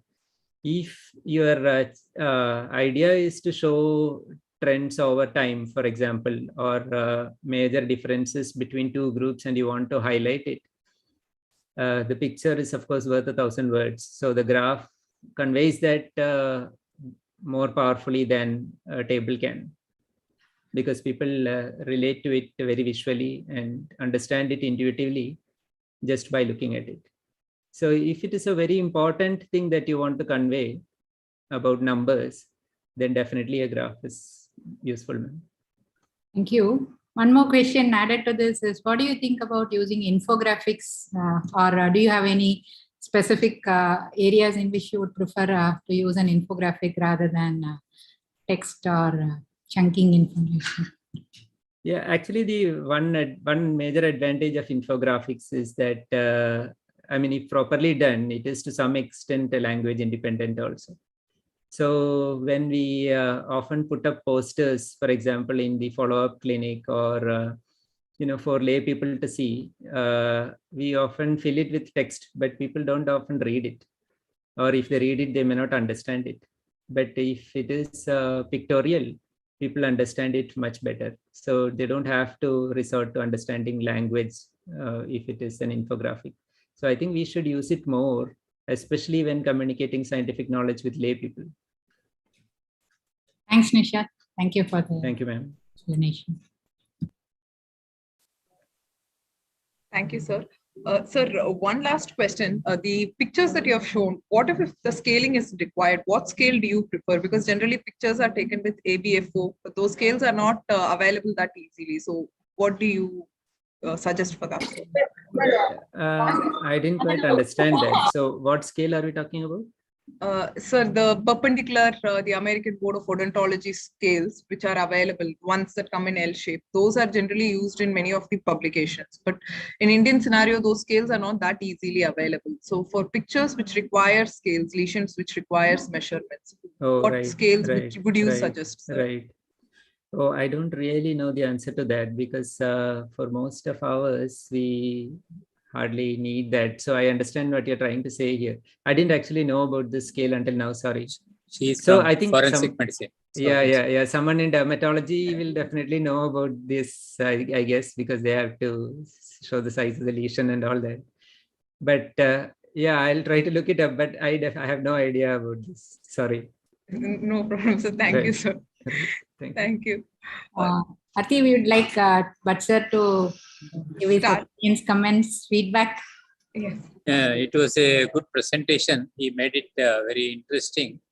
And of course, the time is a factor. Otherwise, he would have shown many pictures.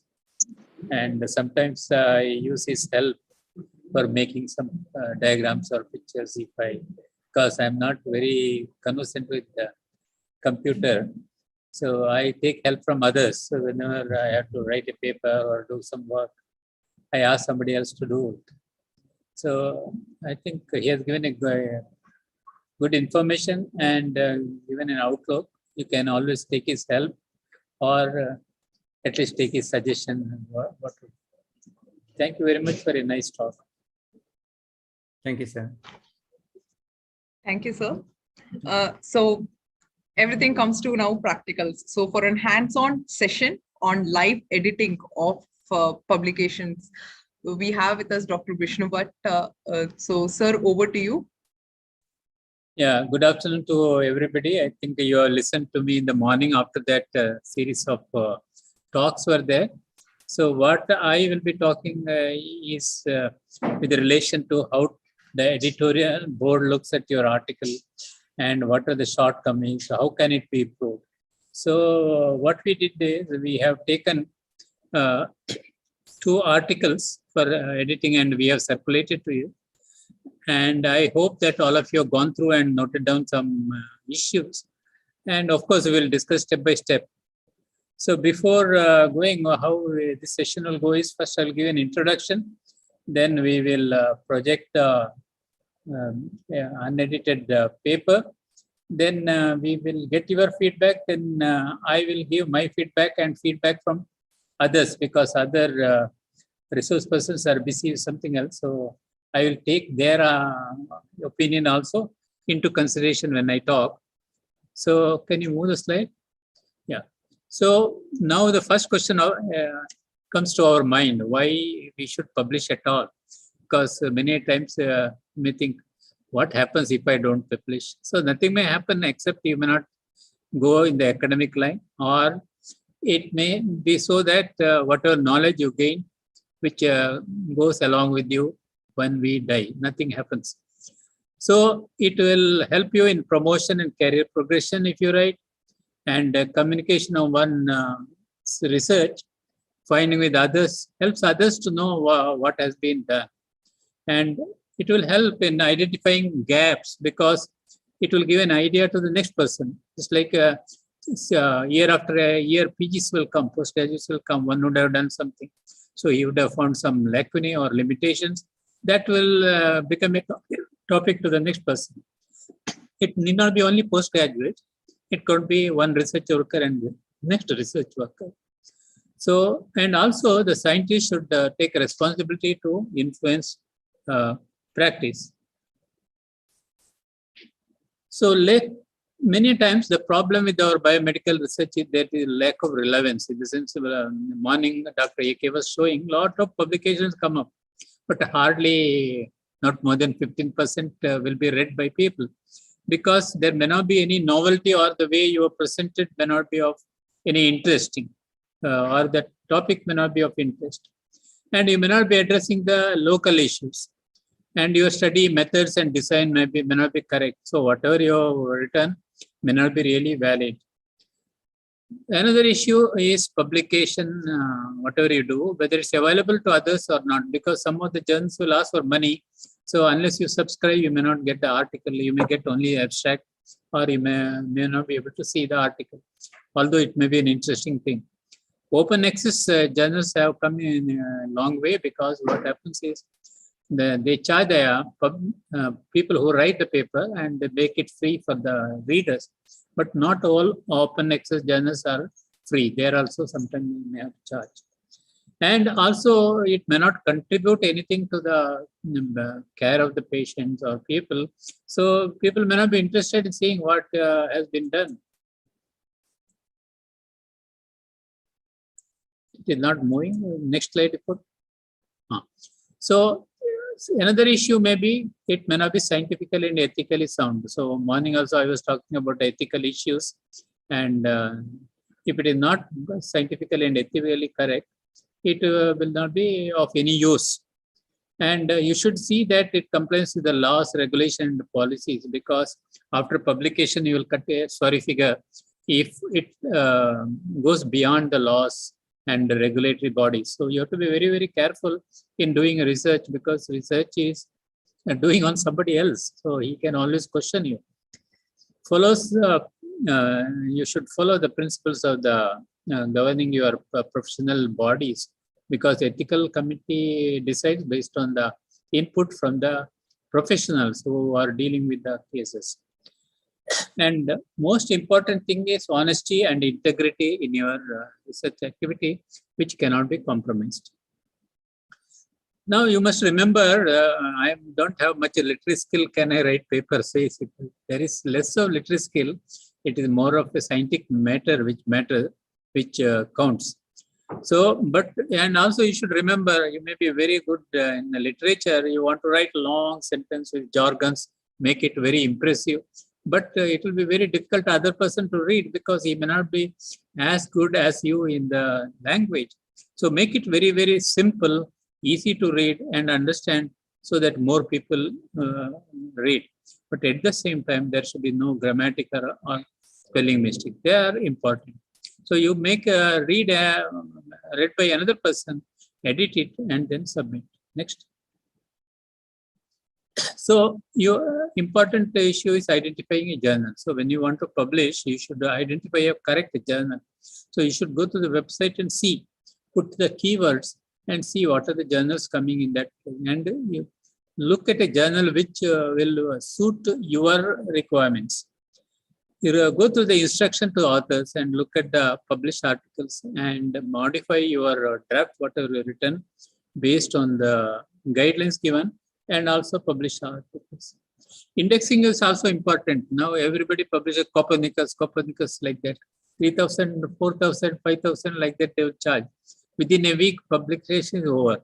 What happens that you submit to your dean's office or this thing, they say, this is not properly indexed, so reject. So even if you publish 100 papers, they will not be counted. Not only that, nobody reads these articles because they will not come when they search for an article on the topic. Unless it is indexed, it will not come in the internet. Impact factor is also important.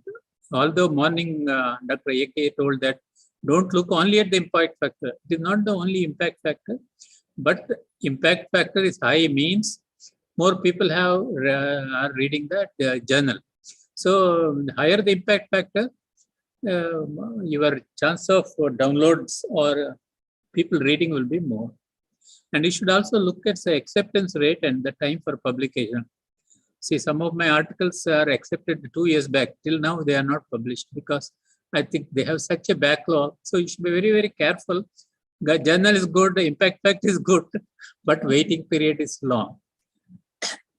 And most of the journals will follow the IMRAD format. You must remember this IMRAD format. I for introduction, then methods, research, and discussion. So this is the format which most of the journals will follow.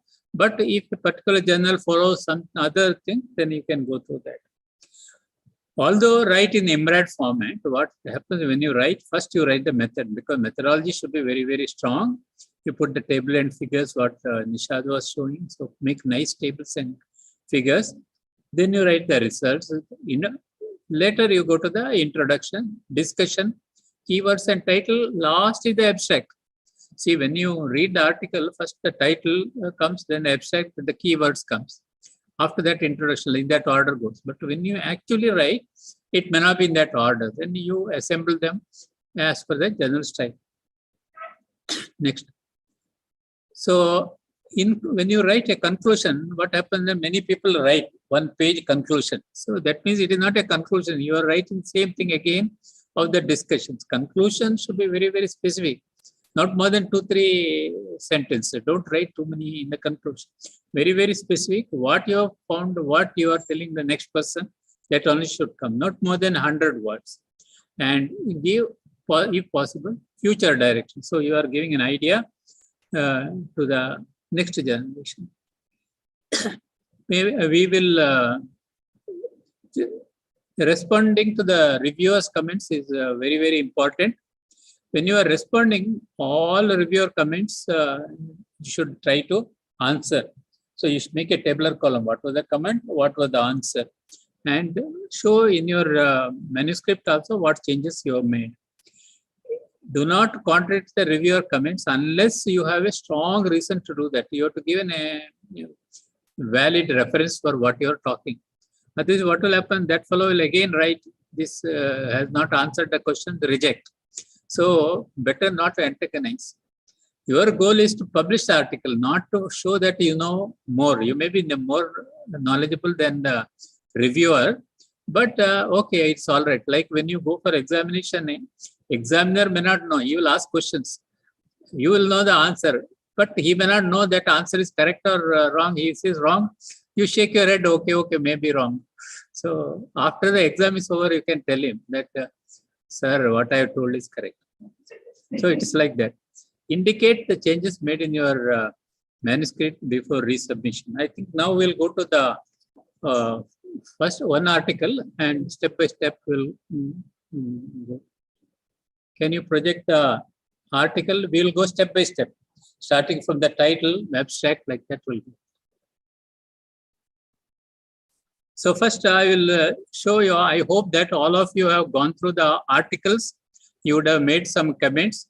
If you have more comments, you can lift your hand and you can talk also, or you can put in your chat box also, whatever way you want. Are you able to project that? Yes.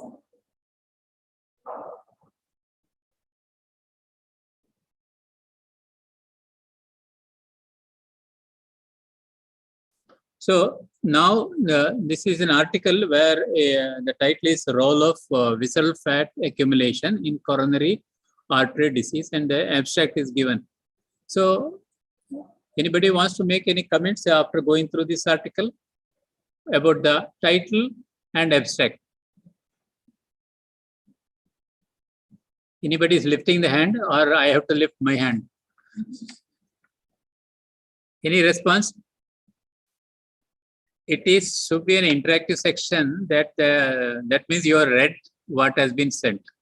If you are not responded, that means you have not read or you are not what to say, active post lunch. Any response? So now you look at the title, Role of Visceral Fat Accumulation in Coronary Artery Non-Obese Men. So this person wanted to study the coronary artery disease and in relation to accumulation of fat. So the better thing, because directly it may not have any effect, it may be only an association. Or you can just say that the importance of visceral fat estimation in predicting for coronary artery, something like that we could have written. And they only looked at the no obese men. And if you look at the abstract, in the initial part you say that lot of description has been given about the coronary artery disease and visceral fat. And already there are statistics having 1% earlier, 9 to 10% now, changes, all these things. When you write an abstract, in the background, you don't write all this. You just write why this study was done. What was your objective? Like you take this study, you can just say that the objective of this study was to find out whether visceral fat has any association with the coronary artery disease, something like that. So next comes the aim of the study. So probably that aim part can be kept, that upper part can be removed. Now look at the methodology. It's a cross-sectional study done in the Department of Medicine, you say, and 50 case and 50 controls were taken. All right, in a abstract, 100 cases, all right. But when you come to methodology, you have to explain how you have taken these 100 cases. Whether you had only 100 cases in your OPD or what was the issue. And when they are putting the cases and clinical inclusion and exclusion criteria. So you look at the inclusion criteria, male patient age more than 40, BMI less than or equal to 25. That sentence itself is not complete. So whatever you write, the sentence should be complete. And they have given more details of inclusion criteria in the methodology, which is probably not needed in the abstract. All right, you have included for more than 40 years. After that, you should say what has been done. This more than 40 years, visceral fat is estimated. What have you done? You have estimated the visceral fat and compared with what? What did you do in the case? What is the control? And you should write what actually you have done and what statistical method you used also can be told. Now, coming to the research, they have compared the visceral fat between the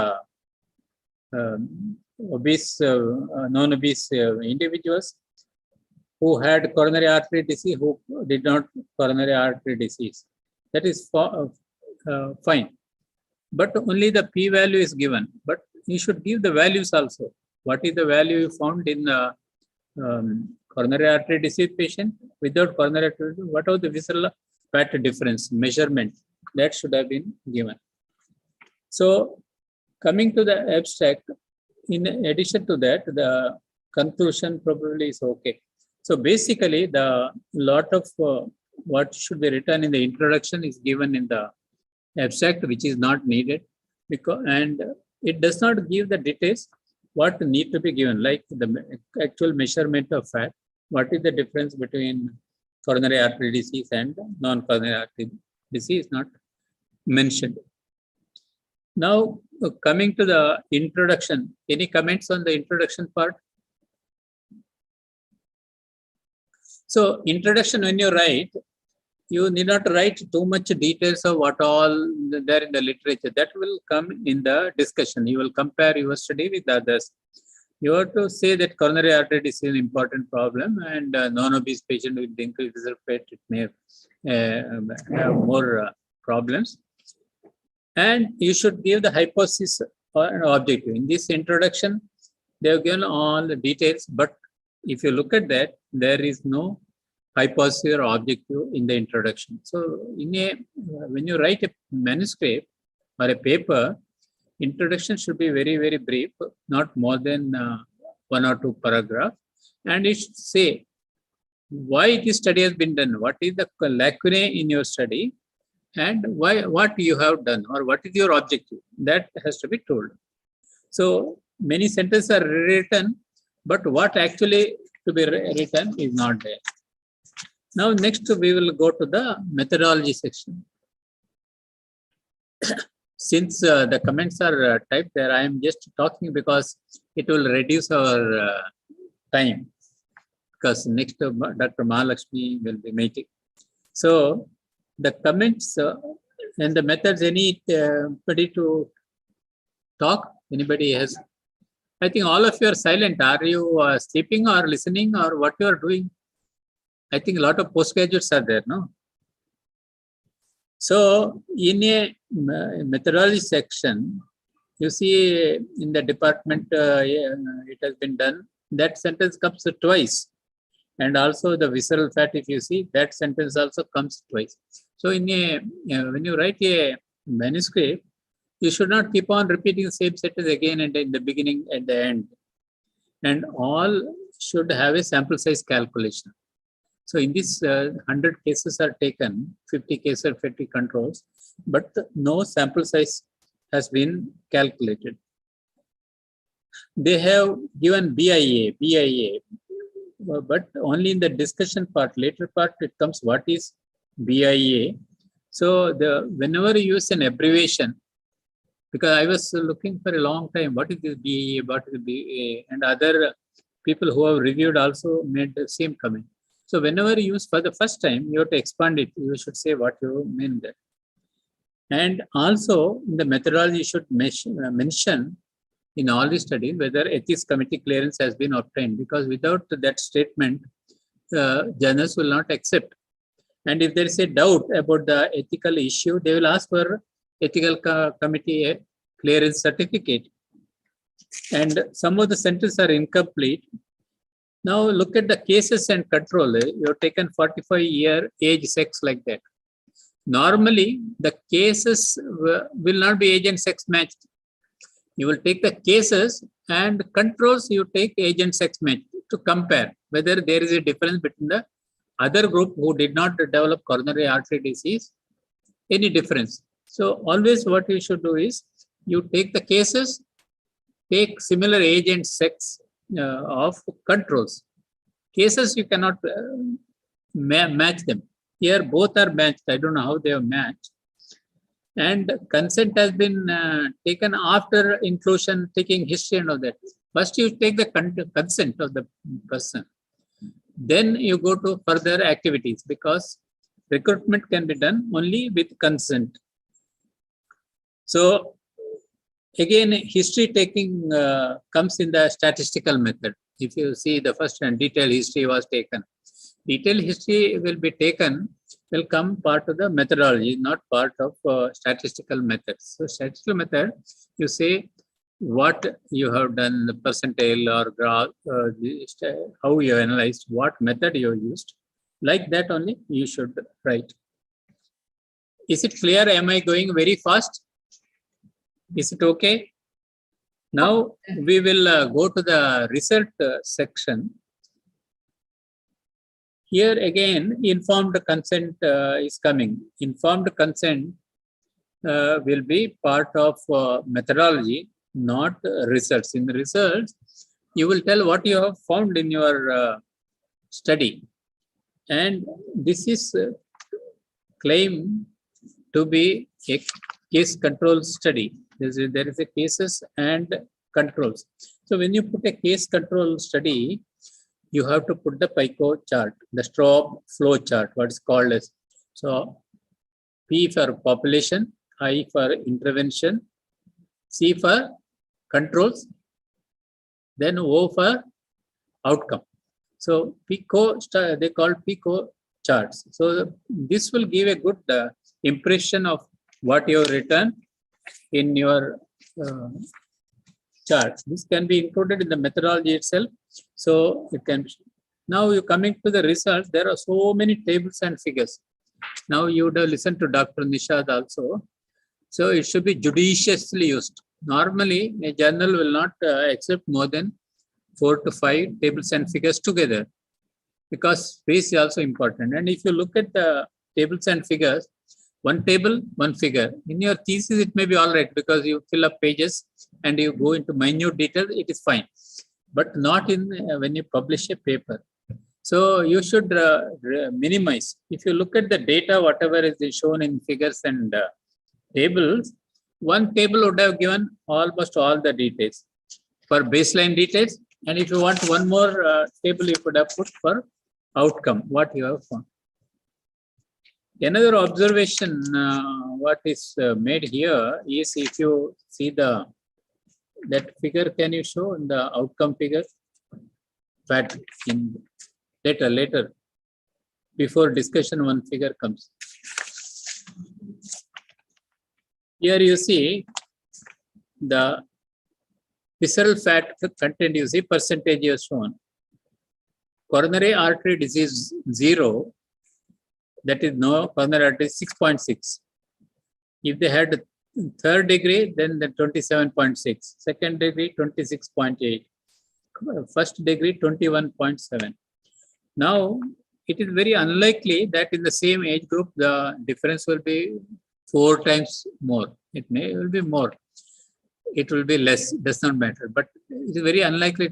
Most probably what would have happened is they would have taken normal individuals and taken coronary artery disease grading. But methodology does not tell that. Methodology says they have done angiography. Those who had angiography positive are cases, angiography negative are controls. Now the basic questions comes, why angiography is done in a person just to see whether he had coronary artery or disease or not, which will be ethically wrong. So most probably they would not have done. I'm not telling they have done, but they would have written carefully. In the sense they could have taken coronary artery disease patients as cases, non-coronary artery disease age and sex matched controls because they are only males are taken. So all would have been males. And what is their visceral fat? So this graph is fine, but the method of recruitment is not correct. Are you all agreeing with me, or any confusion, any doubts? No response? Okay. Now we will go to the discussion part of it. So discussion, when you write, what you should do is you should take recent references and compare your results with others. Here, if you go through, you will find that lot of observation, what they have done, they have written. So they have not really compared with the other studies. Like now, obese and non-obese patients were taken. That is in the methodology part. And there is one reference number 7. So why should you give a reference for what you have done? You can give reference to other studies only. So when you discuss should be brief, but it should be clear, and it should compare with other studies, which is not the case in this one. And if you go to the last part of the discussion, there is a long sentence about 6 lines. But that at the end, it is incomplete. And for me, whatever little English knowledge I know, it does not make any meaning. So one is the sentence is incomplete. Second thing, I am not able to understand. If I could not understand, how other readers will understand that? So the idea is that whatever you write, it should be understandable by others. Now you conclude by telling that correlation is there. So correlation means you have done a correlation coefficient. You should have shown a correlation, this thing, which is not done here. Just a measurement was done. There was some association, not correlation. You did not look for any correlation. So that conclusion is not correct. Any comments on the references? See, references I am telling, they should be more recent. And only 2 references, now it is 2022. This paper 2022, when you are publishing, after 1995, there are only 2 references. All the rest are, you see, in 82, 94, 91, like that. So the reviewer will also look at whether you are referred to recent articles or not. So generally, more than 1 decade old reference you should not put unless there is a specific reason. Suppose there is a specific reason for putting that, for showing something years back was there, now it has changed, then you can put 1 reference or 2 reference you can put. So on the whole, this requires major editing. What happens if you send paper like this for publication? There is something called a desk rejection. In the sense, the moment they see, they will reject. So it should be improvised. It does not matter. Everybody goes through this stage. There is nothing wrong in that. So you have to edit, you re-edit 2-3 times before you submit. Now it is 3:05. Till what time we can continue? Sir, till 3:15 we have, sir. So shall we take the other article or leave it here? Sir, the plagiarism. Hello? Sir, the plagiarism. Yeah, you can show the plagiarism. See, before submitting, you should have a plagiarism check. Can you show the plagiarism article? Checking. See, this is the plagiarism checking. You go to the end, what percentage it will tell, total percentage. See, each color tells when you do the software checking, that will give percentage from where you have taken these articles. Total, I think it is around 39%. Generally, in an article, people may expect less than 15% plagiarism. Some plagiarism may not be able to exclude because some may be from your own article, from may not be very significant. Some you cannot change. Like if it is a statistical test, it will be whether you write in one journal or another journal, it may be same. So certain things we cannot change. So they will accept 10 to 15%. 39% will be high. So we have to see where this issue has come. If it is a major plagiarism, then it's a major issue. Like you lifted table from another study or something you have done, then it's a major issue. Or if you have full paragraph you have taken from somewhere and cut and paste if you do, that's a major issue. But if some sentences are there which shows plagiarism, you modify it in your own words. You take the idea into your mind and write in your own word. Then there it will not come in the plagiarism. Sometimes the residents who are good in English, they write very badly. Then I ask them, why you written like that? Plagiarism checking, sir. So if you write very badly, plagiarism will not pick it up, because what happens is it will see the sentence by sentence, word by word. Suppose you make a lot of mistakes, it will not be, software will not be able to pick up. So that should not be the idea. You should write correctly and without plagiarism. Shall I skip the next article or go through that? Dr. Mahalakshmi, should we take the next one? All right, you show the next one. I will just give some comments. Okay. This is on normal saline. See, when you write an abstract, there should be no references, because abstract is the summary of your study. There is no references in an abstract. Here you see there are a lot of references one after another. Just to move this, move little up. Yes. So there are a lot of references in the introductory part of that abstract. And if the abstract does not have long introduction, as I told in the other paper, it should tell your objectives or for what the study has been done. Only one sentence, maximum 2 sentences. And if you go to the methods, it does infants and children. Infants and children now up to 18 years, all adolescents also children. So you have to say which age group you are really taken. Here it has been taken from 1 month to 24 months. So the age group should be given. This tells us a randomized control trial. So if you read the article, it shows that the person does not know what is a randomized controlled trial. So randomized control trial means you have to randomize. Here what has been done is the patients with bronchiolitis came to the emergency.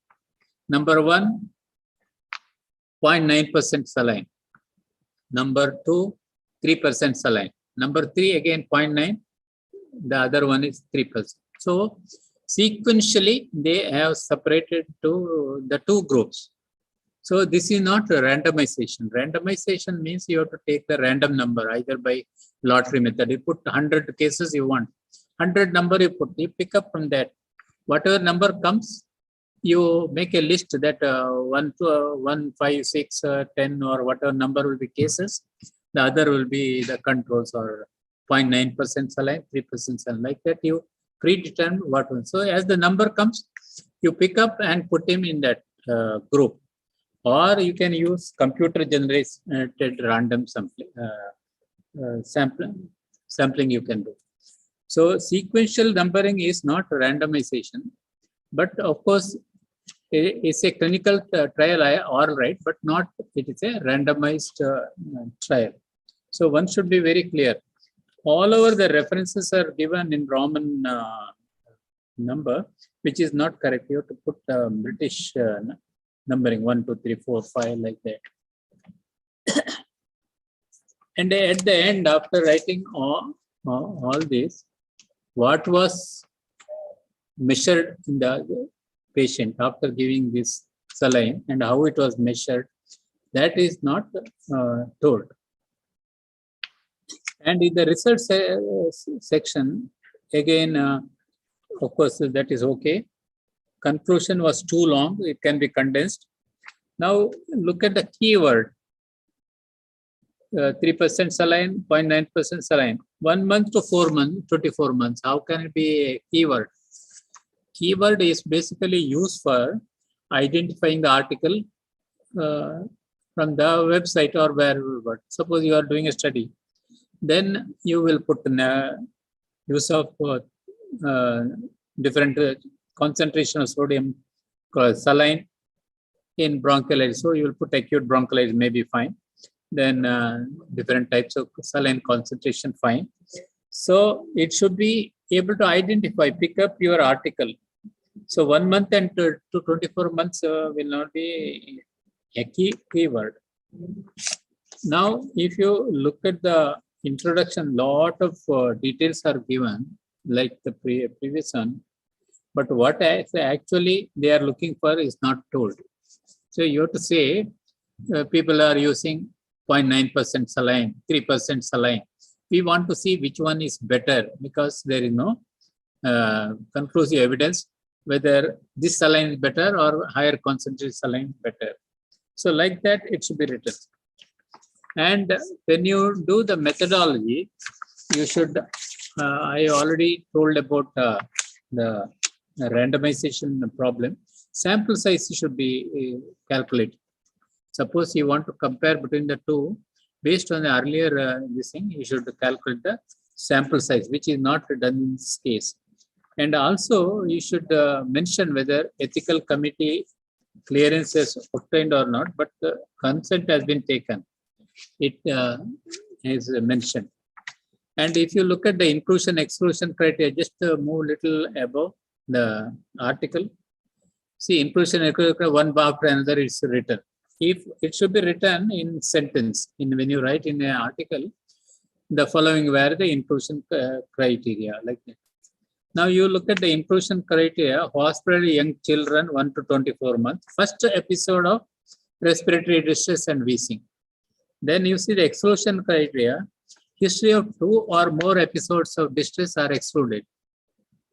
Just it is opposite. Once if you are telling that you are including only the first attack, then other will not be exclusion criteria because you are including only with the first attack.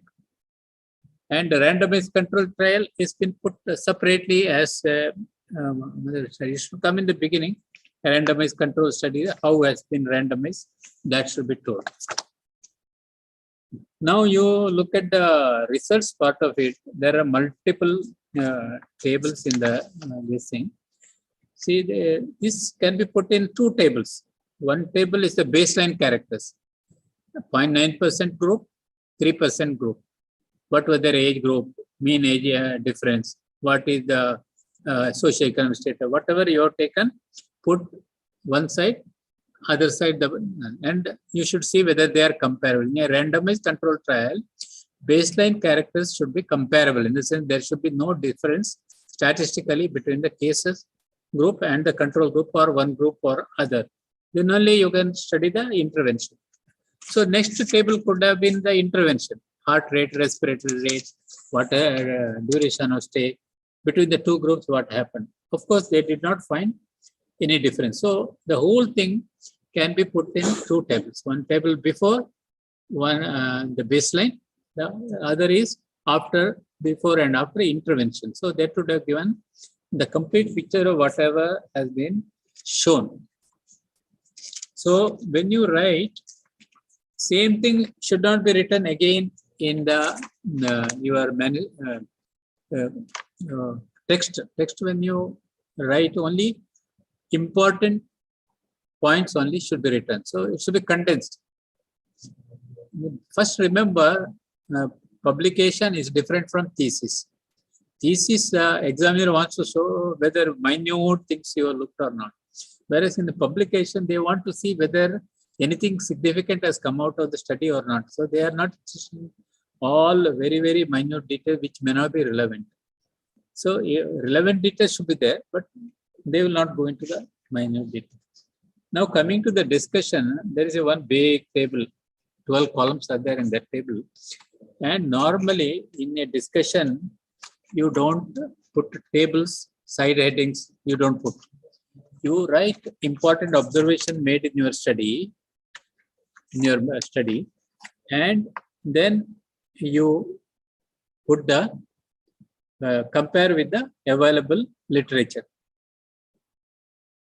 At the end of discussion, you see statistical analysis. How did the statistical analysis come in discussion? It will be part of the methodology. So it should be put earlier. So conclusion, you see, effective use of conjugate did not result in reduction. Further studies with change of protocol and concentration of normal saline to assess the safety and efficacy So why should you change a protocol? If your the sample size was less, you can say the sample size was less, it could be done with more. First of all, the sample size was not calculated. The limitation part, they have put the sample size is small, absence of patient severe grade of bronchiolitis, absence of other outcomes and interest comparison only 3% selling point. So whether they wanted to compare all the different percentages, I'm not sure what actually wanted, but the limitation should be more specific. Anything anybody wants to add? Now we'll go to the reference section. If you look at the references, the 1 to 6 reference and you see 9 to 12 reference are same. So when you put the references, what you do is, if it has come once, next time you don't write the reference again. You put the number only. In your whole article, number 1 may come 10 times or 20 times because it may be a most important article. It may come again and again for different issues. But you don't write 10 times the same article. Here, 5 of them are just a repetition of the same reference twice. And after 2013, almost a decade, there is no reference. All are old references before that. And many are below before 2000 also. So what you should do, you should select some new articles and you have to compare with that. So the first impression will be that the recent studies, they have not looked into this. They don't know what has happened after that. That will be the impression we will create. See, the publication is, I should say, should be simple, easily understandable, written in simple language, and all recent details should be there. Can you show the our plagiarism checking? It is a little less, I think, in this.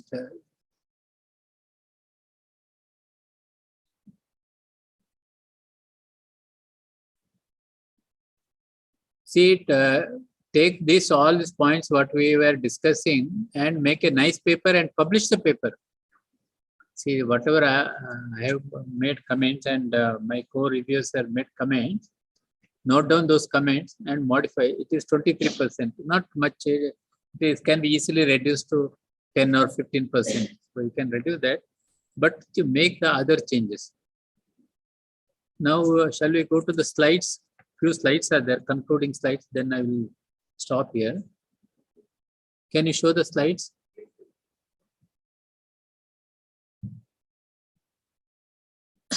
Now we'll go to the life cycle of published articles.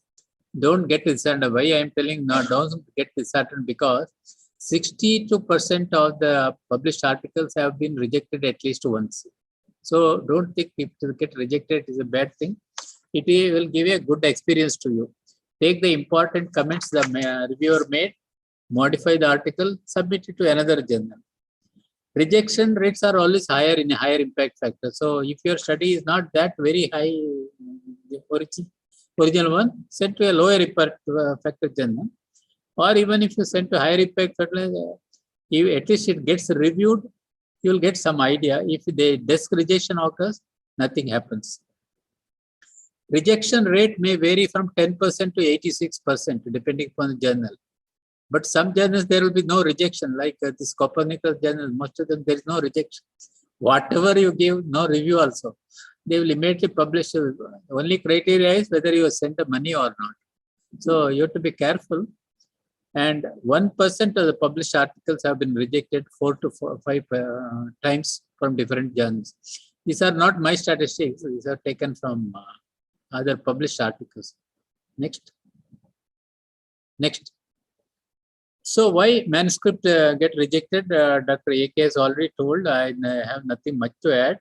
Most important issue, maybe it does not represent an important issue, and the topic and content may not match with the journal's objectives. So you should see, let's say, original publication, review articles will they take, or case reports will be there. All this you have to see. It may not match with the journal, what you have sent. And findings may be just repetition, no novelty. You have to project what is the novelty in your study. which will make the editor look at your article. Experimental design may be faulty, that using a technique which is outdated. Poor quality of data and inappropriate analysis may be there. That's why Dr. AK was stressing why statistician important from beginning till the end. Language quality may be poor, and even if you get an ethical committee, you write ethical committee permission obtained, editor and the reviewer may feel that ethically it is not correct. Then they will ask you for ethical committee certificate. You may not have a certificate. You might have tomorrow written, but they will get into problems. Next. So conclude.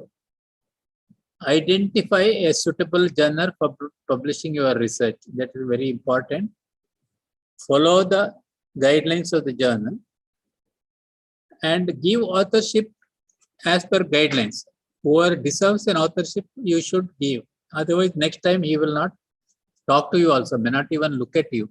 And he will, who was your friend will become a worst enemy. So I have lost a few people because this issue, sometimes it may happen. So acknowledge those who helped in completing your study. That is also important. So there's an acknowledgement part where you put. Take feedback from colleagues on the write-up. See your friends, so if they're really good friends, they will give the feedback without accepting anything in written. You can acknowledge them if you feel like, or if they say, I don't need to be acknowledged, don't put my name, but I am giving ideas. It's fine. Correct spelling and grammar should be used, no mistakes. You should always do plagiarism checking, because 40-50% plagiarism comes, again you will feel why it has happened like that. And always answer the questions of the reviewer very, very carefully. Don't antagonize the reviewer. Try to answer the questions in a polite and diplomatic way. Even if you have to strongly feel it is wrong, then you have to give strong reference for that. Any questions or doubts you can ask. I think I have kept my timing 45 minutes, no? Sir, yes, sir, 45 minutes. Yeah. So there's one question in the chat box. Yeah. Okay, we have two questions now, sir. One question is from Dr. Deepa, that is, there is a difficulty in converting PG thesis to original research paper. Can you please enlighten us? No. Most of the thesis topics, unless it's a case series, it will be coming under original research paper. Original research paper means you have done in a systematic way. So conversion, there should not be difficulty. Probably you have planned it properly. So if have conversion problem, what is the actual problem you are facing? Can you just tell what is the actual problem? Sir, the problem is the thesis is quite long, sir, with so many tables and so much of discussion. When we ask the PG student and we sit with them in making it a short paper, so it becomes difficult, sir. For the thesis, they are making almost 10 to 12 tables, but we have to concise it to a scientific paper. It becomes difficult, sir. That exactly I was showing in these articles also. If you take the tables and figure, there will be 20 like that number, which you needs only one or two only. It does not require that many. So if you put a figure, Dr. Mahalakshmi was asking when you use table, when your figure. So figure should be used only in limited places where you want to project certain things which will be visually so visible. Otherwise, you write in table. In one table, all these PG theses, they put 20-30 tables. No, it will require only one or two tables. One is the initial baseline characters. Then one is the research output. Put two tables, maybe three sometimes. So it depends upon what is the topic and what is the data available. If you show me, I will tell you what is the issue. Whatever little I know, I can help you. You don't have to put my name. I will help you. Sir, one more question we have. It's from Dr. Sangeeta. She has asked, may I know the peer review procedure, some key points to improve my manuscript? Peer review, she wants to do, or she wants to see how they do? Sir, I think it's like how they do more of. See, once you submit an article, it will go to the editorial board. The editorial board will check first whether the topic is all right, whether they major issues are there. They may reject then and there. It does not fit in there. Suppose only original articles are publishing, you send a case report. They will say, no, we don't want. Or if you send a pediatric article to a geriatric journal, they will say, no, our people will read only geriatric articles, no pediatric article. So it should match whatever you are writing should match the journal. Then they will either have a list of reviewers. What they will do is either they will have a list with them, or they will go to the website who has published. They will put your keywords and see who are the people published in that. Then they will send to them to reviews. Then after a few days, their review comment will come. That reviewer may write very poorly written, no substance, no novelty, reject, he may write. And the reviewer may be very happy. He may say, very nice, little modification, accept, he may write. Then the editor also will get confused. One fellow says reject, another fellow says accept. So what to do? Then he will again see what is his comment, what is this man's comment. Then they will try to balance. If the editor's board is convinced, then they will ask you to modify based on what has to be done. Then you modify and send. They may again ask you to modify further, or they may accept it. So one article sometimes may come 2-3 times this way, that way. So writing article is not like eating masala dosa. It will take a lot of time. In the sense, you have to spend time in the initial draft. After review, you have to send. You should be very, very patient. Don't get angry with that fellow because he is somewhere else. You can't do anything to him. So you be polite. You be submissive. You answer every question. And sometimes he may fall for you because of your knowledge. He may think, okay, I know less, this man knows better. So this is the regular process. It will go to the editorial board, reviewer, and again up and down till it is accepted or rejected. If it is rejected, don't worry. He would have given some comments. You use that comments, modify it, send it to another journal with the lesser impact factor, where the acceptance rate is higher. Have I answered your question? Okay. Sir, I can tell one small story, sir, here. Yeah. This rejecting kind of thing. We did one study, sir, on use of spinal anesthesia for laparoscopic surgical procedures. Right? I think that was the first time that spinal anesthesia was used for laparoscopic surgical procedures. Almost 11 years back, 2011, we did that study, and that study was sent for publication. And the reviewers outrightly rejected this. This is just not possible within this realm of this. And what measures you have taken, like to see if this is working and all that. No, apart from feedback and all, the parameters they had used was that CO2 levels and things like that. Okay, it was anesthesia predominantly, that paper. So it came back. Then they asked for a lot of things. So they rewrote, and then we answered all that, and then it went back. Some 4 or 5 times it went back, sir. Finally, in 2014 or 15, only the article got published. By that time, anesthesia, spinal anesthesia for laparoscopic procedures got established. Then only that whole article got published. Till that time, we were rewriting and answering the reviewers' comments only. So that's how it went. That's what. One thing is acceptance rate. Second thing is you should see when the paper was first published, submitted and accepted. If the duration is too long, some journals take very, very long time. They are lazy. They will not take immediate action. And one of my friends yesterday was talking to me. I have stopped sending to any Indian journal because first of all, they don't know how to review. Second thing, they say reject.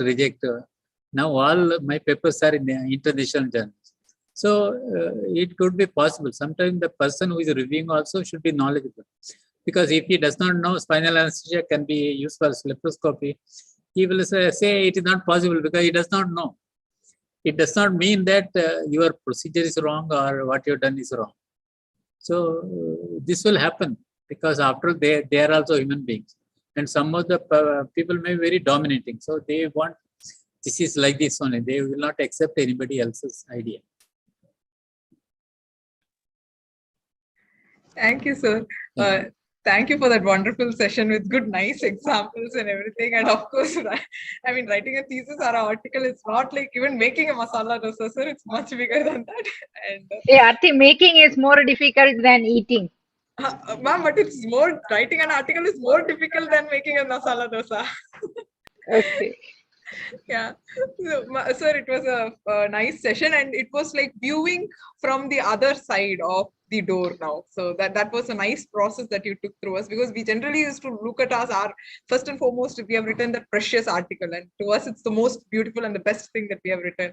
Now you made us like, tear it into pieces and look at it from, abstract, a reference, and every single piece that you took out was a valuable lesson that we learned. And thank you so much, sir, for that wonderful session. I think we should remember to thank Dr. AK also for sending his comments. He has gone through and he has shared his comments for this particular session. Yeah, so both comments I have used, mine as well as his while making comments. And also I am very thankful to the people who have given their draft manuscript. They have done definitely modification, because I have seen most of the write-ups before they submitted the thesis. They would have done definitely a good job. And I'm sure that they will publish their papers also. Thank you, sir. Thank you for the wonderful session. I now request Dr. Manju to carry on with the session forward.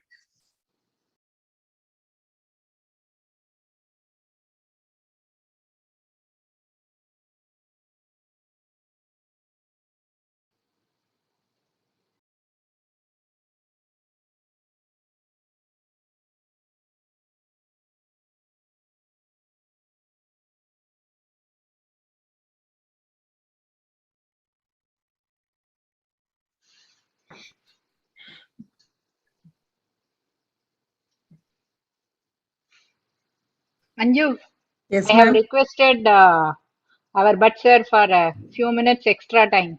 So Okay, if you okay. can stop this and give me Yes. that extra time, I'll be grateful.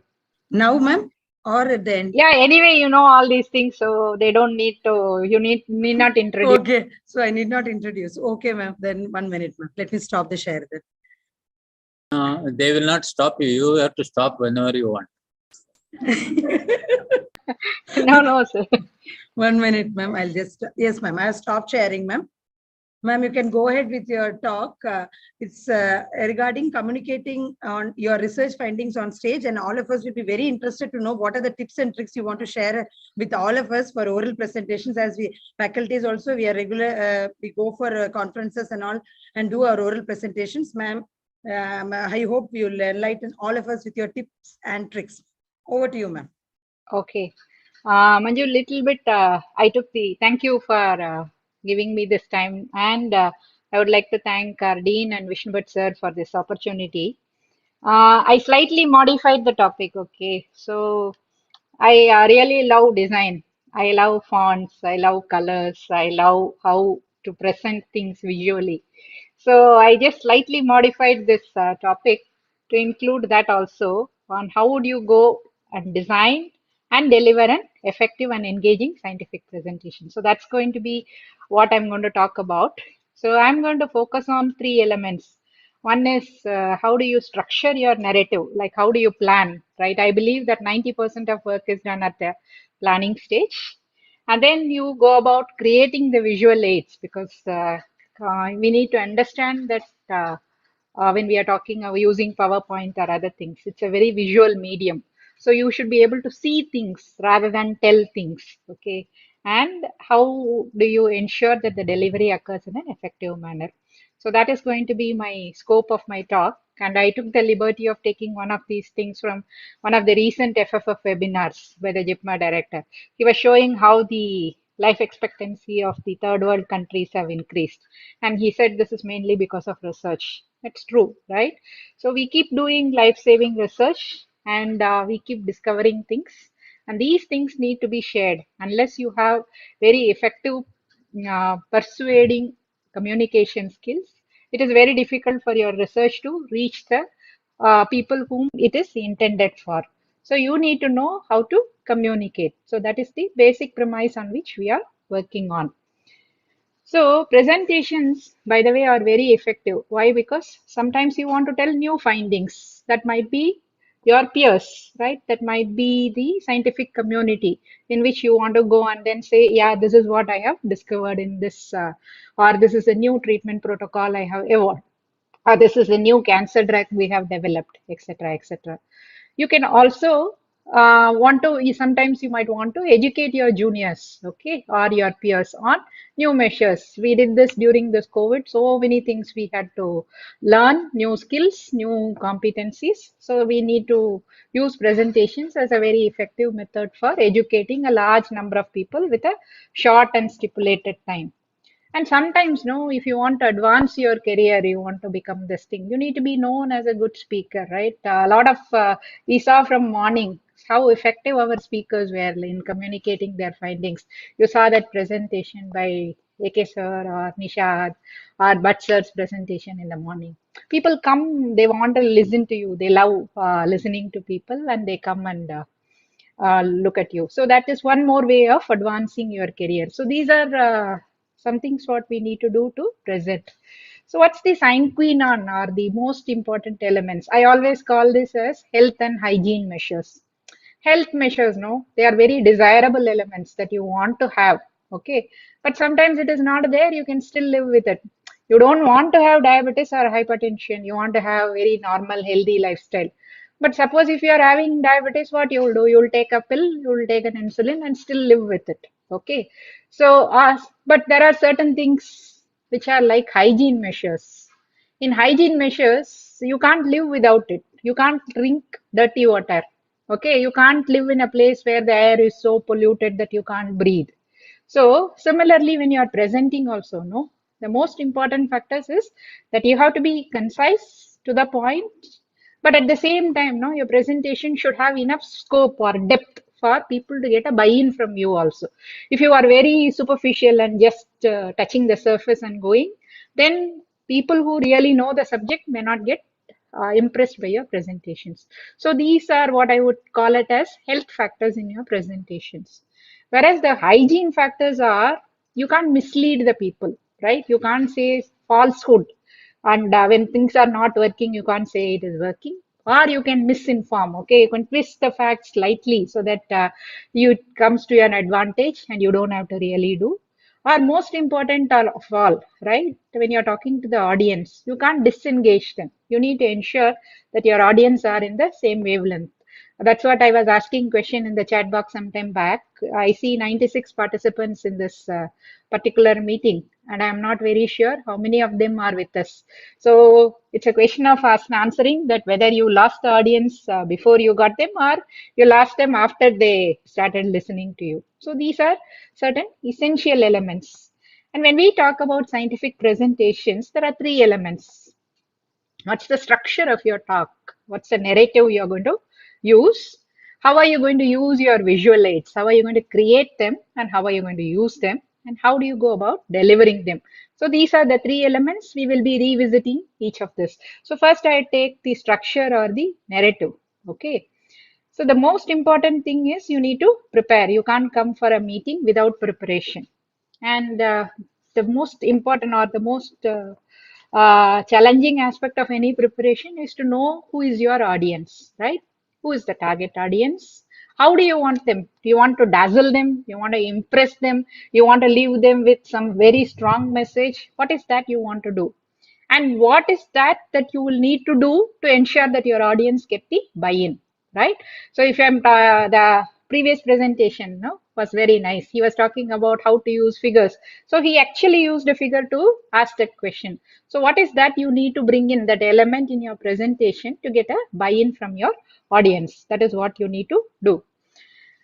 Storyboard, I'm sure that many of you know about storyboards. If you talked about movies or if people who are involved in making videos and all that, no, everybody uses storyboards. Okay, this was something which was first used in by Walt Disney when he wanted to make about the story of Donald Duck and all that, right?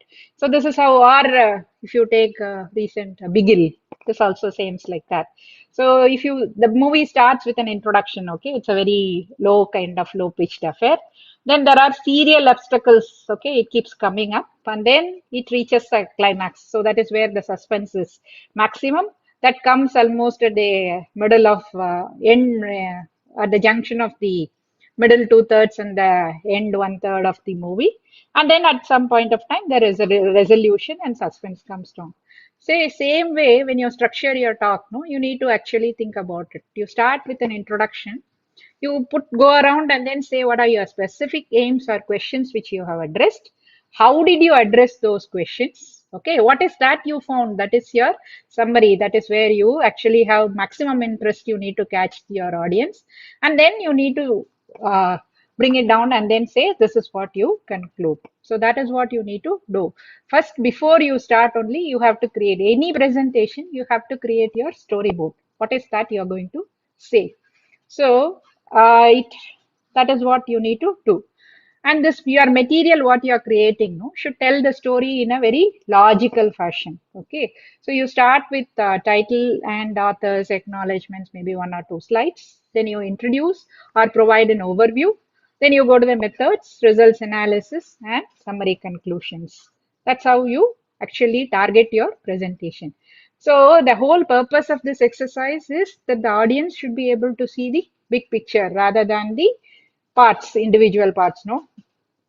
So that's how it is. You start with a very, very broad, what is the goal of your thing exercise? What is the background information? What goal with which you have started this study? Then you go on to very specific. Okay. There was a question in the pre-test. I'm not sure how many of you had done this. So the good presentation is like a hourglass presentation. No? So you start with a very broad one and narrow it down into specific aspects as you go along.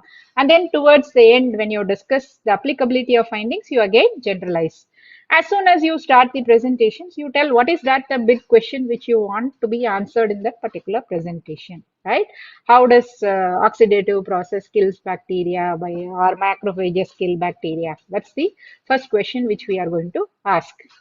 And then when you are actually asking, right, we keep talking about buying in from all the people. So you need to tell first, there should be some element of connect. Okay, you need to connect with the topic. You need to make your audience connect with the topic. So this is you describe your research like why this particular topic is of importance to you and why it fascinates you. And then you explain that how this is going to improve the understanding of this particular subject, right, from your point of view. And also you need to give something to the audience. You need to tell them that what is the applicability of your research findings, what is the generalization of your research findings, and how it can help to improve treatment or etiology or a medical factor. Can we mute the participant, please? There's somebody who is disturbing. Thank you. You need to use examples, anecdotes, and details. So when you're actually creating slides, your slides should flow from one to another. It cannot actually be like one. And your audience should follow the story.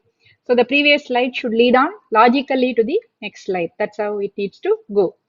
And this is a very interesting experiments they have found. Okay, from the time you start presenting your research findings, your findings. So what is the attention span of your audience? Okay, when you start the talk, initially everybody is awake and they are looking at your screen and all that. And the moment you start providing the information, no, especially technical information, the attention of the audience comes down. And by the time you say, okay, to conclude, then this is where your audience attention is at the lowest ebb. So how do we tackle this particular problem? You tackle this problem by means of chunking. You don't provide the entire information en masse, but you divide it into chunks. Okay, bite-sized pieces so that it becomes easier for audience to digest one part of that what your presentation.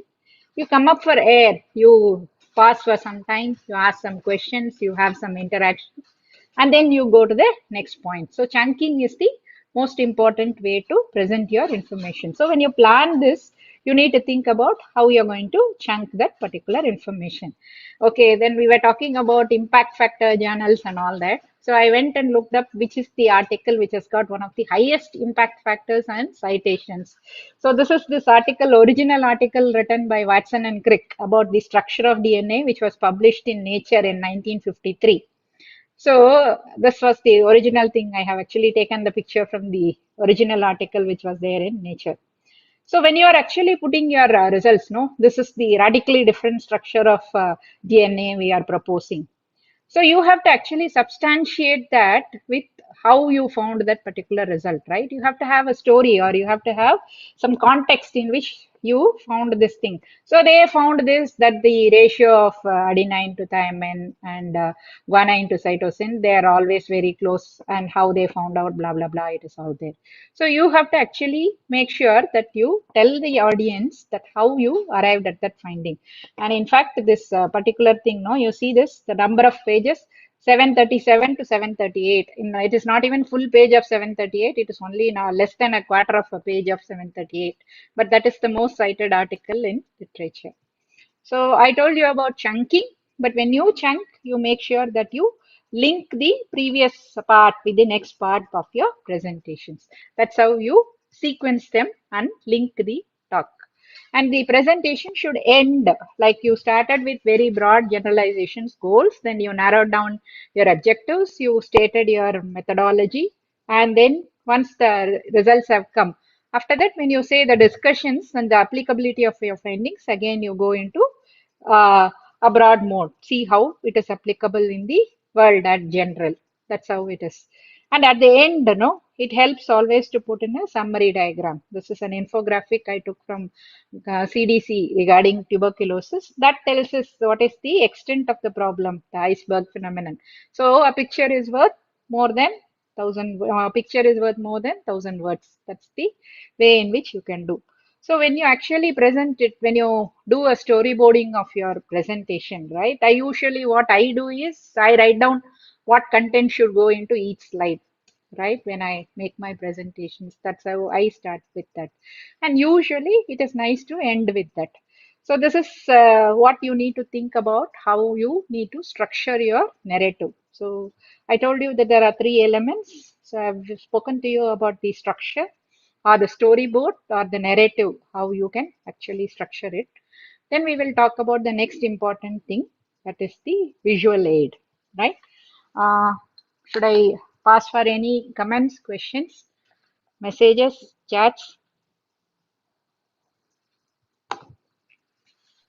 Okay, I hope somebody is there in the audience, because I'm putting everything in minimal mode. Okay, so let's talk about visual 97 aids. people are there. Okay, sir. Okay, let's talk about visual aids. Like, how do we do?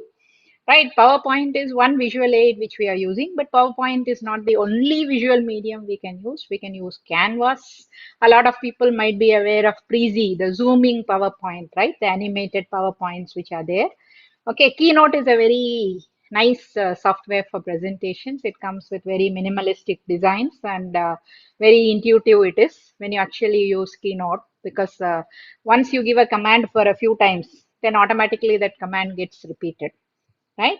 But there is only one thing, whatever software you use, please ensure that you use a licensed version of that software, because the comfort of working with a licensed version is much, much better than going with a hacker's version.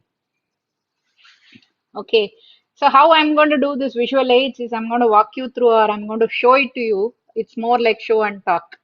What not to do and what to do, kind of. So when you're actually going for your slide designs, right, or backgrounds and all that, don't go for any fancy templates, okay? Too much of color, distracting to the eye, right? And also, there is hardly any space for you to write your own text, put your own figures, right? Because this the background graphics itself are taking up a lot of space. So this is how, this is not something to be done. Okay, use slides which are very simple. The background is white, some touch of color, so that it doesn't look very this thing. Minimalistic designs are very good to look at, right? So this my own slide also, I have put some minimal colors. Okay, and you need to ensure that there is consistency. Same thing is repeated again and again. So don't use complicated designs. Don't use extraneous dots, lines, etc. Don't use these textures in the background that they are very distracting to the eye and you can't look at them for a very long time. And don't be very brash, loud colors or bright colors and all that. So these kind of backgrounds, no, what does this add? What does this DNA add? There's so many colors, black, not very good, right? With this. But if you are going to use slides with clean backgrounds, right? Maybe with some gradient, that would actually give you enough space to put your own content. The studies have found that colors, no, which are very bright, yellow, red, dark purple, and all that, no, they are very harming to the eye. You can't look at that presentation for a very long time. Remember, the slides are not a stick for you to lean on. The slides are for the audience. They need to look at it and then they need to connect with that. So it is better to use warm backgrounds, right? You need to use cool backgrounds like light blue, green. Okay, a tint of some colors. Those are some things which can actually, blue tints are much better that way. No, that's what I said. No, don't use red colors. You can use it for emphasis. You can use it for stressing some point during your presentation. Red is a very good color for that, but not on a routine background. Okay, too much of red is very jarring to the eyes. Use backgrounds that lack visual content, right? You need to actually have some space for things to be put. So don't use a lot of extraneous things in your background. If you are using the presentation in a small room, right, or you are using like this in online mode, use a white background. If you are going to present in a large auditorium, then it is better to go for a dark background because the auditorium is anyway going to be dulled and all. The lights will be off. So it is better that way. See, this is one way of presenting, right? Somebody is talking about chip assay and see all these extraneous elements they have put and all that design elements, no? So don't put all kinds of decorations, but rather look at it how you can actually put this information. So you can actually put your chromatography findings itself here, right? Which makes much more a professional slide than having all kinds of decorations in the slide, right? So don't leave the slides empty, right? My daughter sometimes says, when my husband makes slides for class, he uses only white and he doesn't add any color elements in the slides. So she'll say that if daddy is making white color slides, it is routine. If he is adding color, that means some special PPT kind of thing.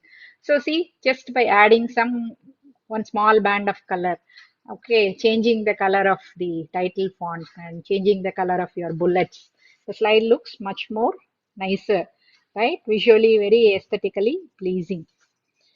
And think about contrast. See this dark green with red, no contrast at all. The blue with green, no contrast. So try and use fonts, colors which are having contrast. Go into there's something called as the color wheel, which is there. If you Google for it, you will get color wheel. So if you're using a color wheel, you should use colors in the opposite ends of the spectrum. If you're using blue, you should be using yellow or red. They are in the opposite ends of the spectrum. So you need to think about colors and how you are going to use. Okay, this is very boring graph, right? You don't even know whether this particular thing is significant or not. You want to highlight it, use a color to highlight that. Then it becomes much better.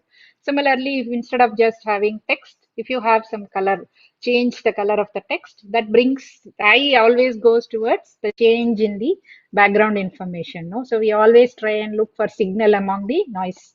So this is signal, these are all noises. And when you make your titles, if you make like this, there's hardly anything in that, right? So the titles should stand out when you are actually making a slide. It should look much different from the rest of your slide. Then automatically people will try to link out what you have given in the title and what you are putting in the slide. And this is another boring thing which people do when they are making the slides. They will put background, okay, introduction, method, like that it goes. Okay, so instead of this, put something which makes sense. Instead of saying the infants with more experience of stroking or cuddling, blah, blah, blah. They are much more emotionally stable. So that is the message, no? Message of it can come as a title. Infants benefit from positive touch. Immediately attention is drawn to that. Okay, what is this light trying to tell us? So your titles should actually make a point rather than become very boring titles. And when you are making tables or charts, right, they should actually help to push your narrative along. They should be able to tell you the story. This particular graph, right, doesn't know what is category A, category B. If you look at it in isolation, hardly makes any difference. Okay. So you need to say that category A differs from category B in this particular font, in this particular statistics. Yeah, okay. Another common thing is putting a lot of text in the slides. Okay.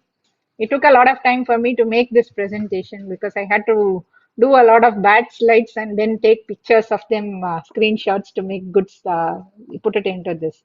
So you need to have a lot of white space in your slides. You need to have a lot of space, and it should actually be visually pleasing rather than trying to fill up this thing with this thing. So you can't actually use your slide as a document. If you want a document, put presenter's notes. If you see PowerPoint, there is an actually below your slide normal mode, there is something called as notes. So you can write whatever you want in the notes. You can print a copy of the presentation and you can use that as a document if you want to have visual cues what it is. So slide is not for putting in text so much. You'll have to use as few words as possible and use as much visual as possible. And then there is a lot of, suppose you have to convey a lot of information. What do you do? So there are three ways in which you can do. You can either you split the information into three different slides. Instead of having one slide, you can have multiple slides to convey that information. The 6 points, 6 bullet points per or 6 lines per slide and all is old dictum. The current thing is, if you're going to use slides, make 1 point per slide. How much does an extra slide cost? Nothing. So you can actually split the content into multiple slides. You can use icons, right? You can make icons and then you can try and use them instead of bullet points. So icons draw the attention of the viewer to that particular thing. So instead of just boring bullets, try and see if you can actually use some icons and some colors. So that would help them. You can also chunk the information into this. So a lot of smart art tools are available that help you to chunk the information into hierarchies. Okay, this is the primary information and this is the linked information. So you could use this tool also for chunking the information. You don't have to use bullet points all the time. Then having said that, what fonts do you use? Okay, you don't use serif fonts. Serif fonts are meant for print, right? Times Roman, Arial and all that. You see this? All these fonts have a small stand. Okay, this looks very nice in lithotype press, what we had earlier, no? They used to take each letter and then compose and then make newspaper and print articles and all that. So serif fonts were developed for that metallic printing, lead based. Okay, for current usage, go for sans serif font, right? That's what looks very nice in a digital medium. You can use the built-in Calibri, Century. You can use Helvetica, especially for title slides. You can't use for any other thing. Avenir is one good font which is available. Avenir Pro and all is a very nice font. Futura is another very good font which can be used. So go for rounded fonts which are sans serif, without serif. Okay, that's what it means. Okay. And when you're using fonts, don't try and use all kinds of fonts. Okay, somewhere here they have used Times Roman, they have used some other font here, then Tricky is in another font, and this is the thing. So another font which I have seen a lot of people using is Cosmic Sans. Cosmic Sans is good for nursery school presentation, not for scientific presentations, right? So you need to maintain consistency. Put one font for headers. Okay, always all that you need is the brush tool, right? Formatting tool. So once you format, you keep using the same formatting for the rest of the slides. Another way to do that is to create a master slide, right? View master slide and create your master slide so that all the other slides will follow the same pattern. And then you use another font for the body, right? The same font can be used in smaller size or in different color if you want to put sub points for each of these bullet points.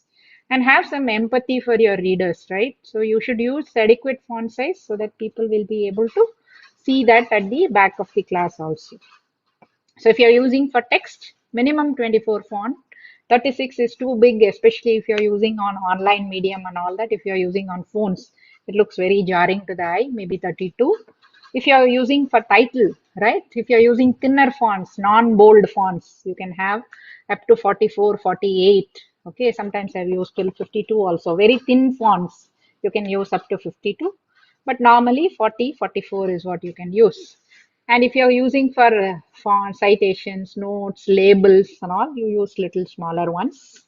Don't underline your words or don't use all caps. Okay, all caps is considered as very rude form of writing. That means don't do. That means it is like you're talking like that.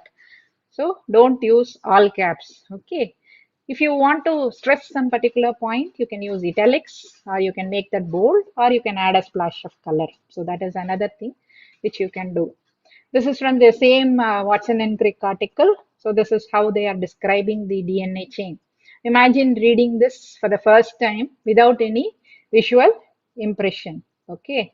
So a picture is worth more than 1,000 words. So think about when you're presenting complex information, put it in the form of a picture, try and explain things as we go along, or add pointers, built-in pointers, so that you can actually put it in. So it makes it easier for the audience. I would say only that. Have empathy for your audience. And if you're going to use images, you need to use really sharp images. You can't use pixelated images. And whatever photos, clip art and all you're using, it should serve a purpose. You can't just like that bring in humor without any link to the text. And the other thing is, when you are using images, ensure that you crop them. You put only what is necessary. Nishad demonstrated it very nicely. You can also crop them to specific shapes. It need not always be in square or rectangular format. You can always use other formats also for cropping. So this makes a much better picture rather than this particular thing. And another thing when we are using images is, if you're actually putting images and using them, you always need to maintain the aspect ratio. Right? If you are using 4:3, it has to be 4:3. Many a times I find that the images are pulled vertically. So face will become like that. You will become longitudinal cartoon character. So that should not happen. And this is from one recent meeting we attended. The IT fellows presented this. God save us. Right? Another one of those meetings where we talked about all these. We don't even know what is this which is happening in various states. So you're using a lot of data. There are no labels. There are no units, right? Like this, many people know we live life and we present our data like this in a very haphazard way. That should be avoided. And don't put slide like this and then say I'm sorry for the busy slide. Okay, there is nothing which irritates the audience than apologizing just like that for the sake of apology. And don't think that dazzling designs will compensate for clarity, right? You're trying to put a lot of information here in this infographic, but does it really make any sense to the audience or people? That is what you need to think about. So you'd need to make only one point instead of putting all these graphs in this. Try and put it like this. This is significantly different from category P in this particular point. Okay, and then you can do the subsequent results in this way. So you can say this is in assay, and then it is this, and then this is the final comparative assay. So extra slide doesn't cost anything. And if you are using graphs, make the graphs work for you, right? Like how he was showing. You need to make sure that your data points are labeled. You have measures which are given. Clean graph, no unnecessary data. This doesn't make any sense, right?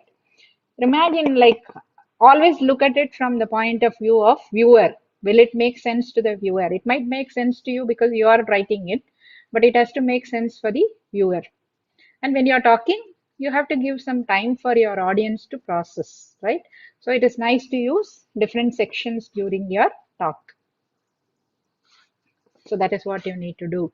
And if necessary, you will have to repeat sometimes for consistency. You need to be, your audience should know that this is where the one section of the stock stops and then one section begins. So I was talking about three elements. So I use the same elements repeatedly in my talk to say what it is. And if you're talking about animations, okay, you might think that you're doing a lot of Jigna work when you're using animations, right? Because it looks very nice. I'm thinking that this is wonderful and all that. But the audience do not really think about it. The thing about animations is if you're using them, use it very sparingly, keep it very simple, and the animation should repeat itself. So you can't have appear in one slide, in another slide it is like arrow shooting, and the third slide is like origami and all that. So it has to be consistent. Keep it simple and same. Okay, so kiss your animations. And when you're making a slide layout, if you make too much of information, it is very chaotic. People can't read. And if you put too little, looks very asymmetric. Okay, see the text, there's only a little bit less space in the top and lot of space in the bottom. So you need to always look at it as visually how aesthetic it looks. So you have to produce very clean, easy to read kind of slide. Less is really more in slides, okay? And you need to ensure that there is consistency across. So all your slides should look same. If it's a section header, it should be same section header across this. If it is pictures, you should try and use the same type, right? If you are using margins, same kind of margins. If you are using footers, it should be the same footer across all these slides, okay? And most important is spell check your presentation before you go in front of the audience, okay? It's spell check actually. And when you think about putting fonts, right, think about the contrast. There's hardly any contrast, whereas this one looks very much better. The slide, no, it stands out what you're trying to say. So contrast is the key. And most important is, many of you will agree, it's not music is not the notes which fill your ears. It is the silence which fills in between the notes, right? So you have to have sufficient white space in the slides. Imagine if I had put this particular thing entirely here and entirely here, the slide will look awful. So you have to have adequate amount of white space in your slide. That's what makes it very aesthetically appealing. And when you are putting, use hierarchy to improve comprehension. Okay, you need to know what is title, what is first bullet, what is second bullet, etc., etc. And if you want to say something about big concepts, scale, no, you can take advantage of this. Big letters. If I don't know how many of you appreciated the research day poster. So we said third, like really big, to ensure that there is emphasis on that. And use single words instead of a lot of big sentences. And when you are putting pictures, no, it helps to use grids, okay, so that your everything comes within the same size. See here, all haphazardly arranged pictures really doesn't make sense. Okay, so that puts okay, that puts the second part. So how do you create your visual elements for the presentation? The third one is the most difficult one, that is the delivery of presentations. Okay, so this we can do, but delivery is actually you need to do that. So how do we go about? Most important is you have to rehearse and practice as much as possible. Try and do a mock presentation. Think about how you're going to deliver. What is your opening sentence going to be? How you're going to reel the audience in, and where do you want to pass? Where do you want to leave them in the end of the presentation? So you have to rehearse mentally. This is like there's one trick which I learned when I was intern. Our anesthesia professor told us that if you want to intubate, you need to visually think about how you would intubate. Like as surgeons, many of us do this, right? If I'm going to do a surgery next day, I think about what steps I will be doing sequentially. So mentally, I will go through the steps so that I'll be able to perform that way. Similar thing you need to do about the presentations. You should know exactly what you're going to say, how long you're going to say, and how long it will take to do this. So sometimes you need to actually have a mock presentation. So if you do that, right, most of the times it will appear like, is it a very effortless presentation when somebody is delivering it, that if you really go back and look at it, is none of us are born as natural orators like Churchill and all that. No, we have developed that by means of multiple rehearsals and practice. You have to develop a natural flow. And sometimes when you rehearse, it helps you to come up with very catchy phrases and way to describe things, which makes a lot of sense. Okay, practicing helps you to find words. And your appearance also matters a lot. This is the famous debate between Nixon and Kennedy, right? See how he is standing and see how defeated Nixon looks even before the election was over. So think about your body language, think about your posture, think about your clothes, right? Dress up for the occasion. And use slides as not as presentation notes, right? I told you about notes. So have a copy of your slides with handouts with notes and use mainly pictures to convey, right? Remember, it is a visual medium. And when you're presenting, you need to be present as much as possible. You have to be aware of what you are doing, how is your posture, whether you're looking into the camera. Aarti keeps telling me, madam, you don't look at the camera when you're presenting, you're looking elsewhere. Okay, that is another thing. You look at the audience. Are they really impatient? Are they following you? Are they with you or not? Is the lighting optimal? Your AC is working or not? Okay, is there any distractions, etc., etc. So when you're talking, you need to average only about one slide per minute. So practice is the key. Okay, so all of us can do that, but you need to ensure that you come prepared for it. And sometimes if you are using technology, you need to be doubly prepared, triply prepared, right? So you need to have your power cord, right? And bring timer mode and then put it in this. Use the cursor for LED screens. If you are using laser, you need to be careful with the use of laser. If you're using computers, no, lap keyboards, you need to know what keyboard will do this. If you press LW, right, it will be a white screen. If I put B, it will become black screen. If okay, escape can stop your presentations. You can use a lot of keys to advance, right? And when you are using laser pointer, remember it is only for very short bursts, few seconds maximum markers. And never use the laser pointer at the audience. You are not there to treat their diabetic retinopathy, right? And if your hands are shaking, then the laser will actually make very erratic zigzag things, which will cause nausea for a lot of people. You can build pointers into your slides that are much better. Stand where you can see your pictures. Look at the audience and talk. Don't look at your slides and read it, right? That is very bad. Be enthusiastic about delivery and don't apologize, okay? Don't put yourself down when you're making this presentation. A lot of people use that thing to put, I'm very apologetic for my slides. I'm very sorry for this thing. So don't be apologetic, right? And don't try to force being funny. So if fun naturally it comes humor, it is a very good thing in the presentation, but don't try overtly to bring it in. And don't try to forget to acknowledge the people who helped you in the study, right?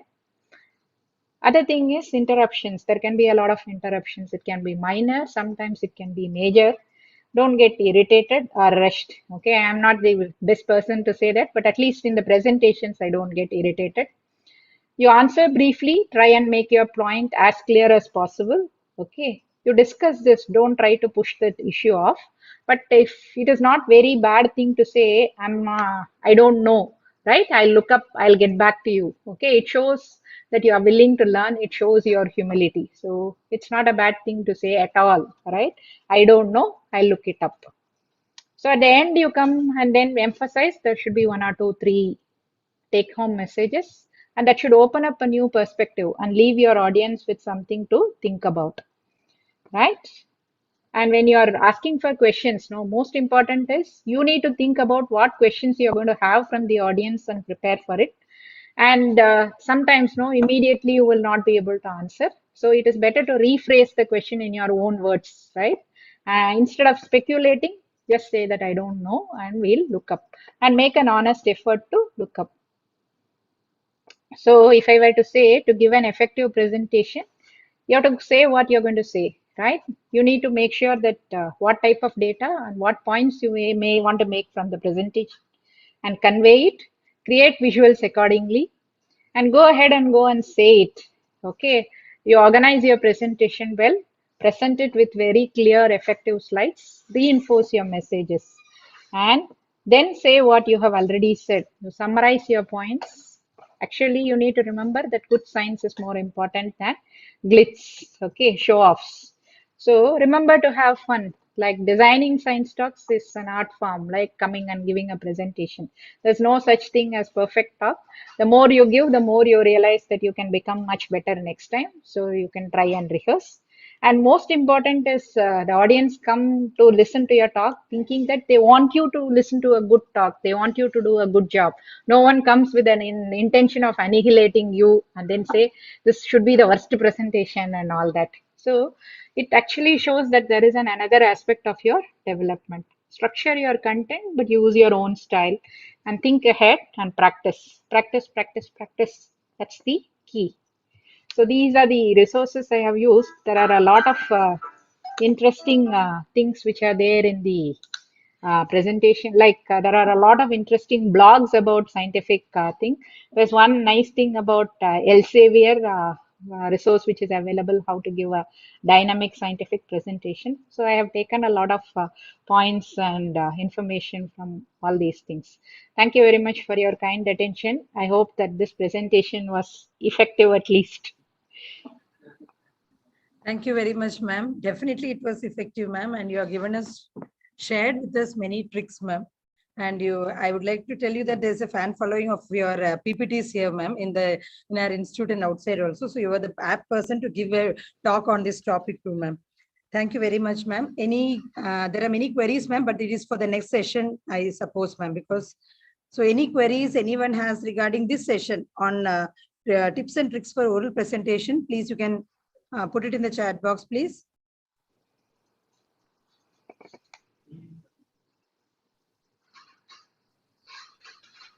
Manju, anybody is alive in the audience? Yeah, I think so, ma'am. I don't know.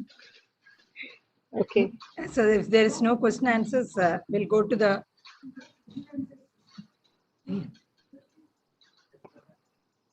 Ma'am, ma'am, Dean sir has gotten.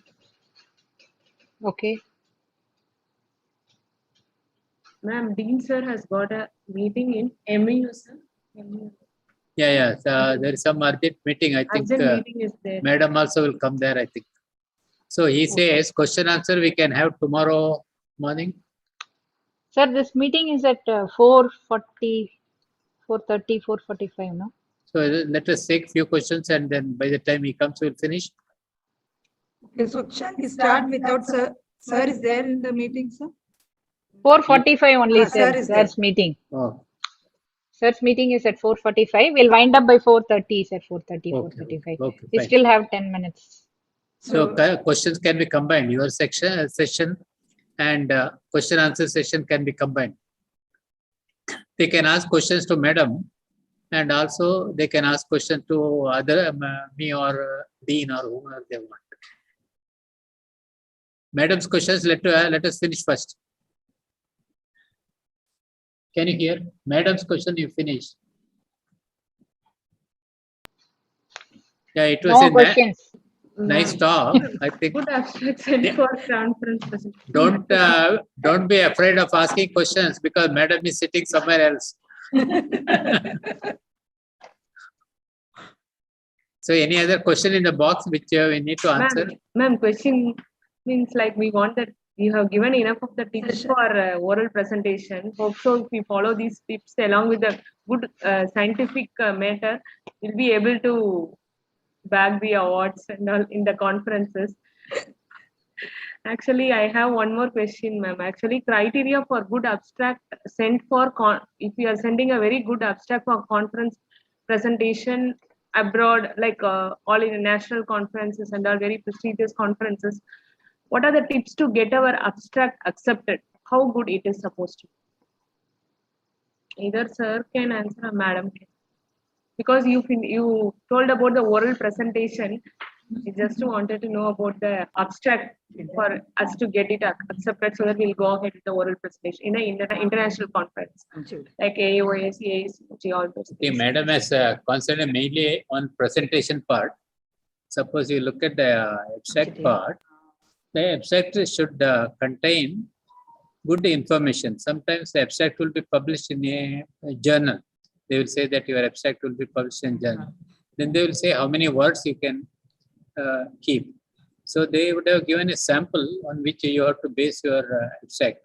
It should give as much information as possible. So just like we have collected for our research presentation, you should have a objective and background information. Then you should have a methodology. Then you should have research and conclusion, like a structured abstract which you put in journal, similar. But if they give you more space, you can expand it further, so that provide good information about your study and highlight the points, findings which will be interesting to others, so that it will get accepted. So the acceptance is based on the topic what you have studied and the topic of the conference, and how much the people who review your abstract feel that it will be relevant to the participants of the conference. So it depends upon the conference, the topic, and how you put it. Basically, it should contain the background information, objective, methods, results, and conclusion. Have I answered your question? Thank you, sir. There is one more question, sir, which they have shared personally with us. The question is, if while publishing two parts of one single research project as two papers, how to reduce the plagiarism if one part is already published? See, when you sometimes you may publish 3 papers, 4 papers also from same study. It doesn't matter, provided you do not repeat what you have done in the previous paper. Like a longitudinal study may be there. From birth till 18 years or 20 years, they may study.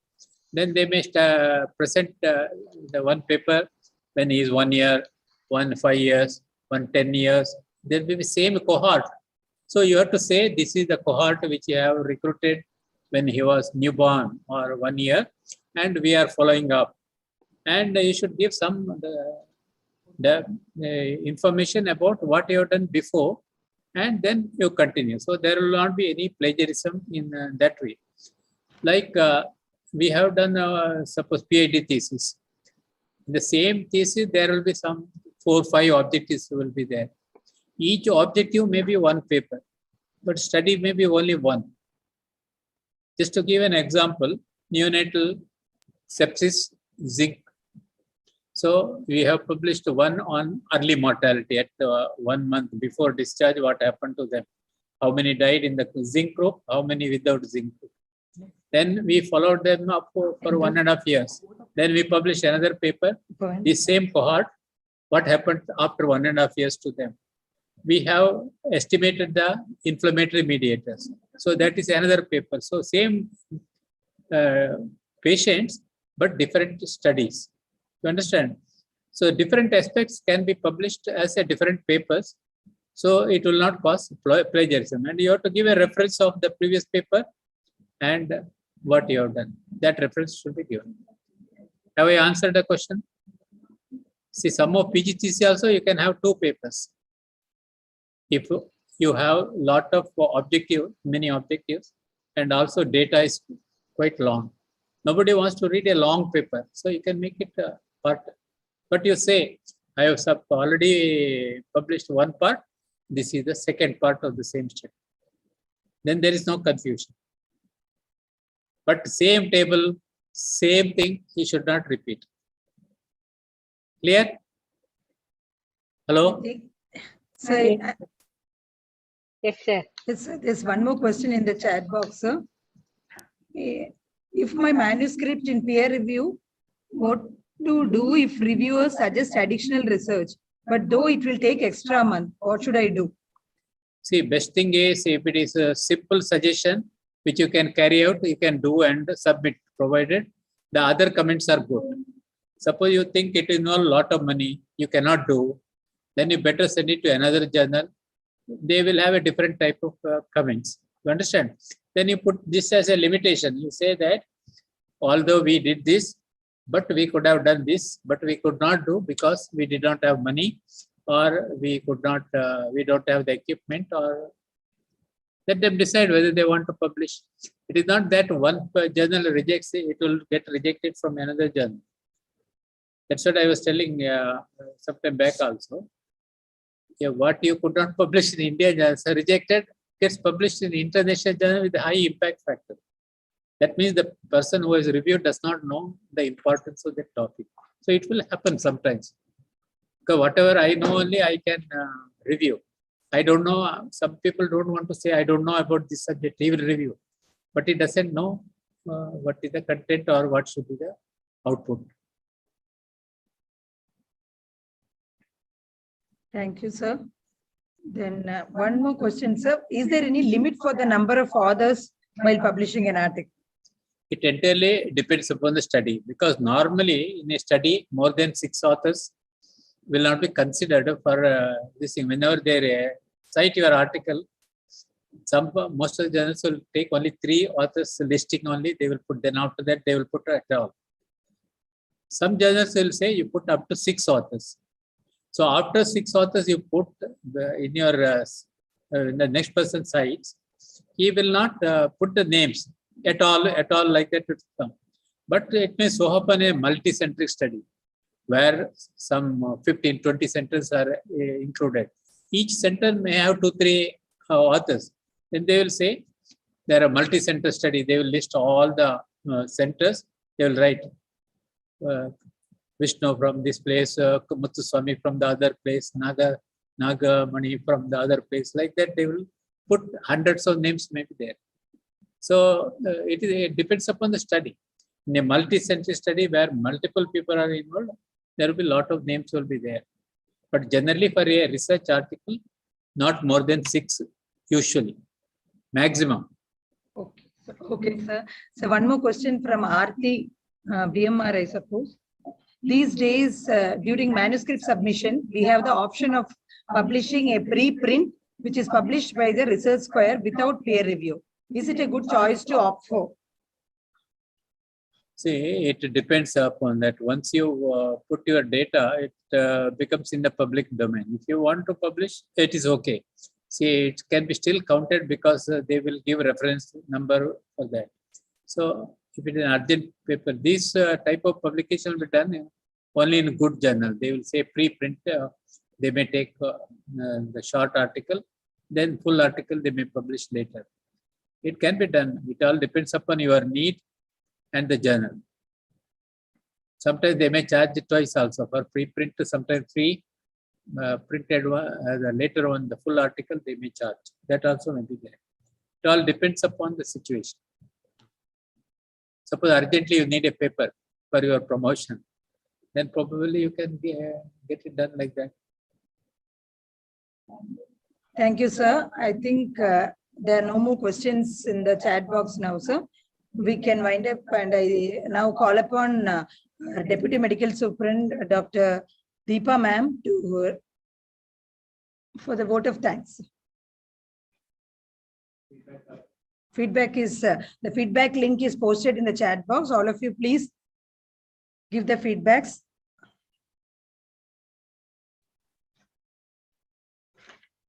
Good evening, everyone. Myself, Dr. S. Deepa, President Scientific, feel privileged to propose the vote of thanks in this scientific program. I am indeed honored to thank the resource persons of today's session, scientific workshop, for their efforts and valuable time, for their very excellent and informative session. The whole day we had a very good scientific piece. I thank all the resource persons for that. I render my sincere thanks to our Honorable Chancellor, Dr. A.S. Ganeshan, for his motivation and support.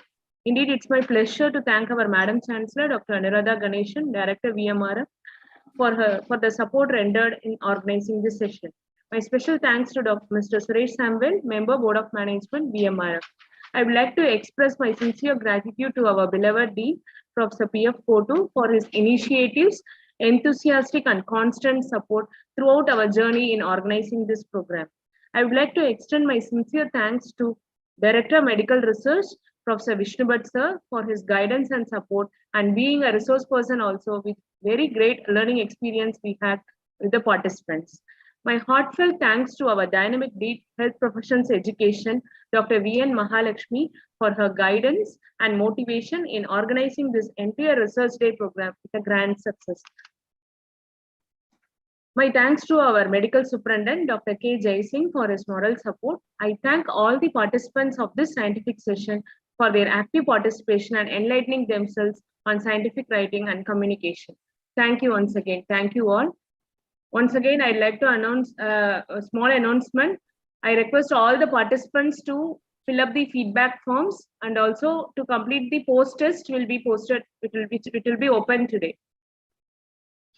Thank you. Thank you. Thank you, And ma'am. filling up the feedback forms and filling up the post test is mandatory to avail the certificate of this scientific workshop. Thank you, one and all. Thank you. Thanks, Deepa. Thank you, Manju. Thank you, ma'am. Thank you, sir. everyone. And I would like to thank the Tomorrow, technical team. yes, ma'am. Dr. Tomorrow, Gupta, Dr. Aarti, Manju, everybody. Thank you, ma'am. Thank you, Dr. Aarti. Thank you, Dr. Manju. Tomorrow the session will start at 9 a.m. Today you heard all of us speak. Tomorrow we would like to hear you people speak in your presentations. Be on time at 9 a.m. All the best for tomorrow's presentations. Thank you. Tomorrow's speakers should overtake the today's speakers. Thank you.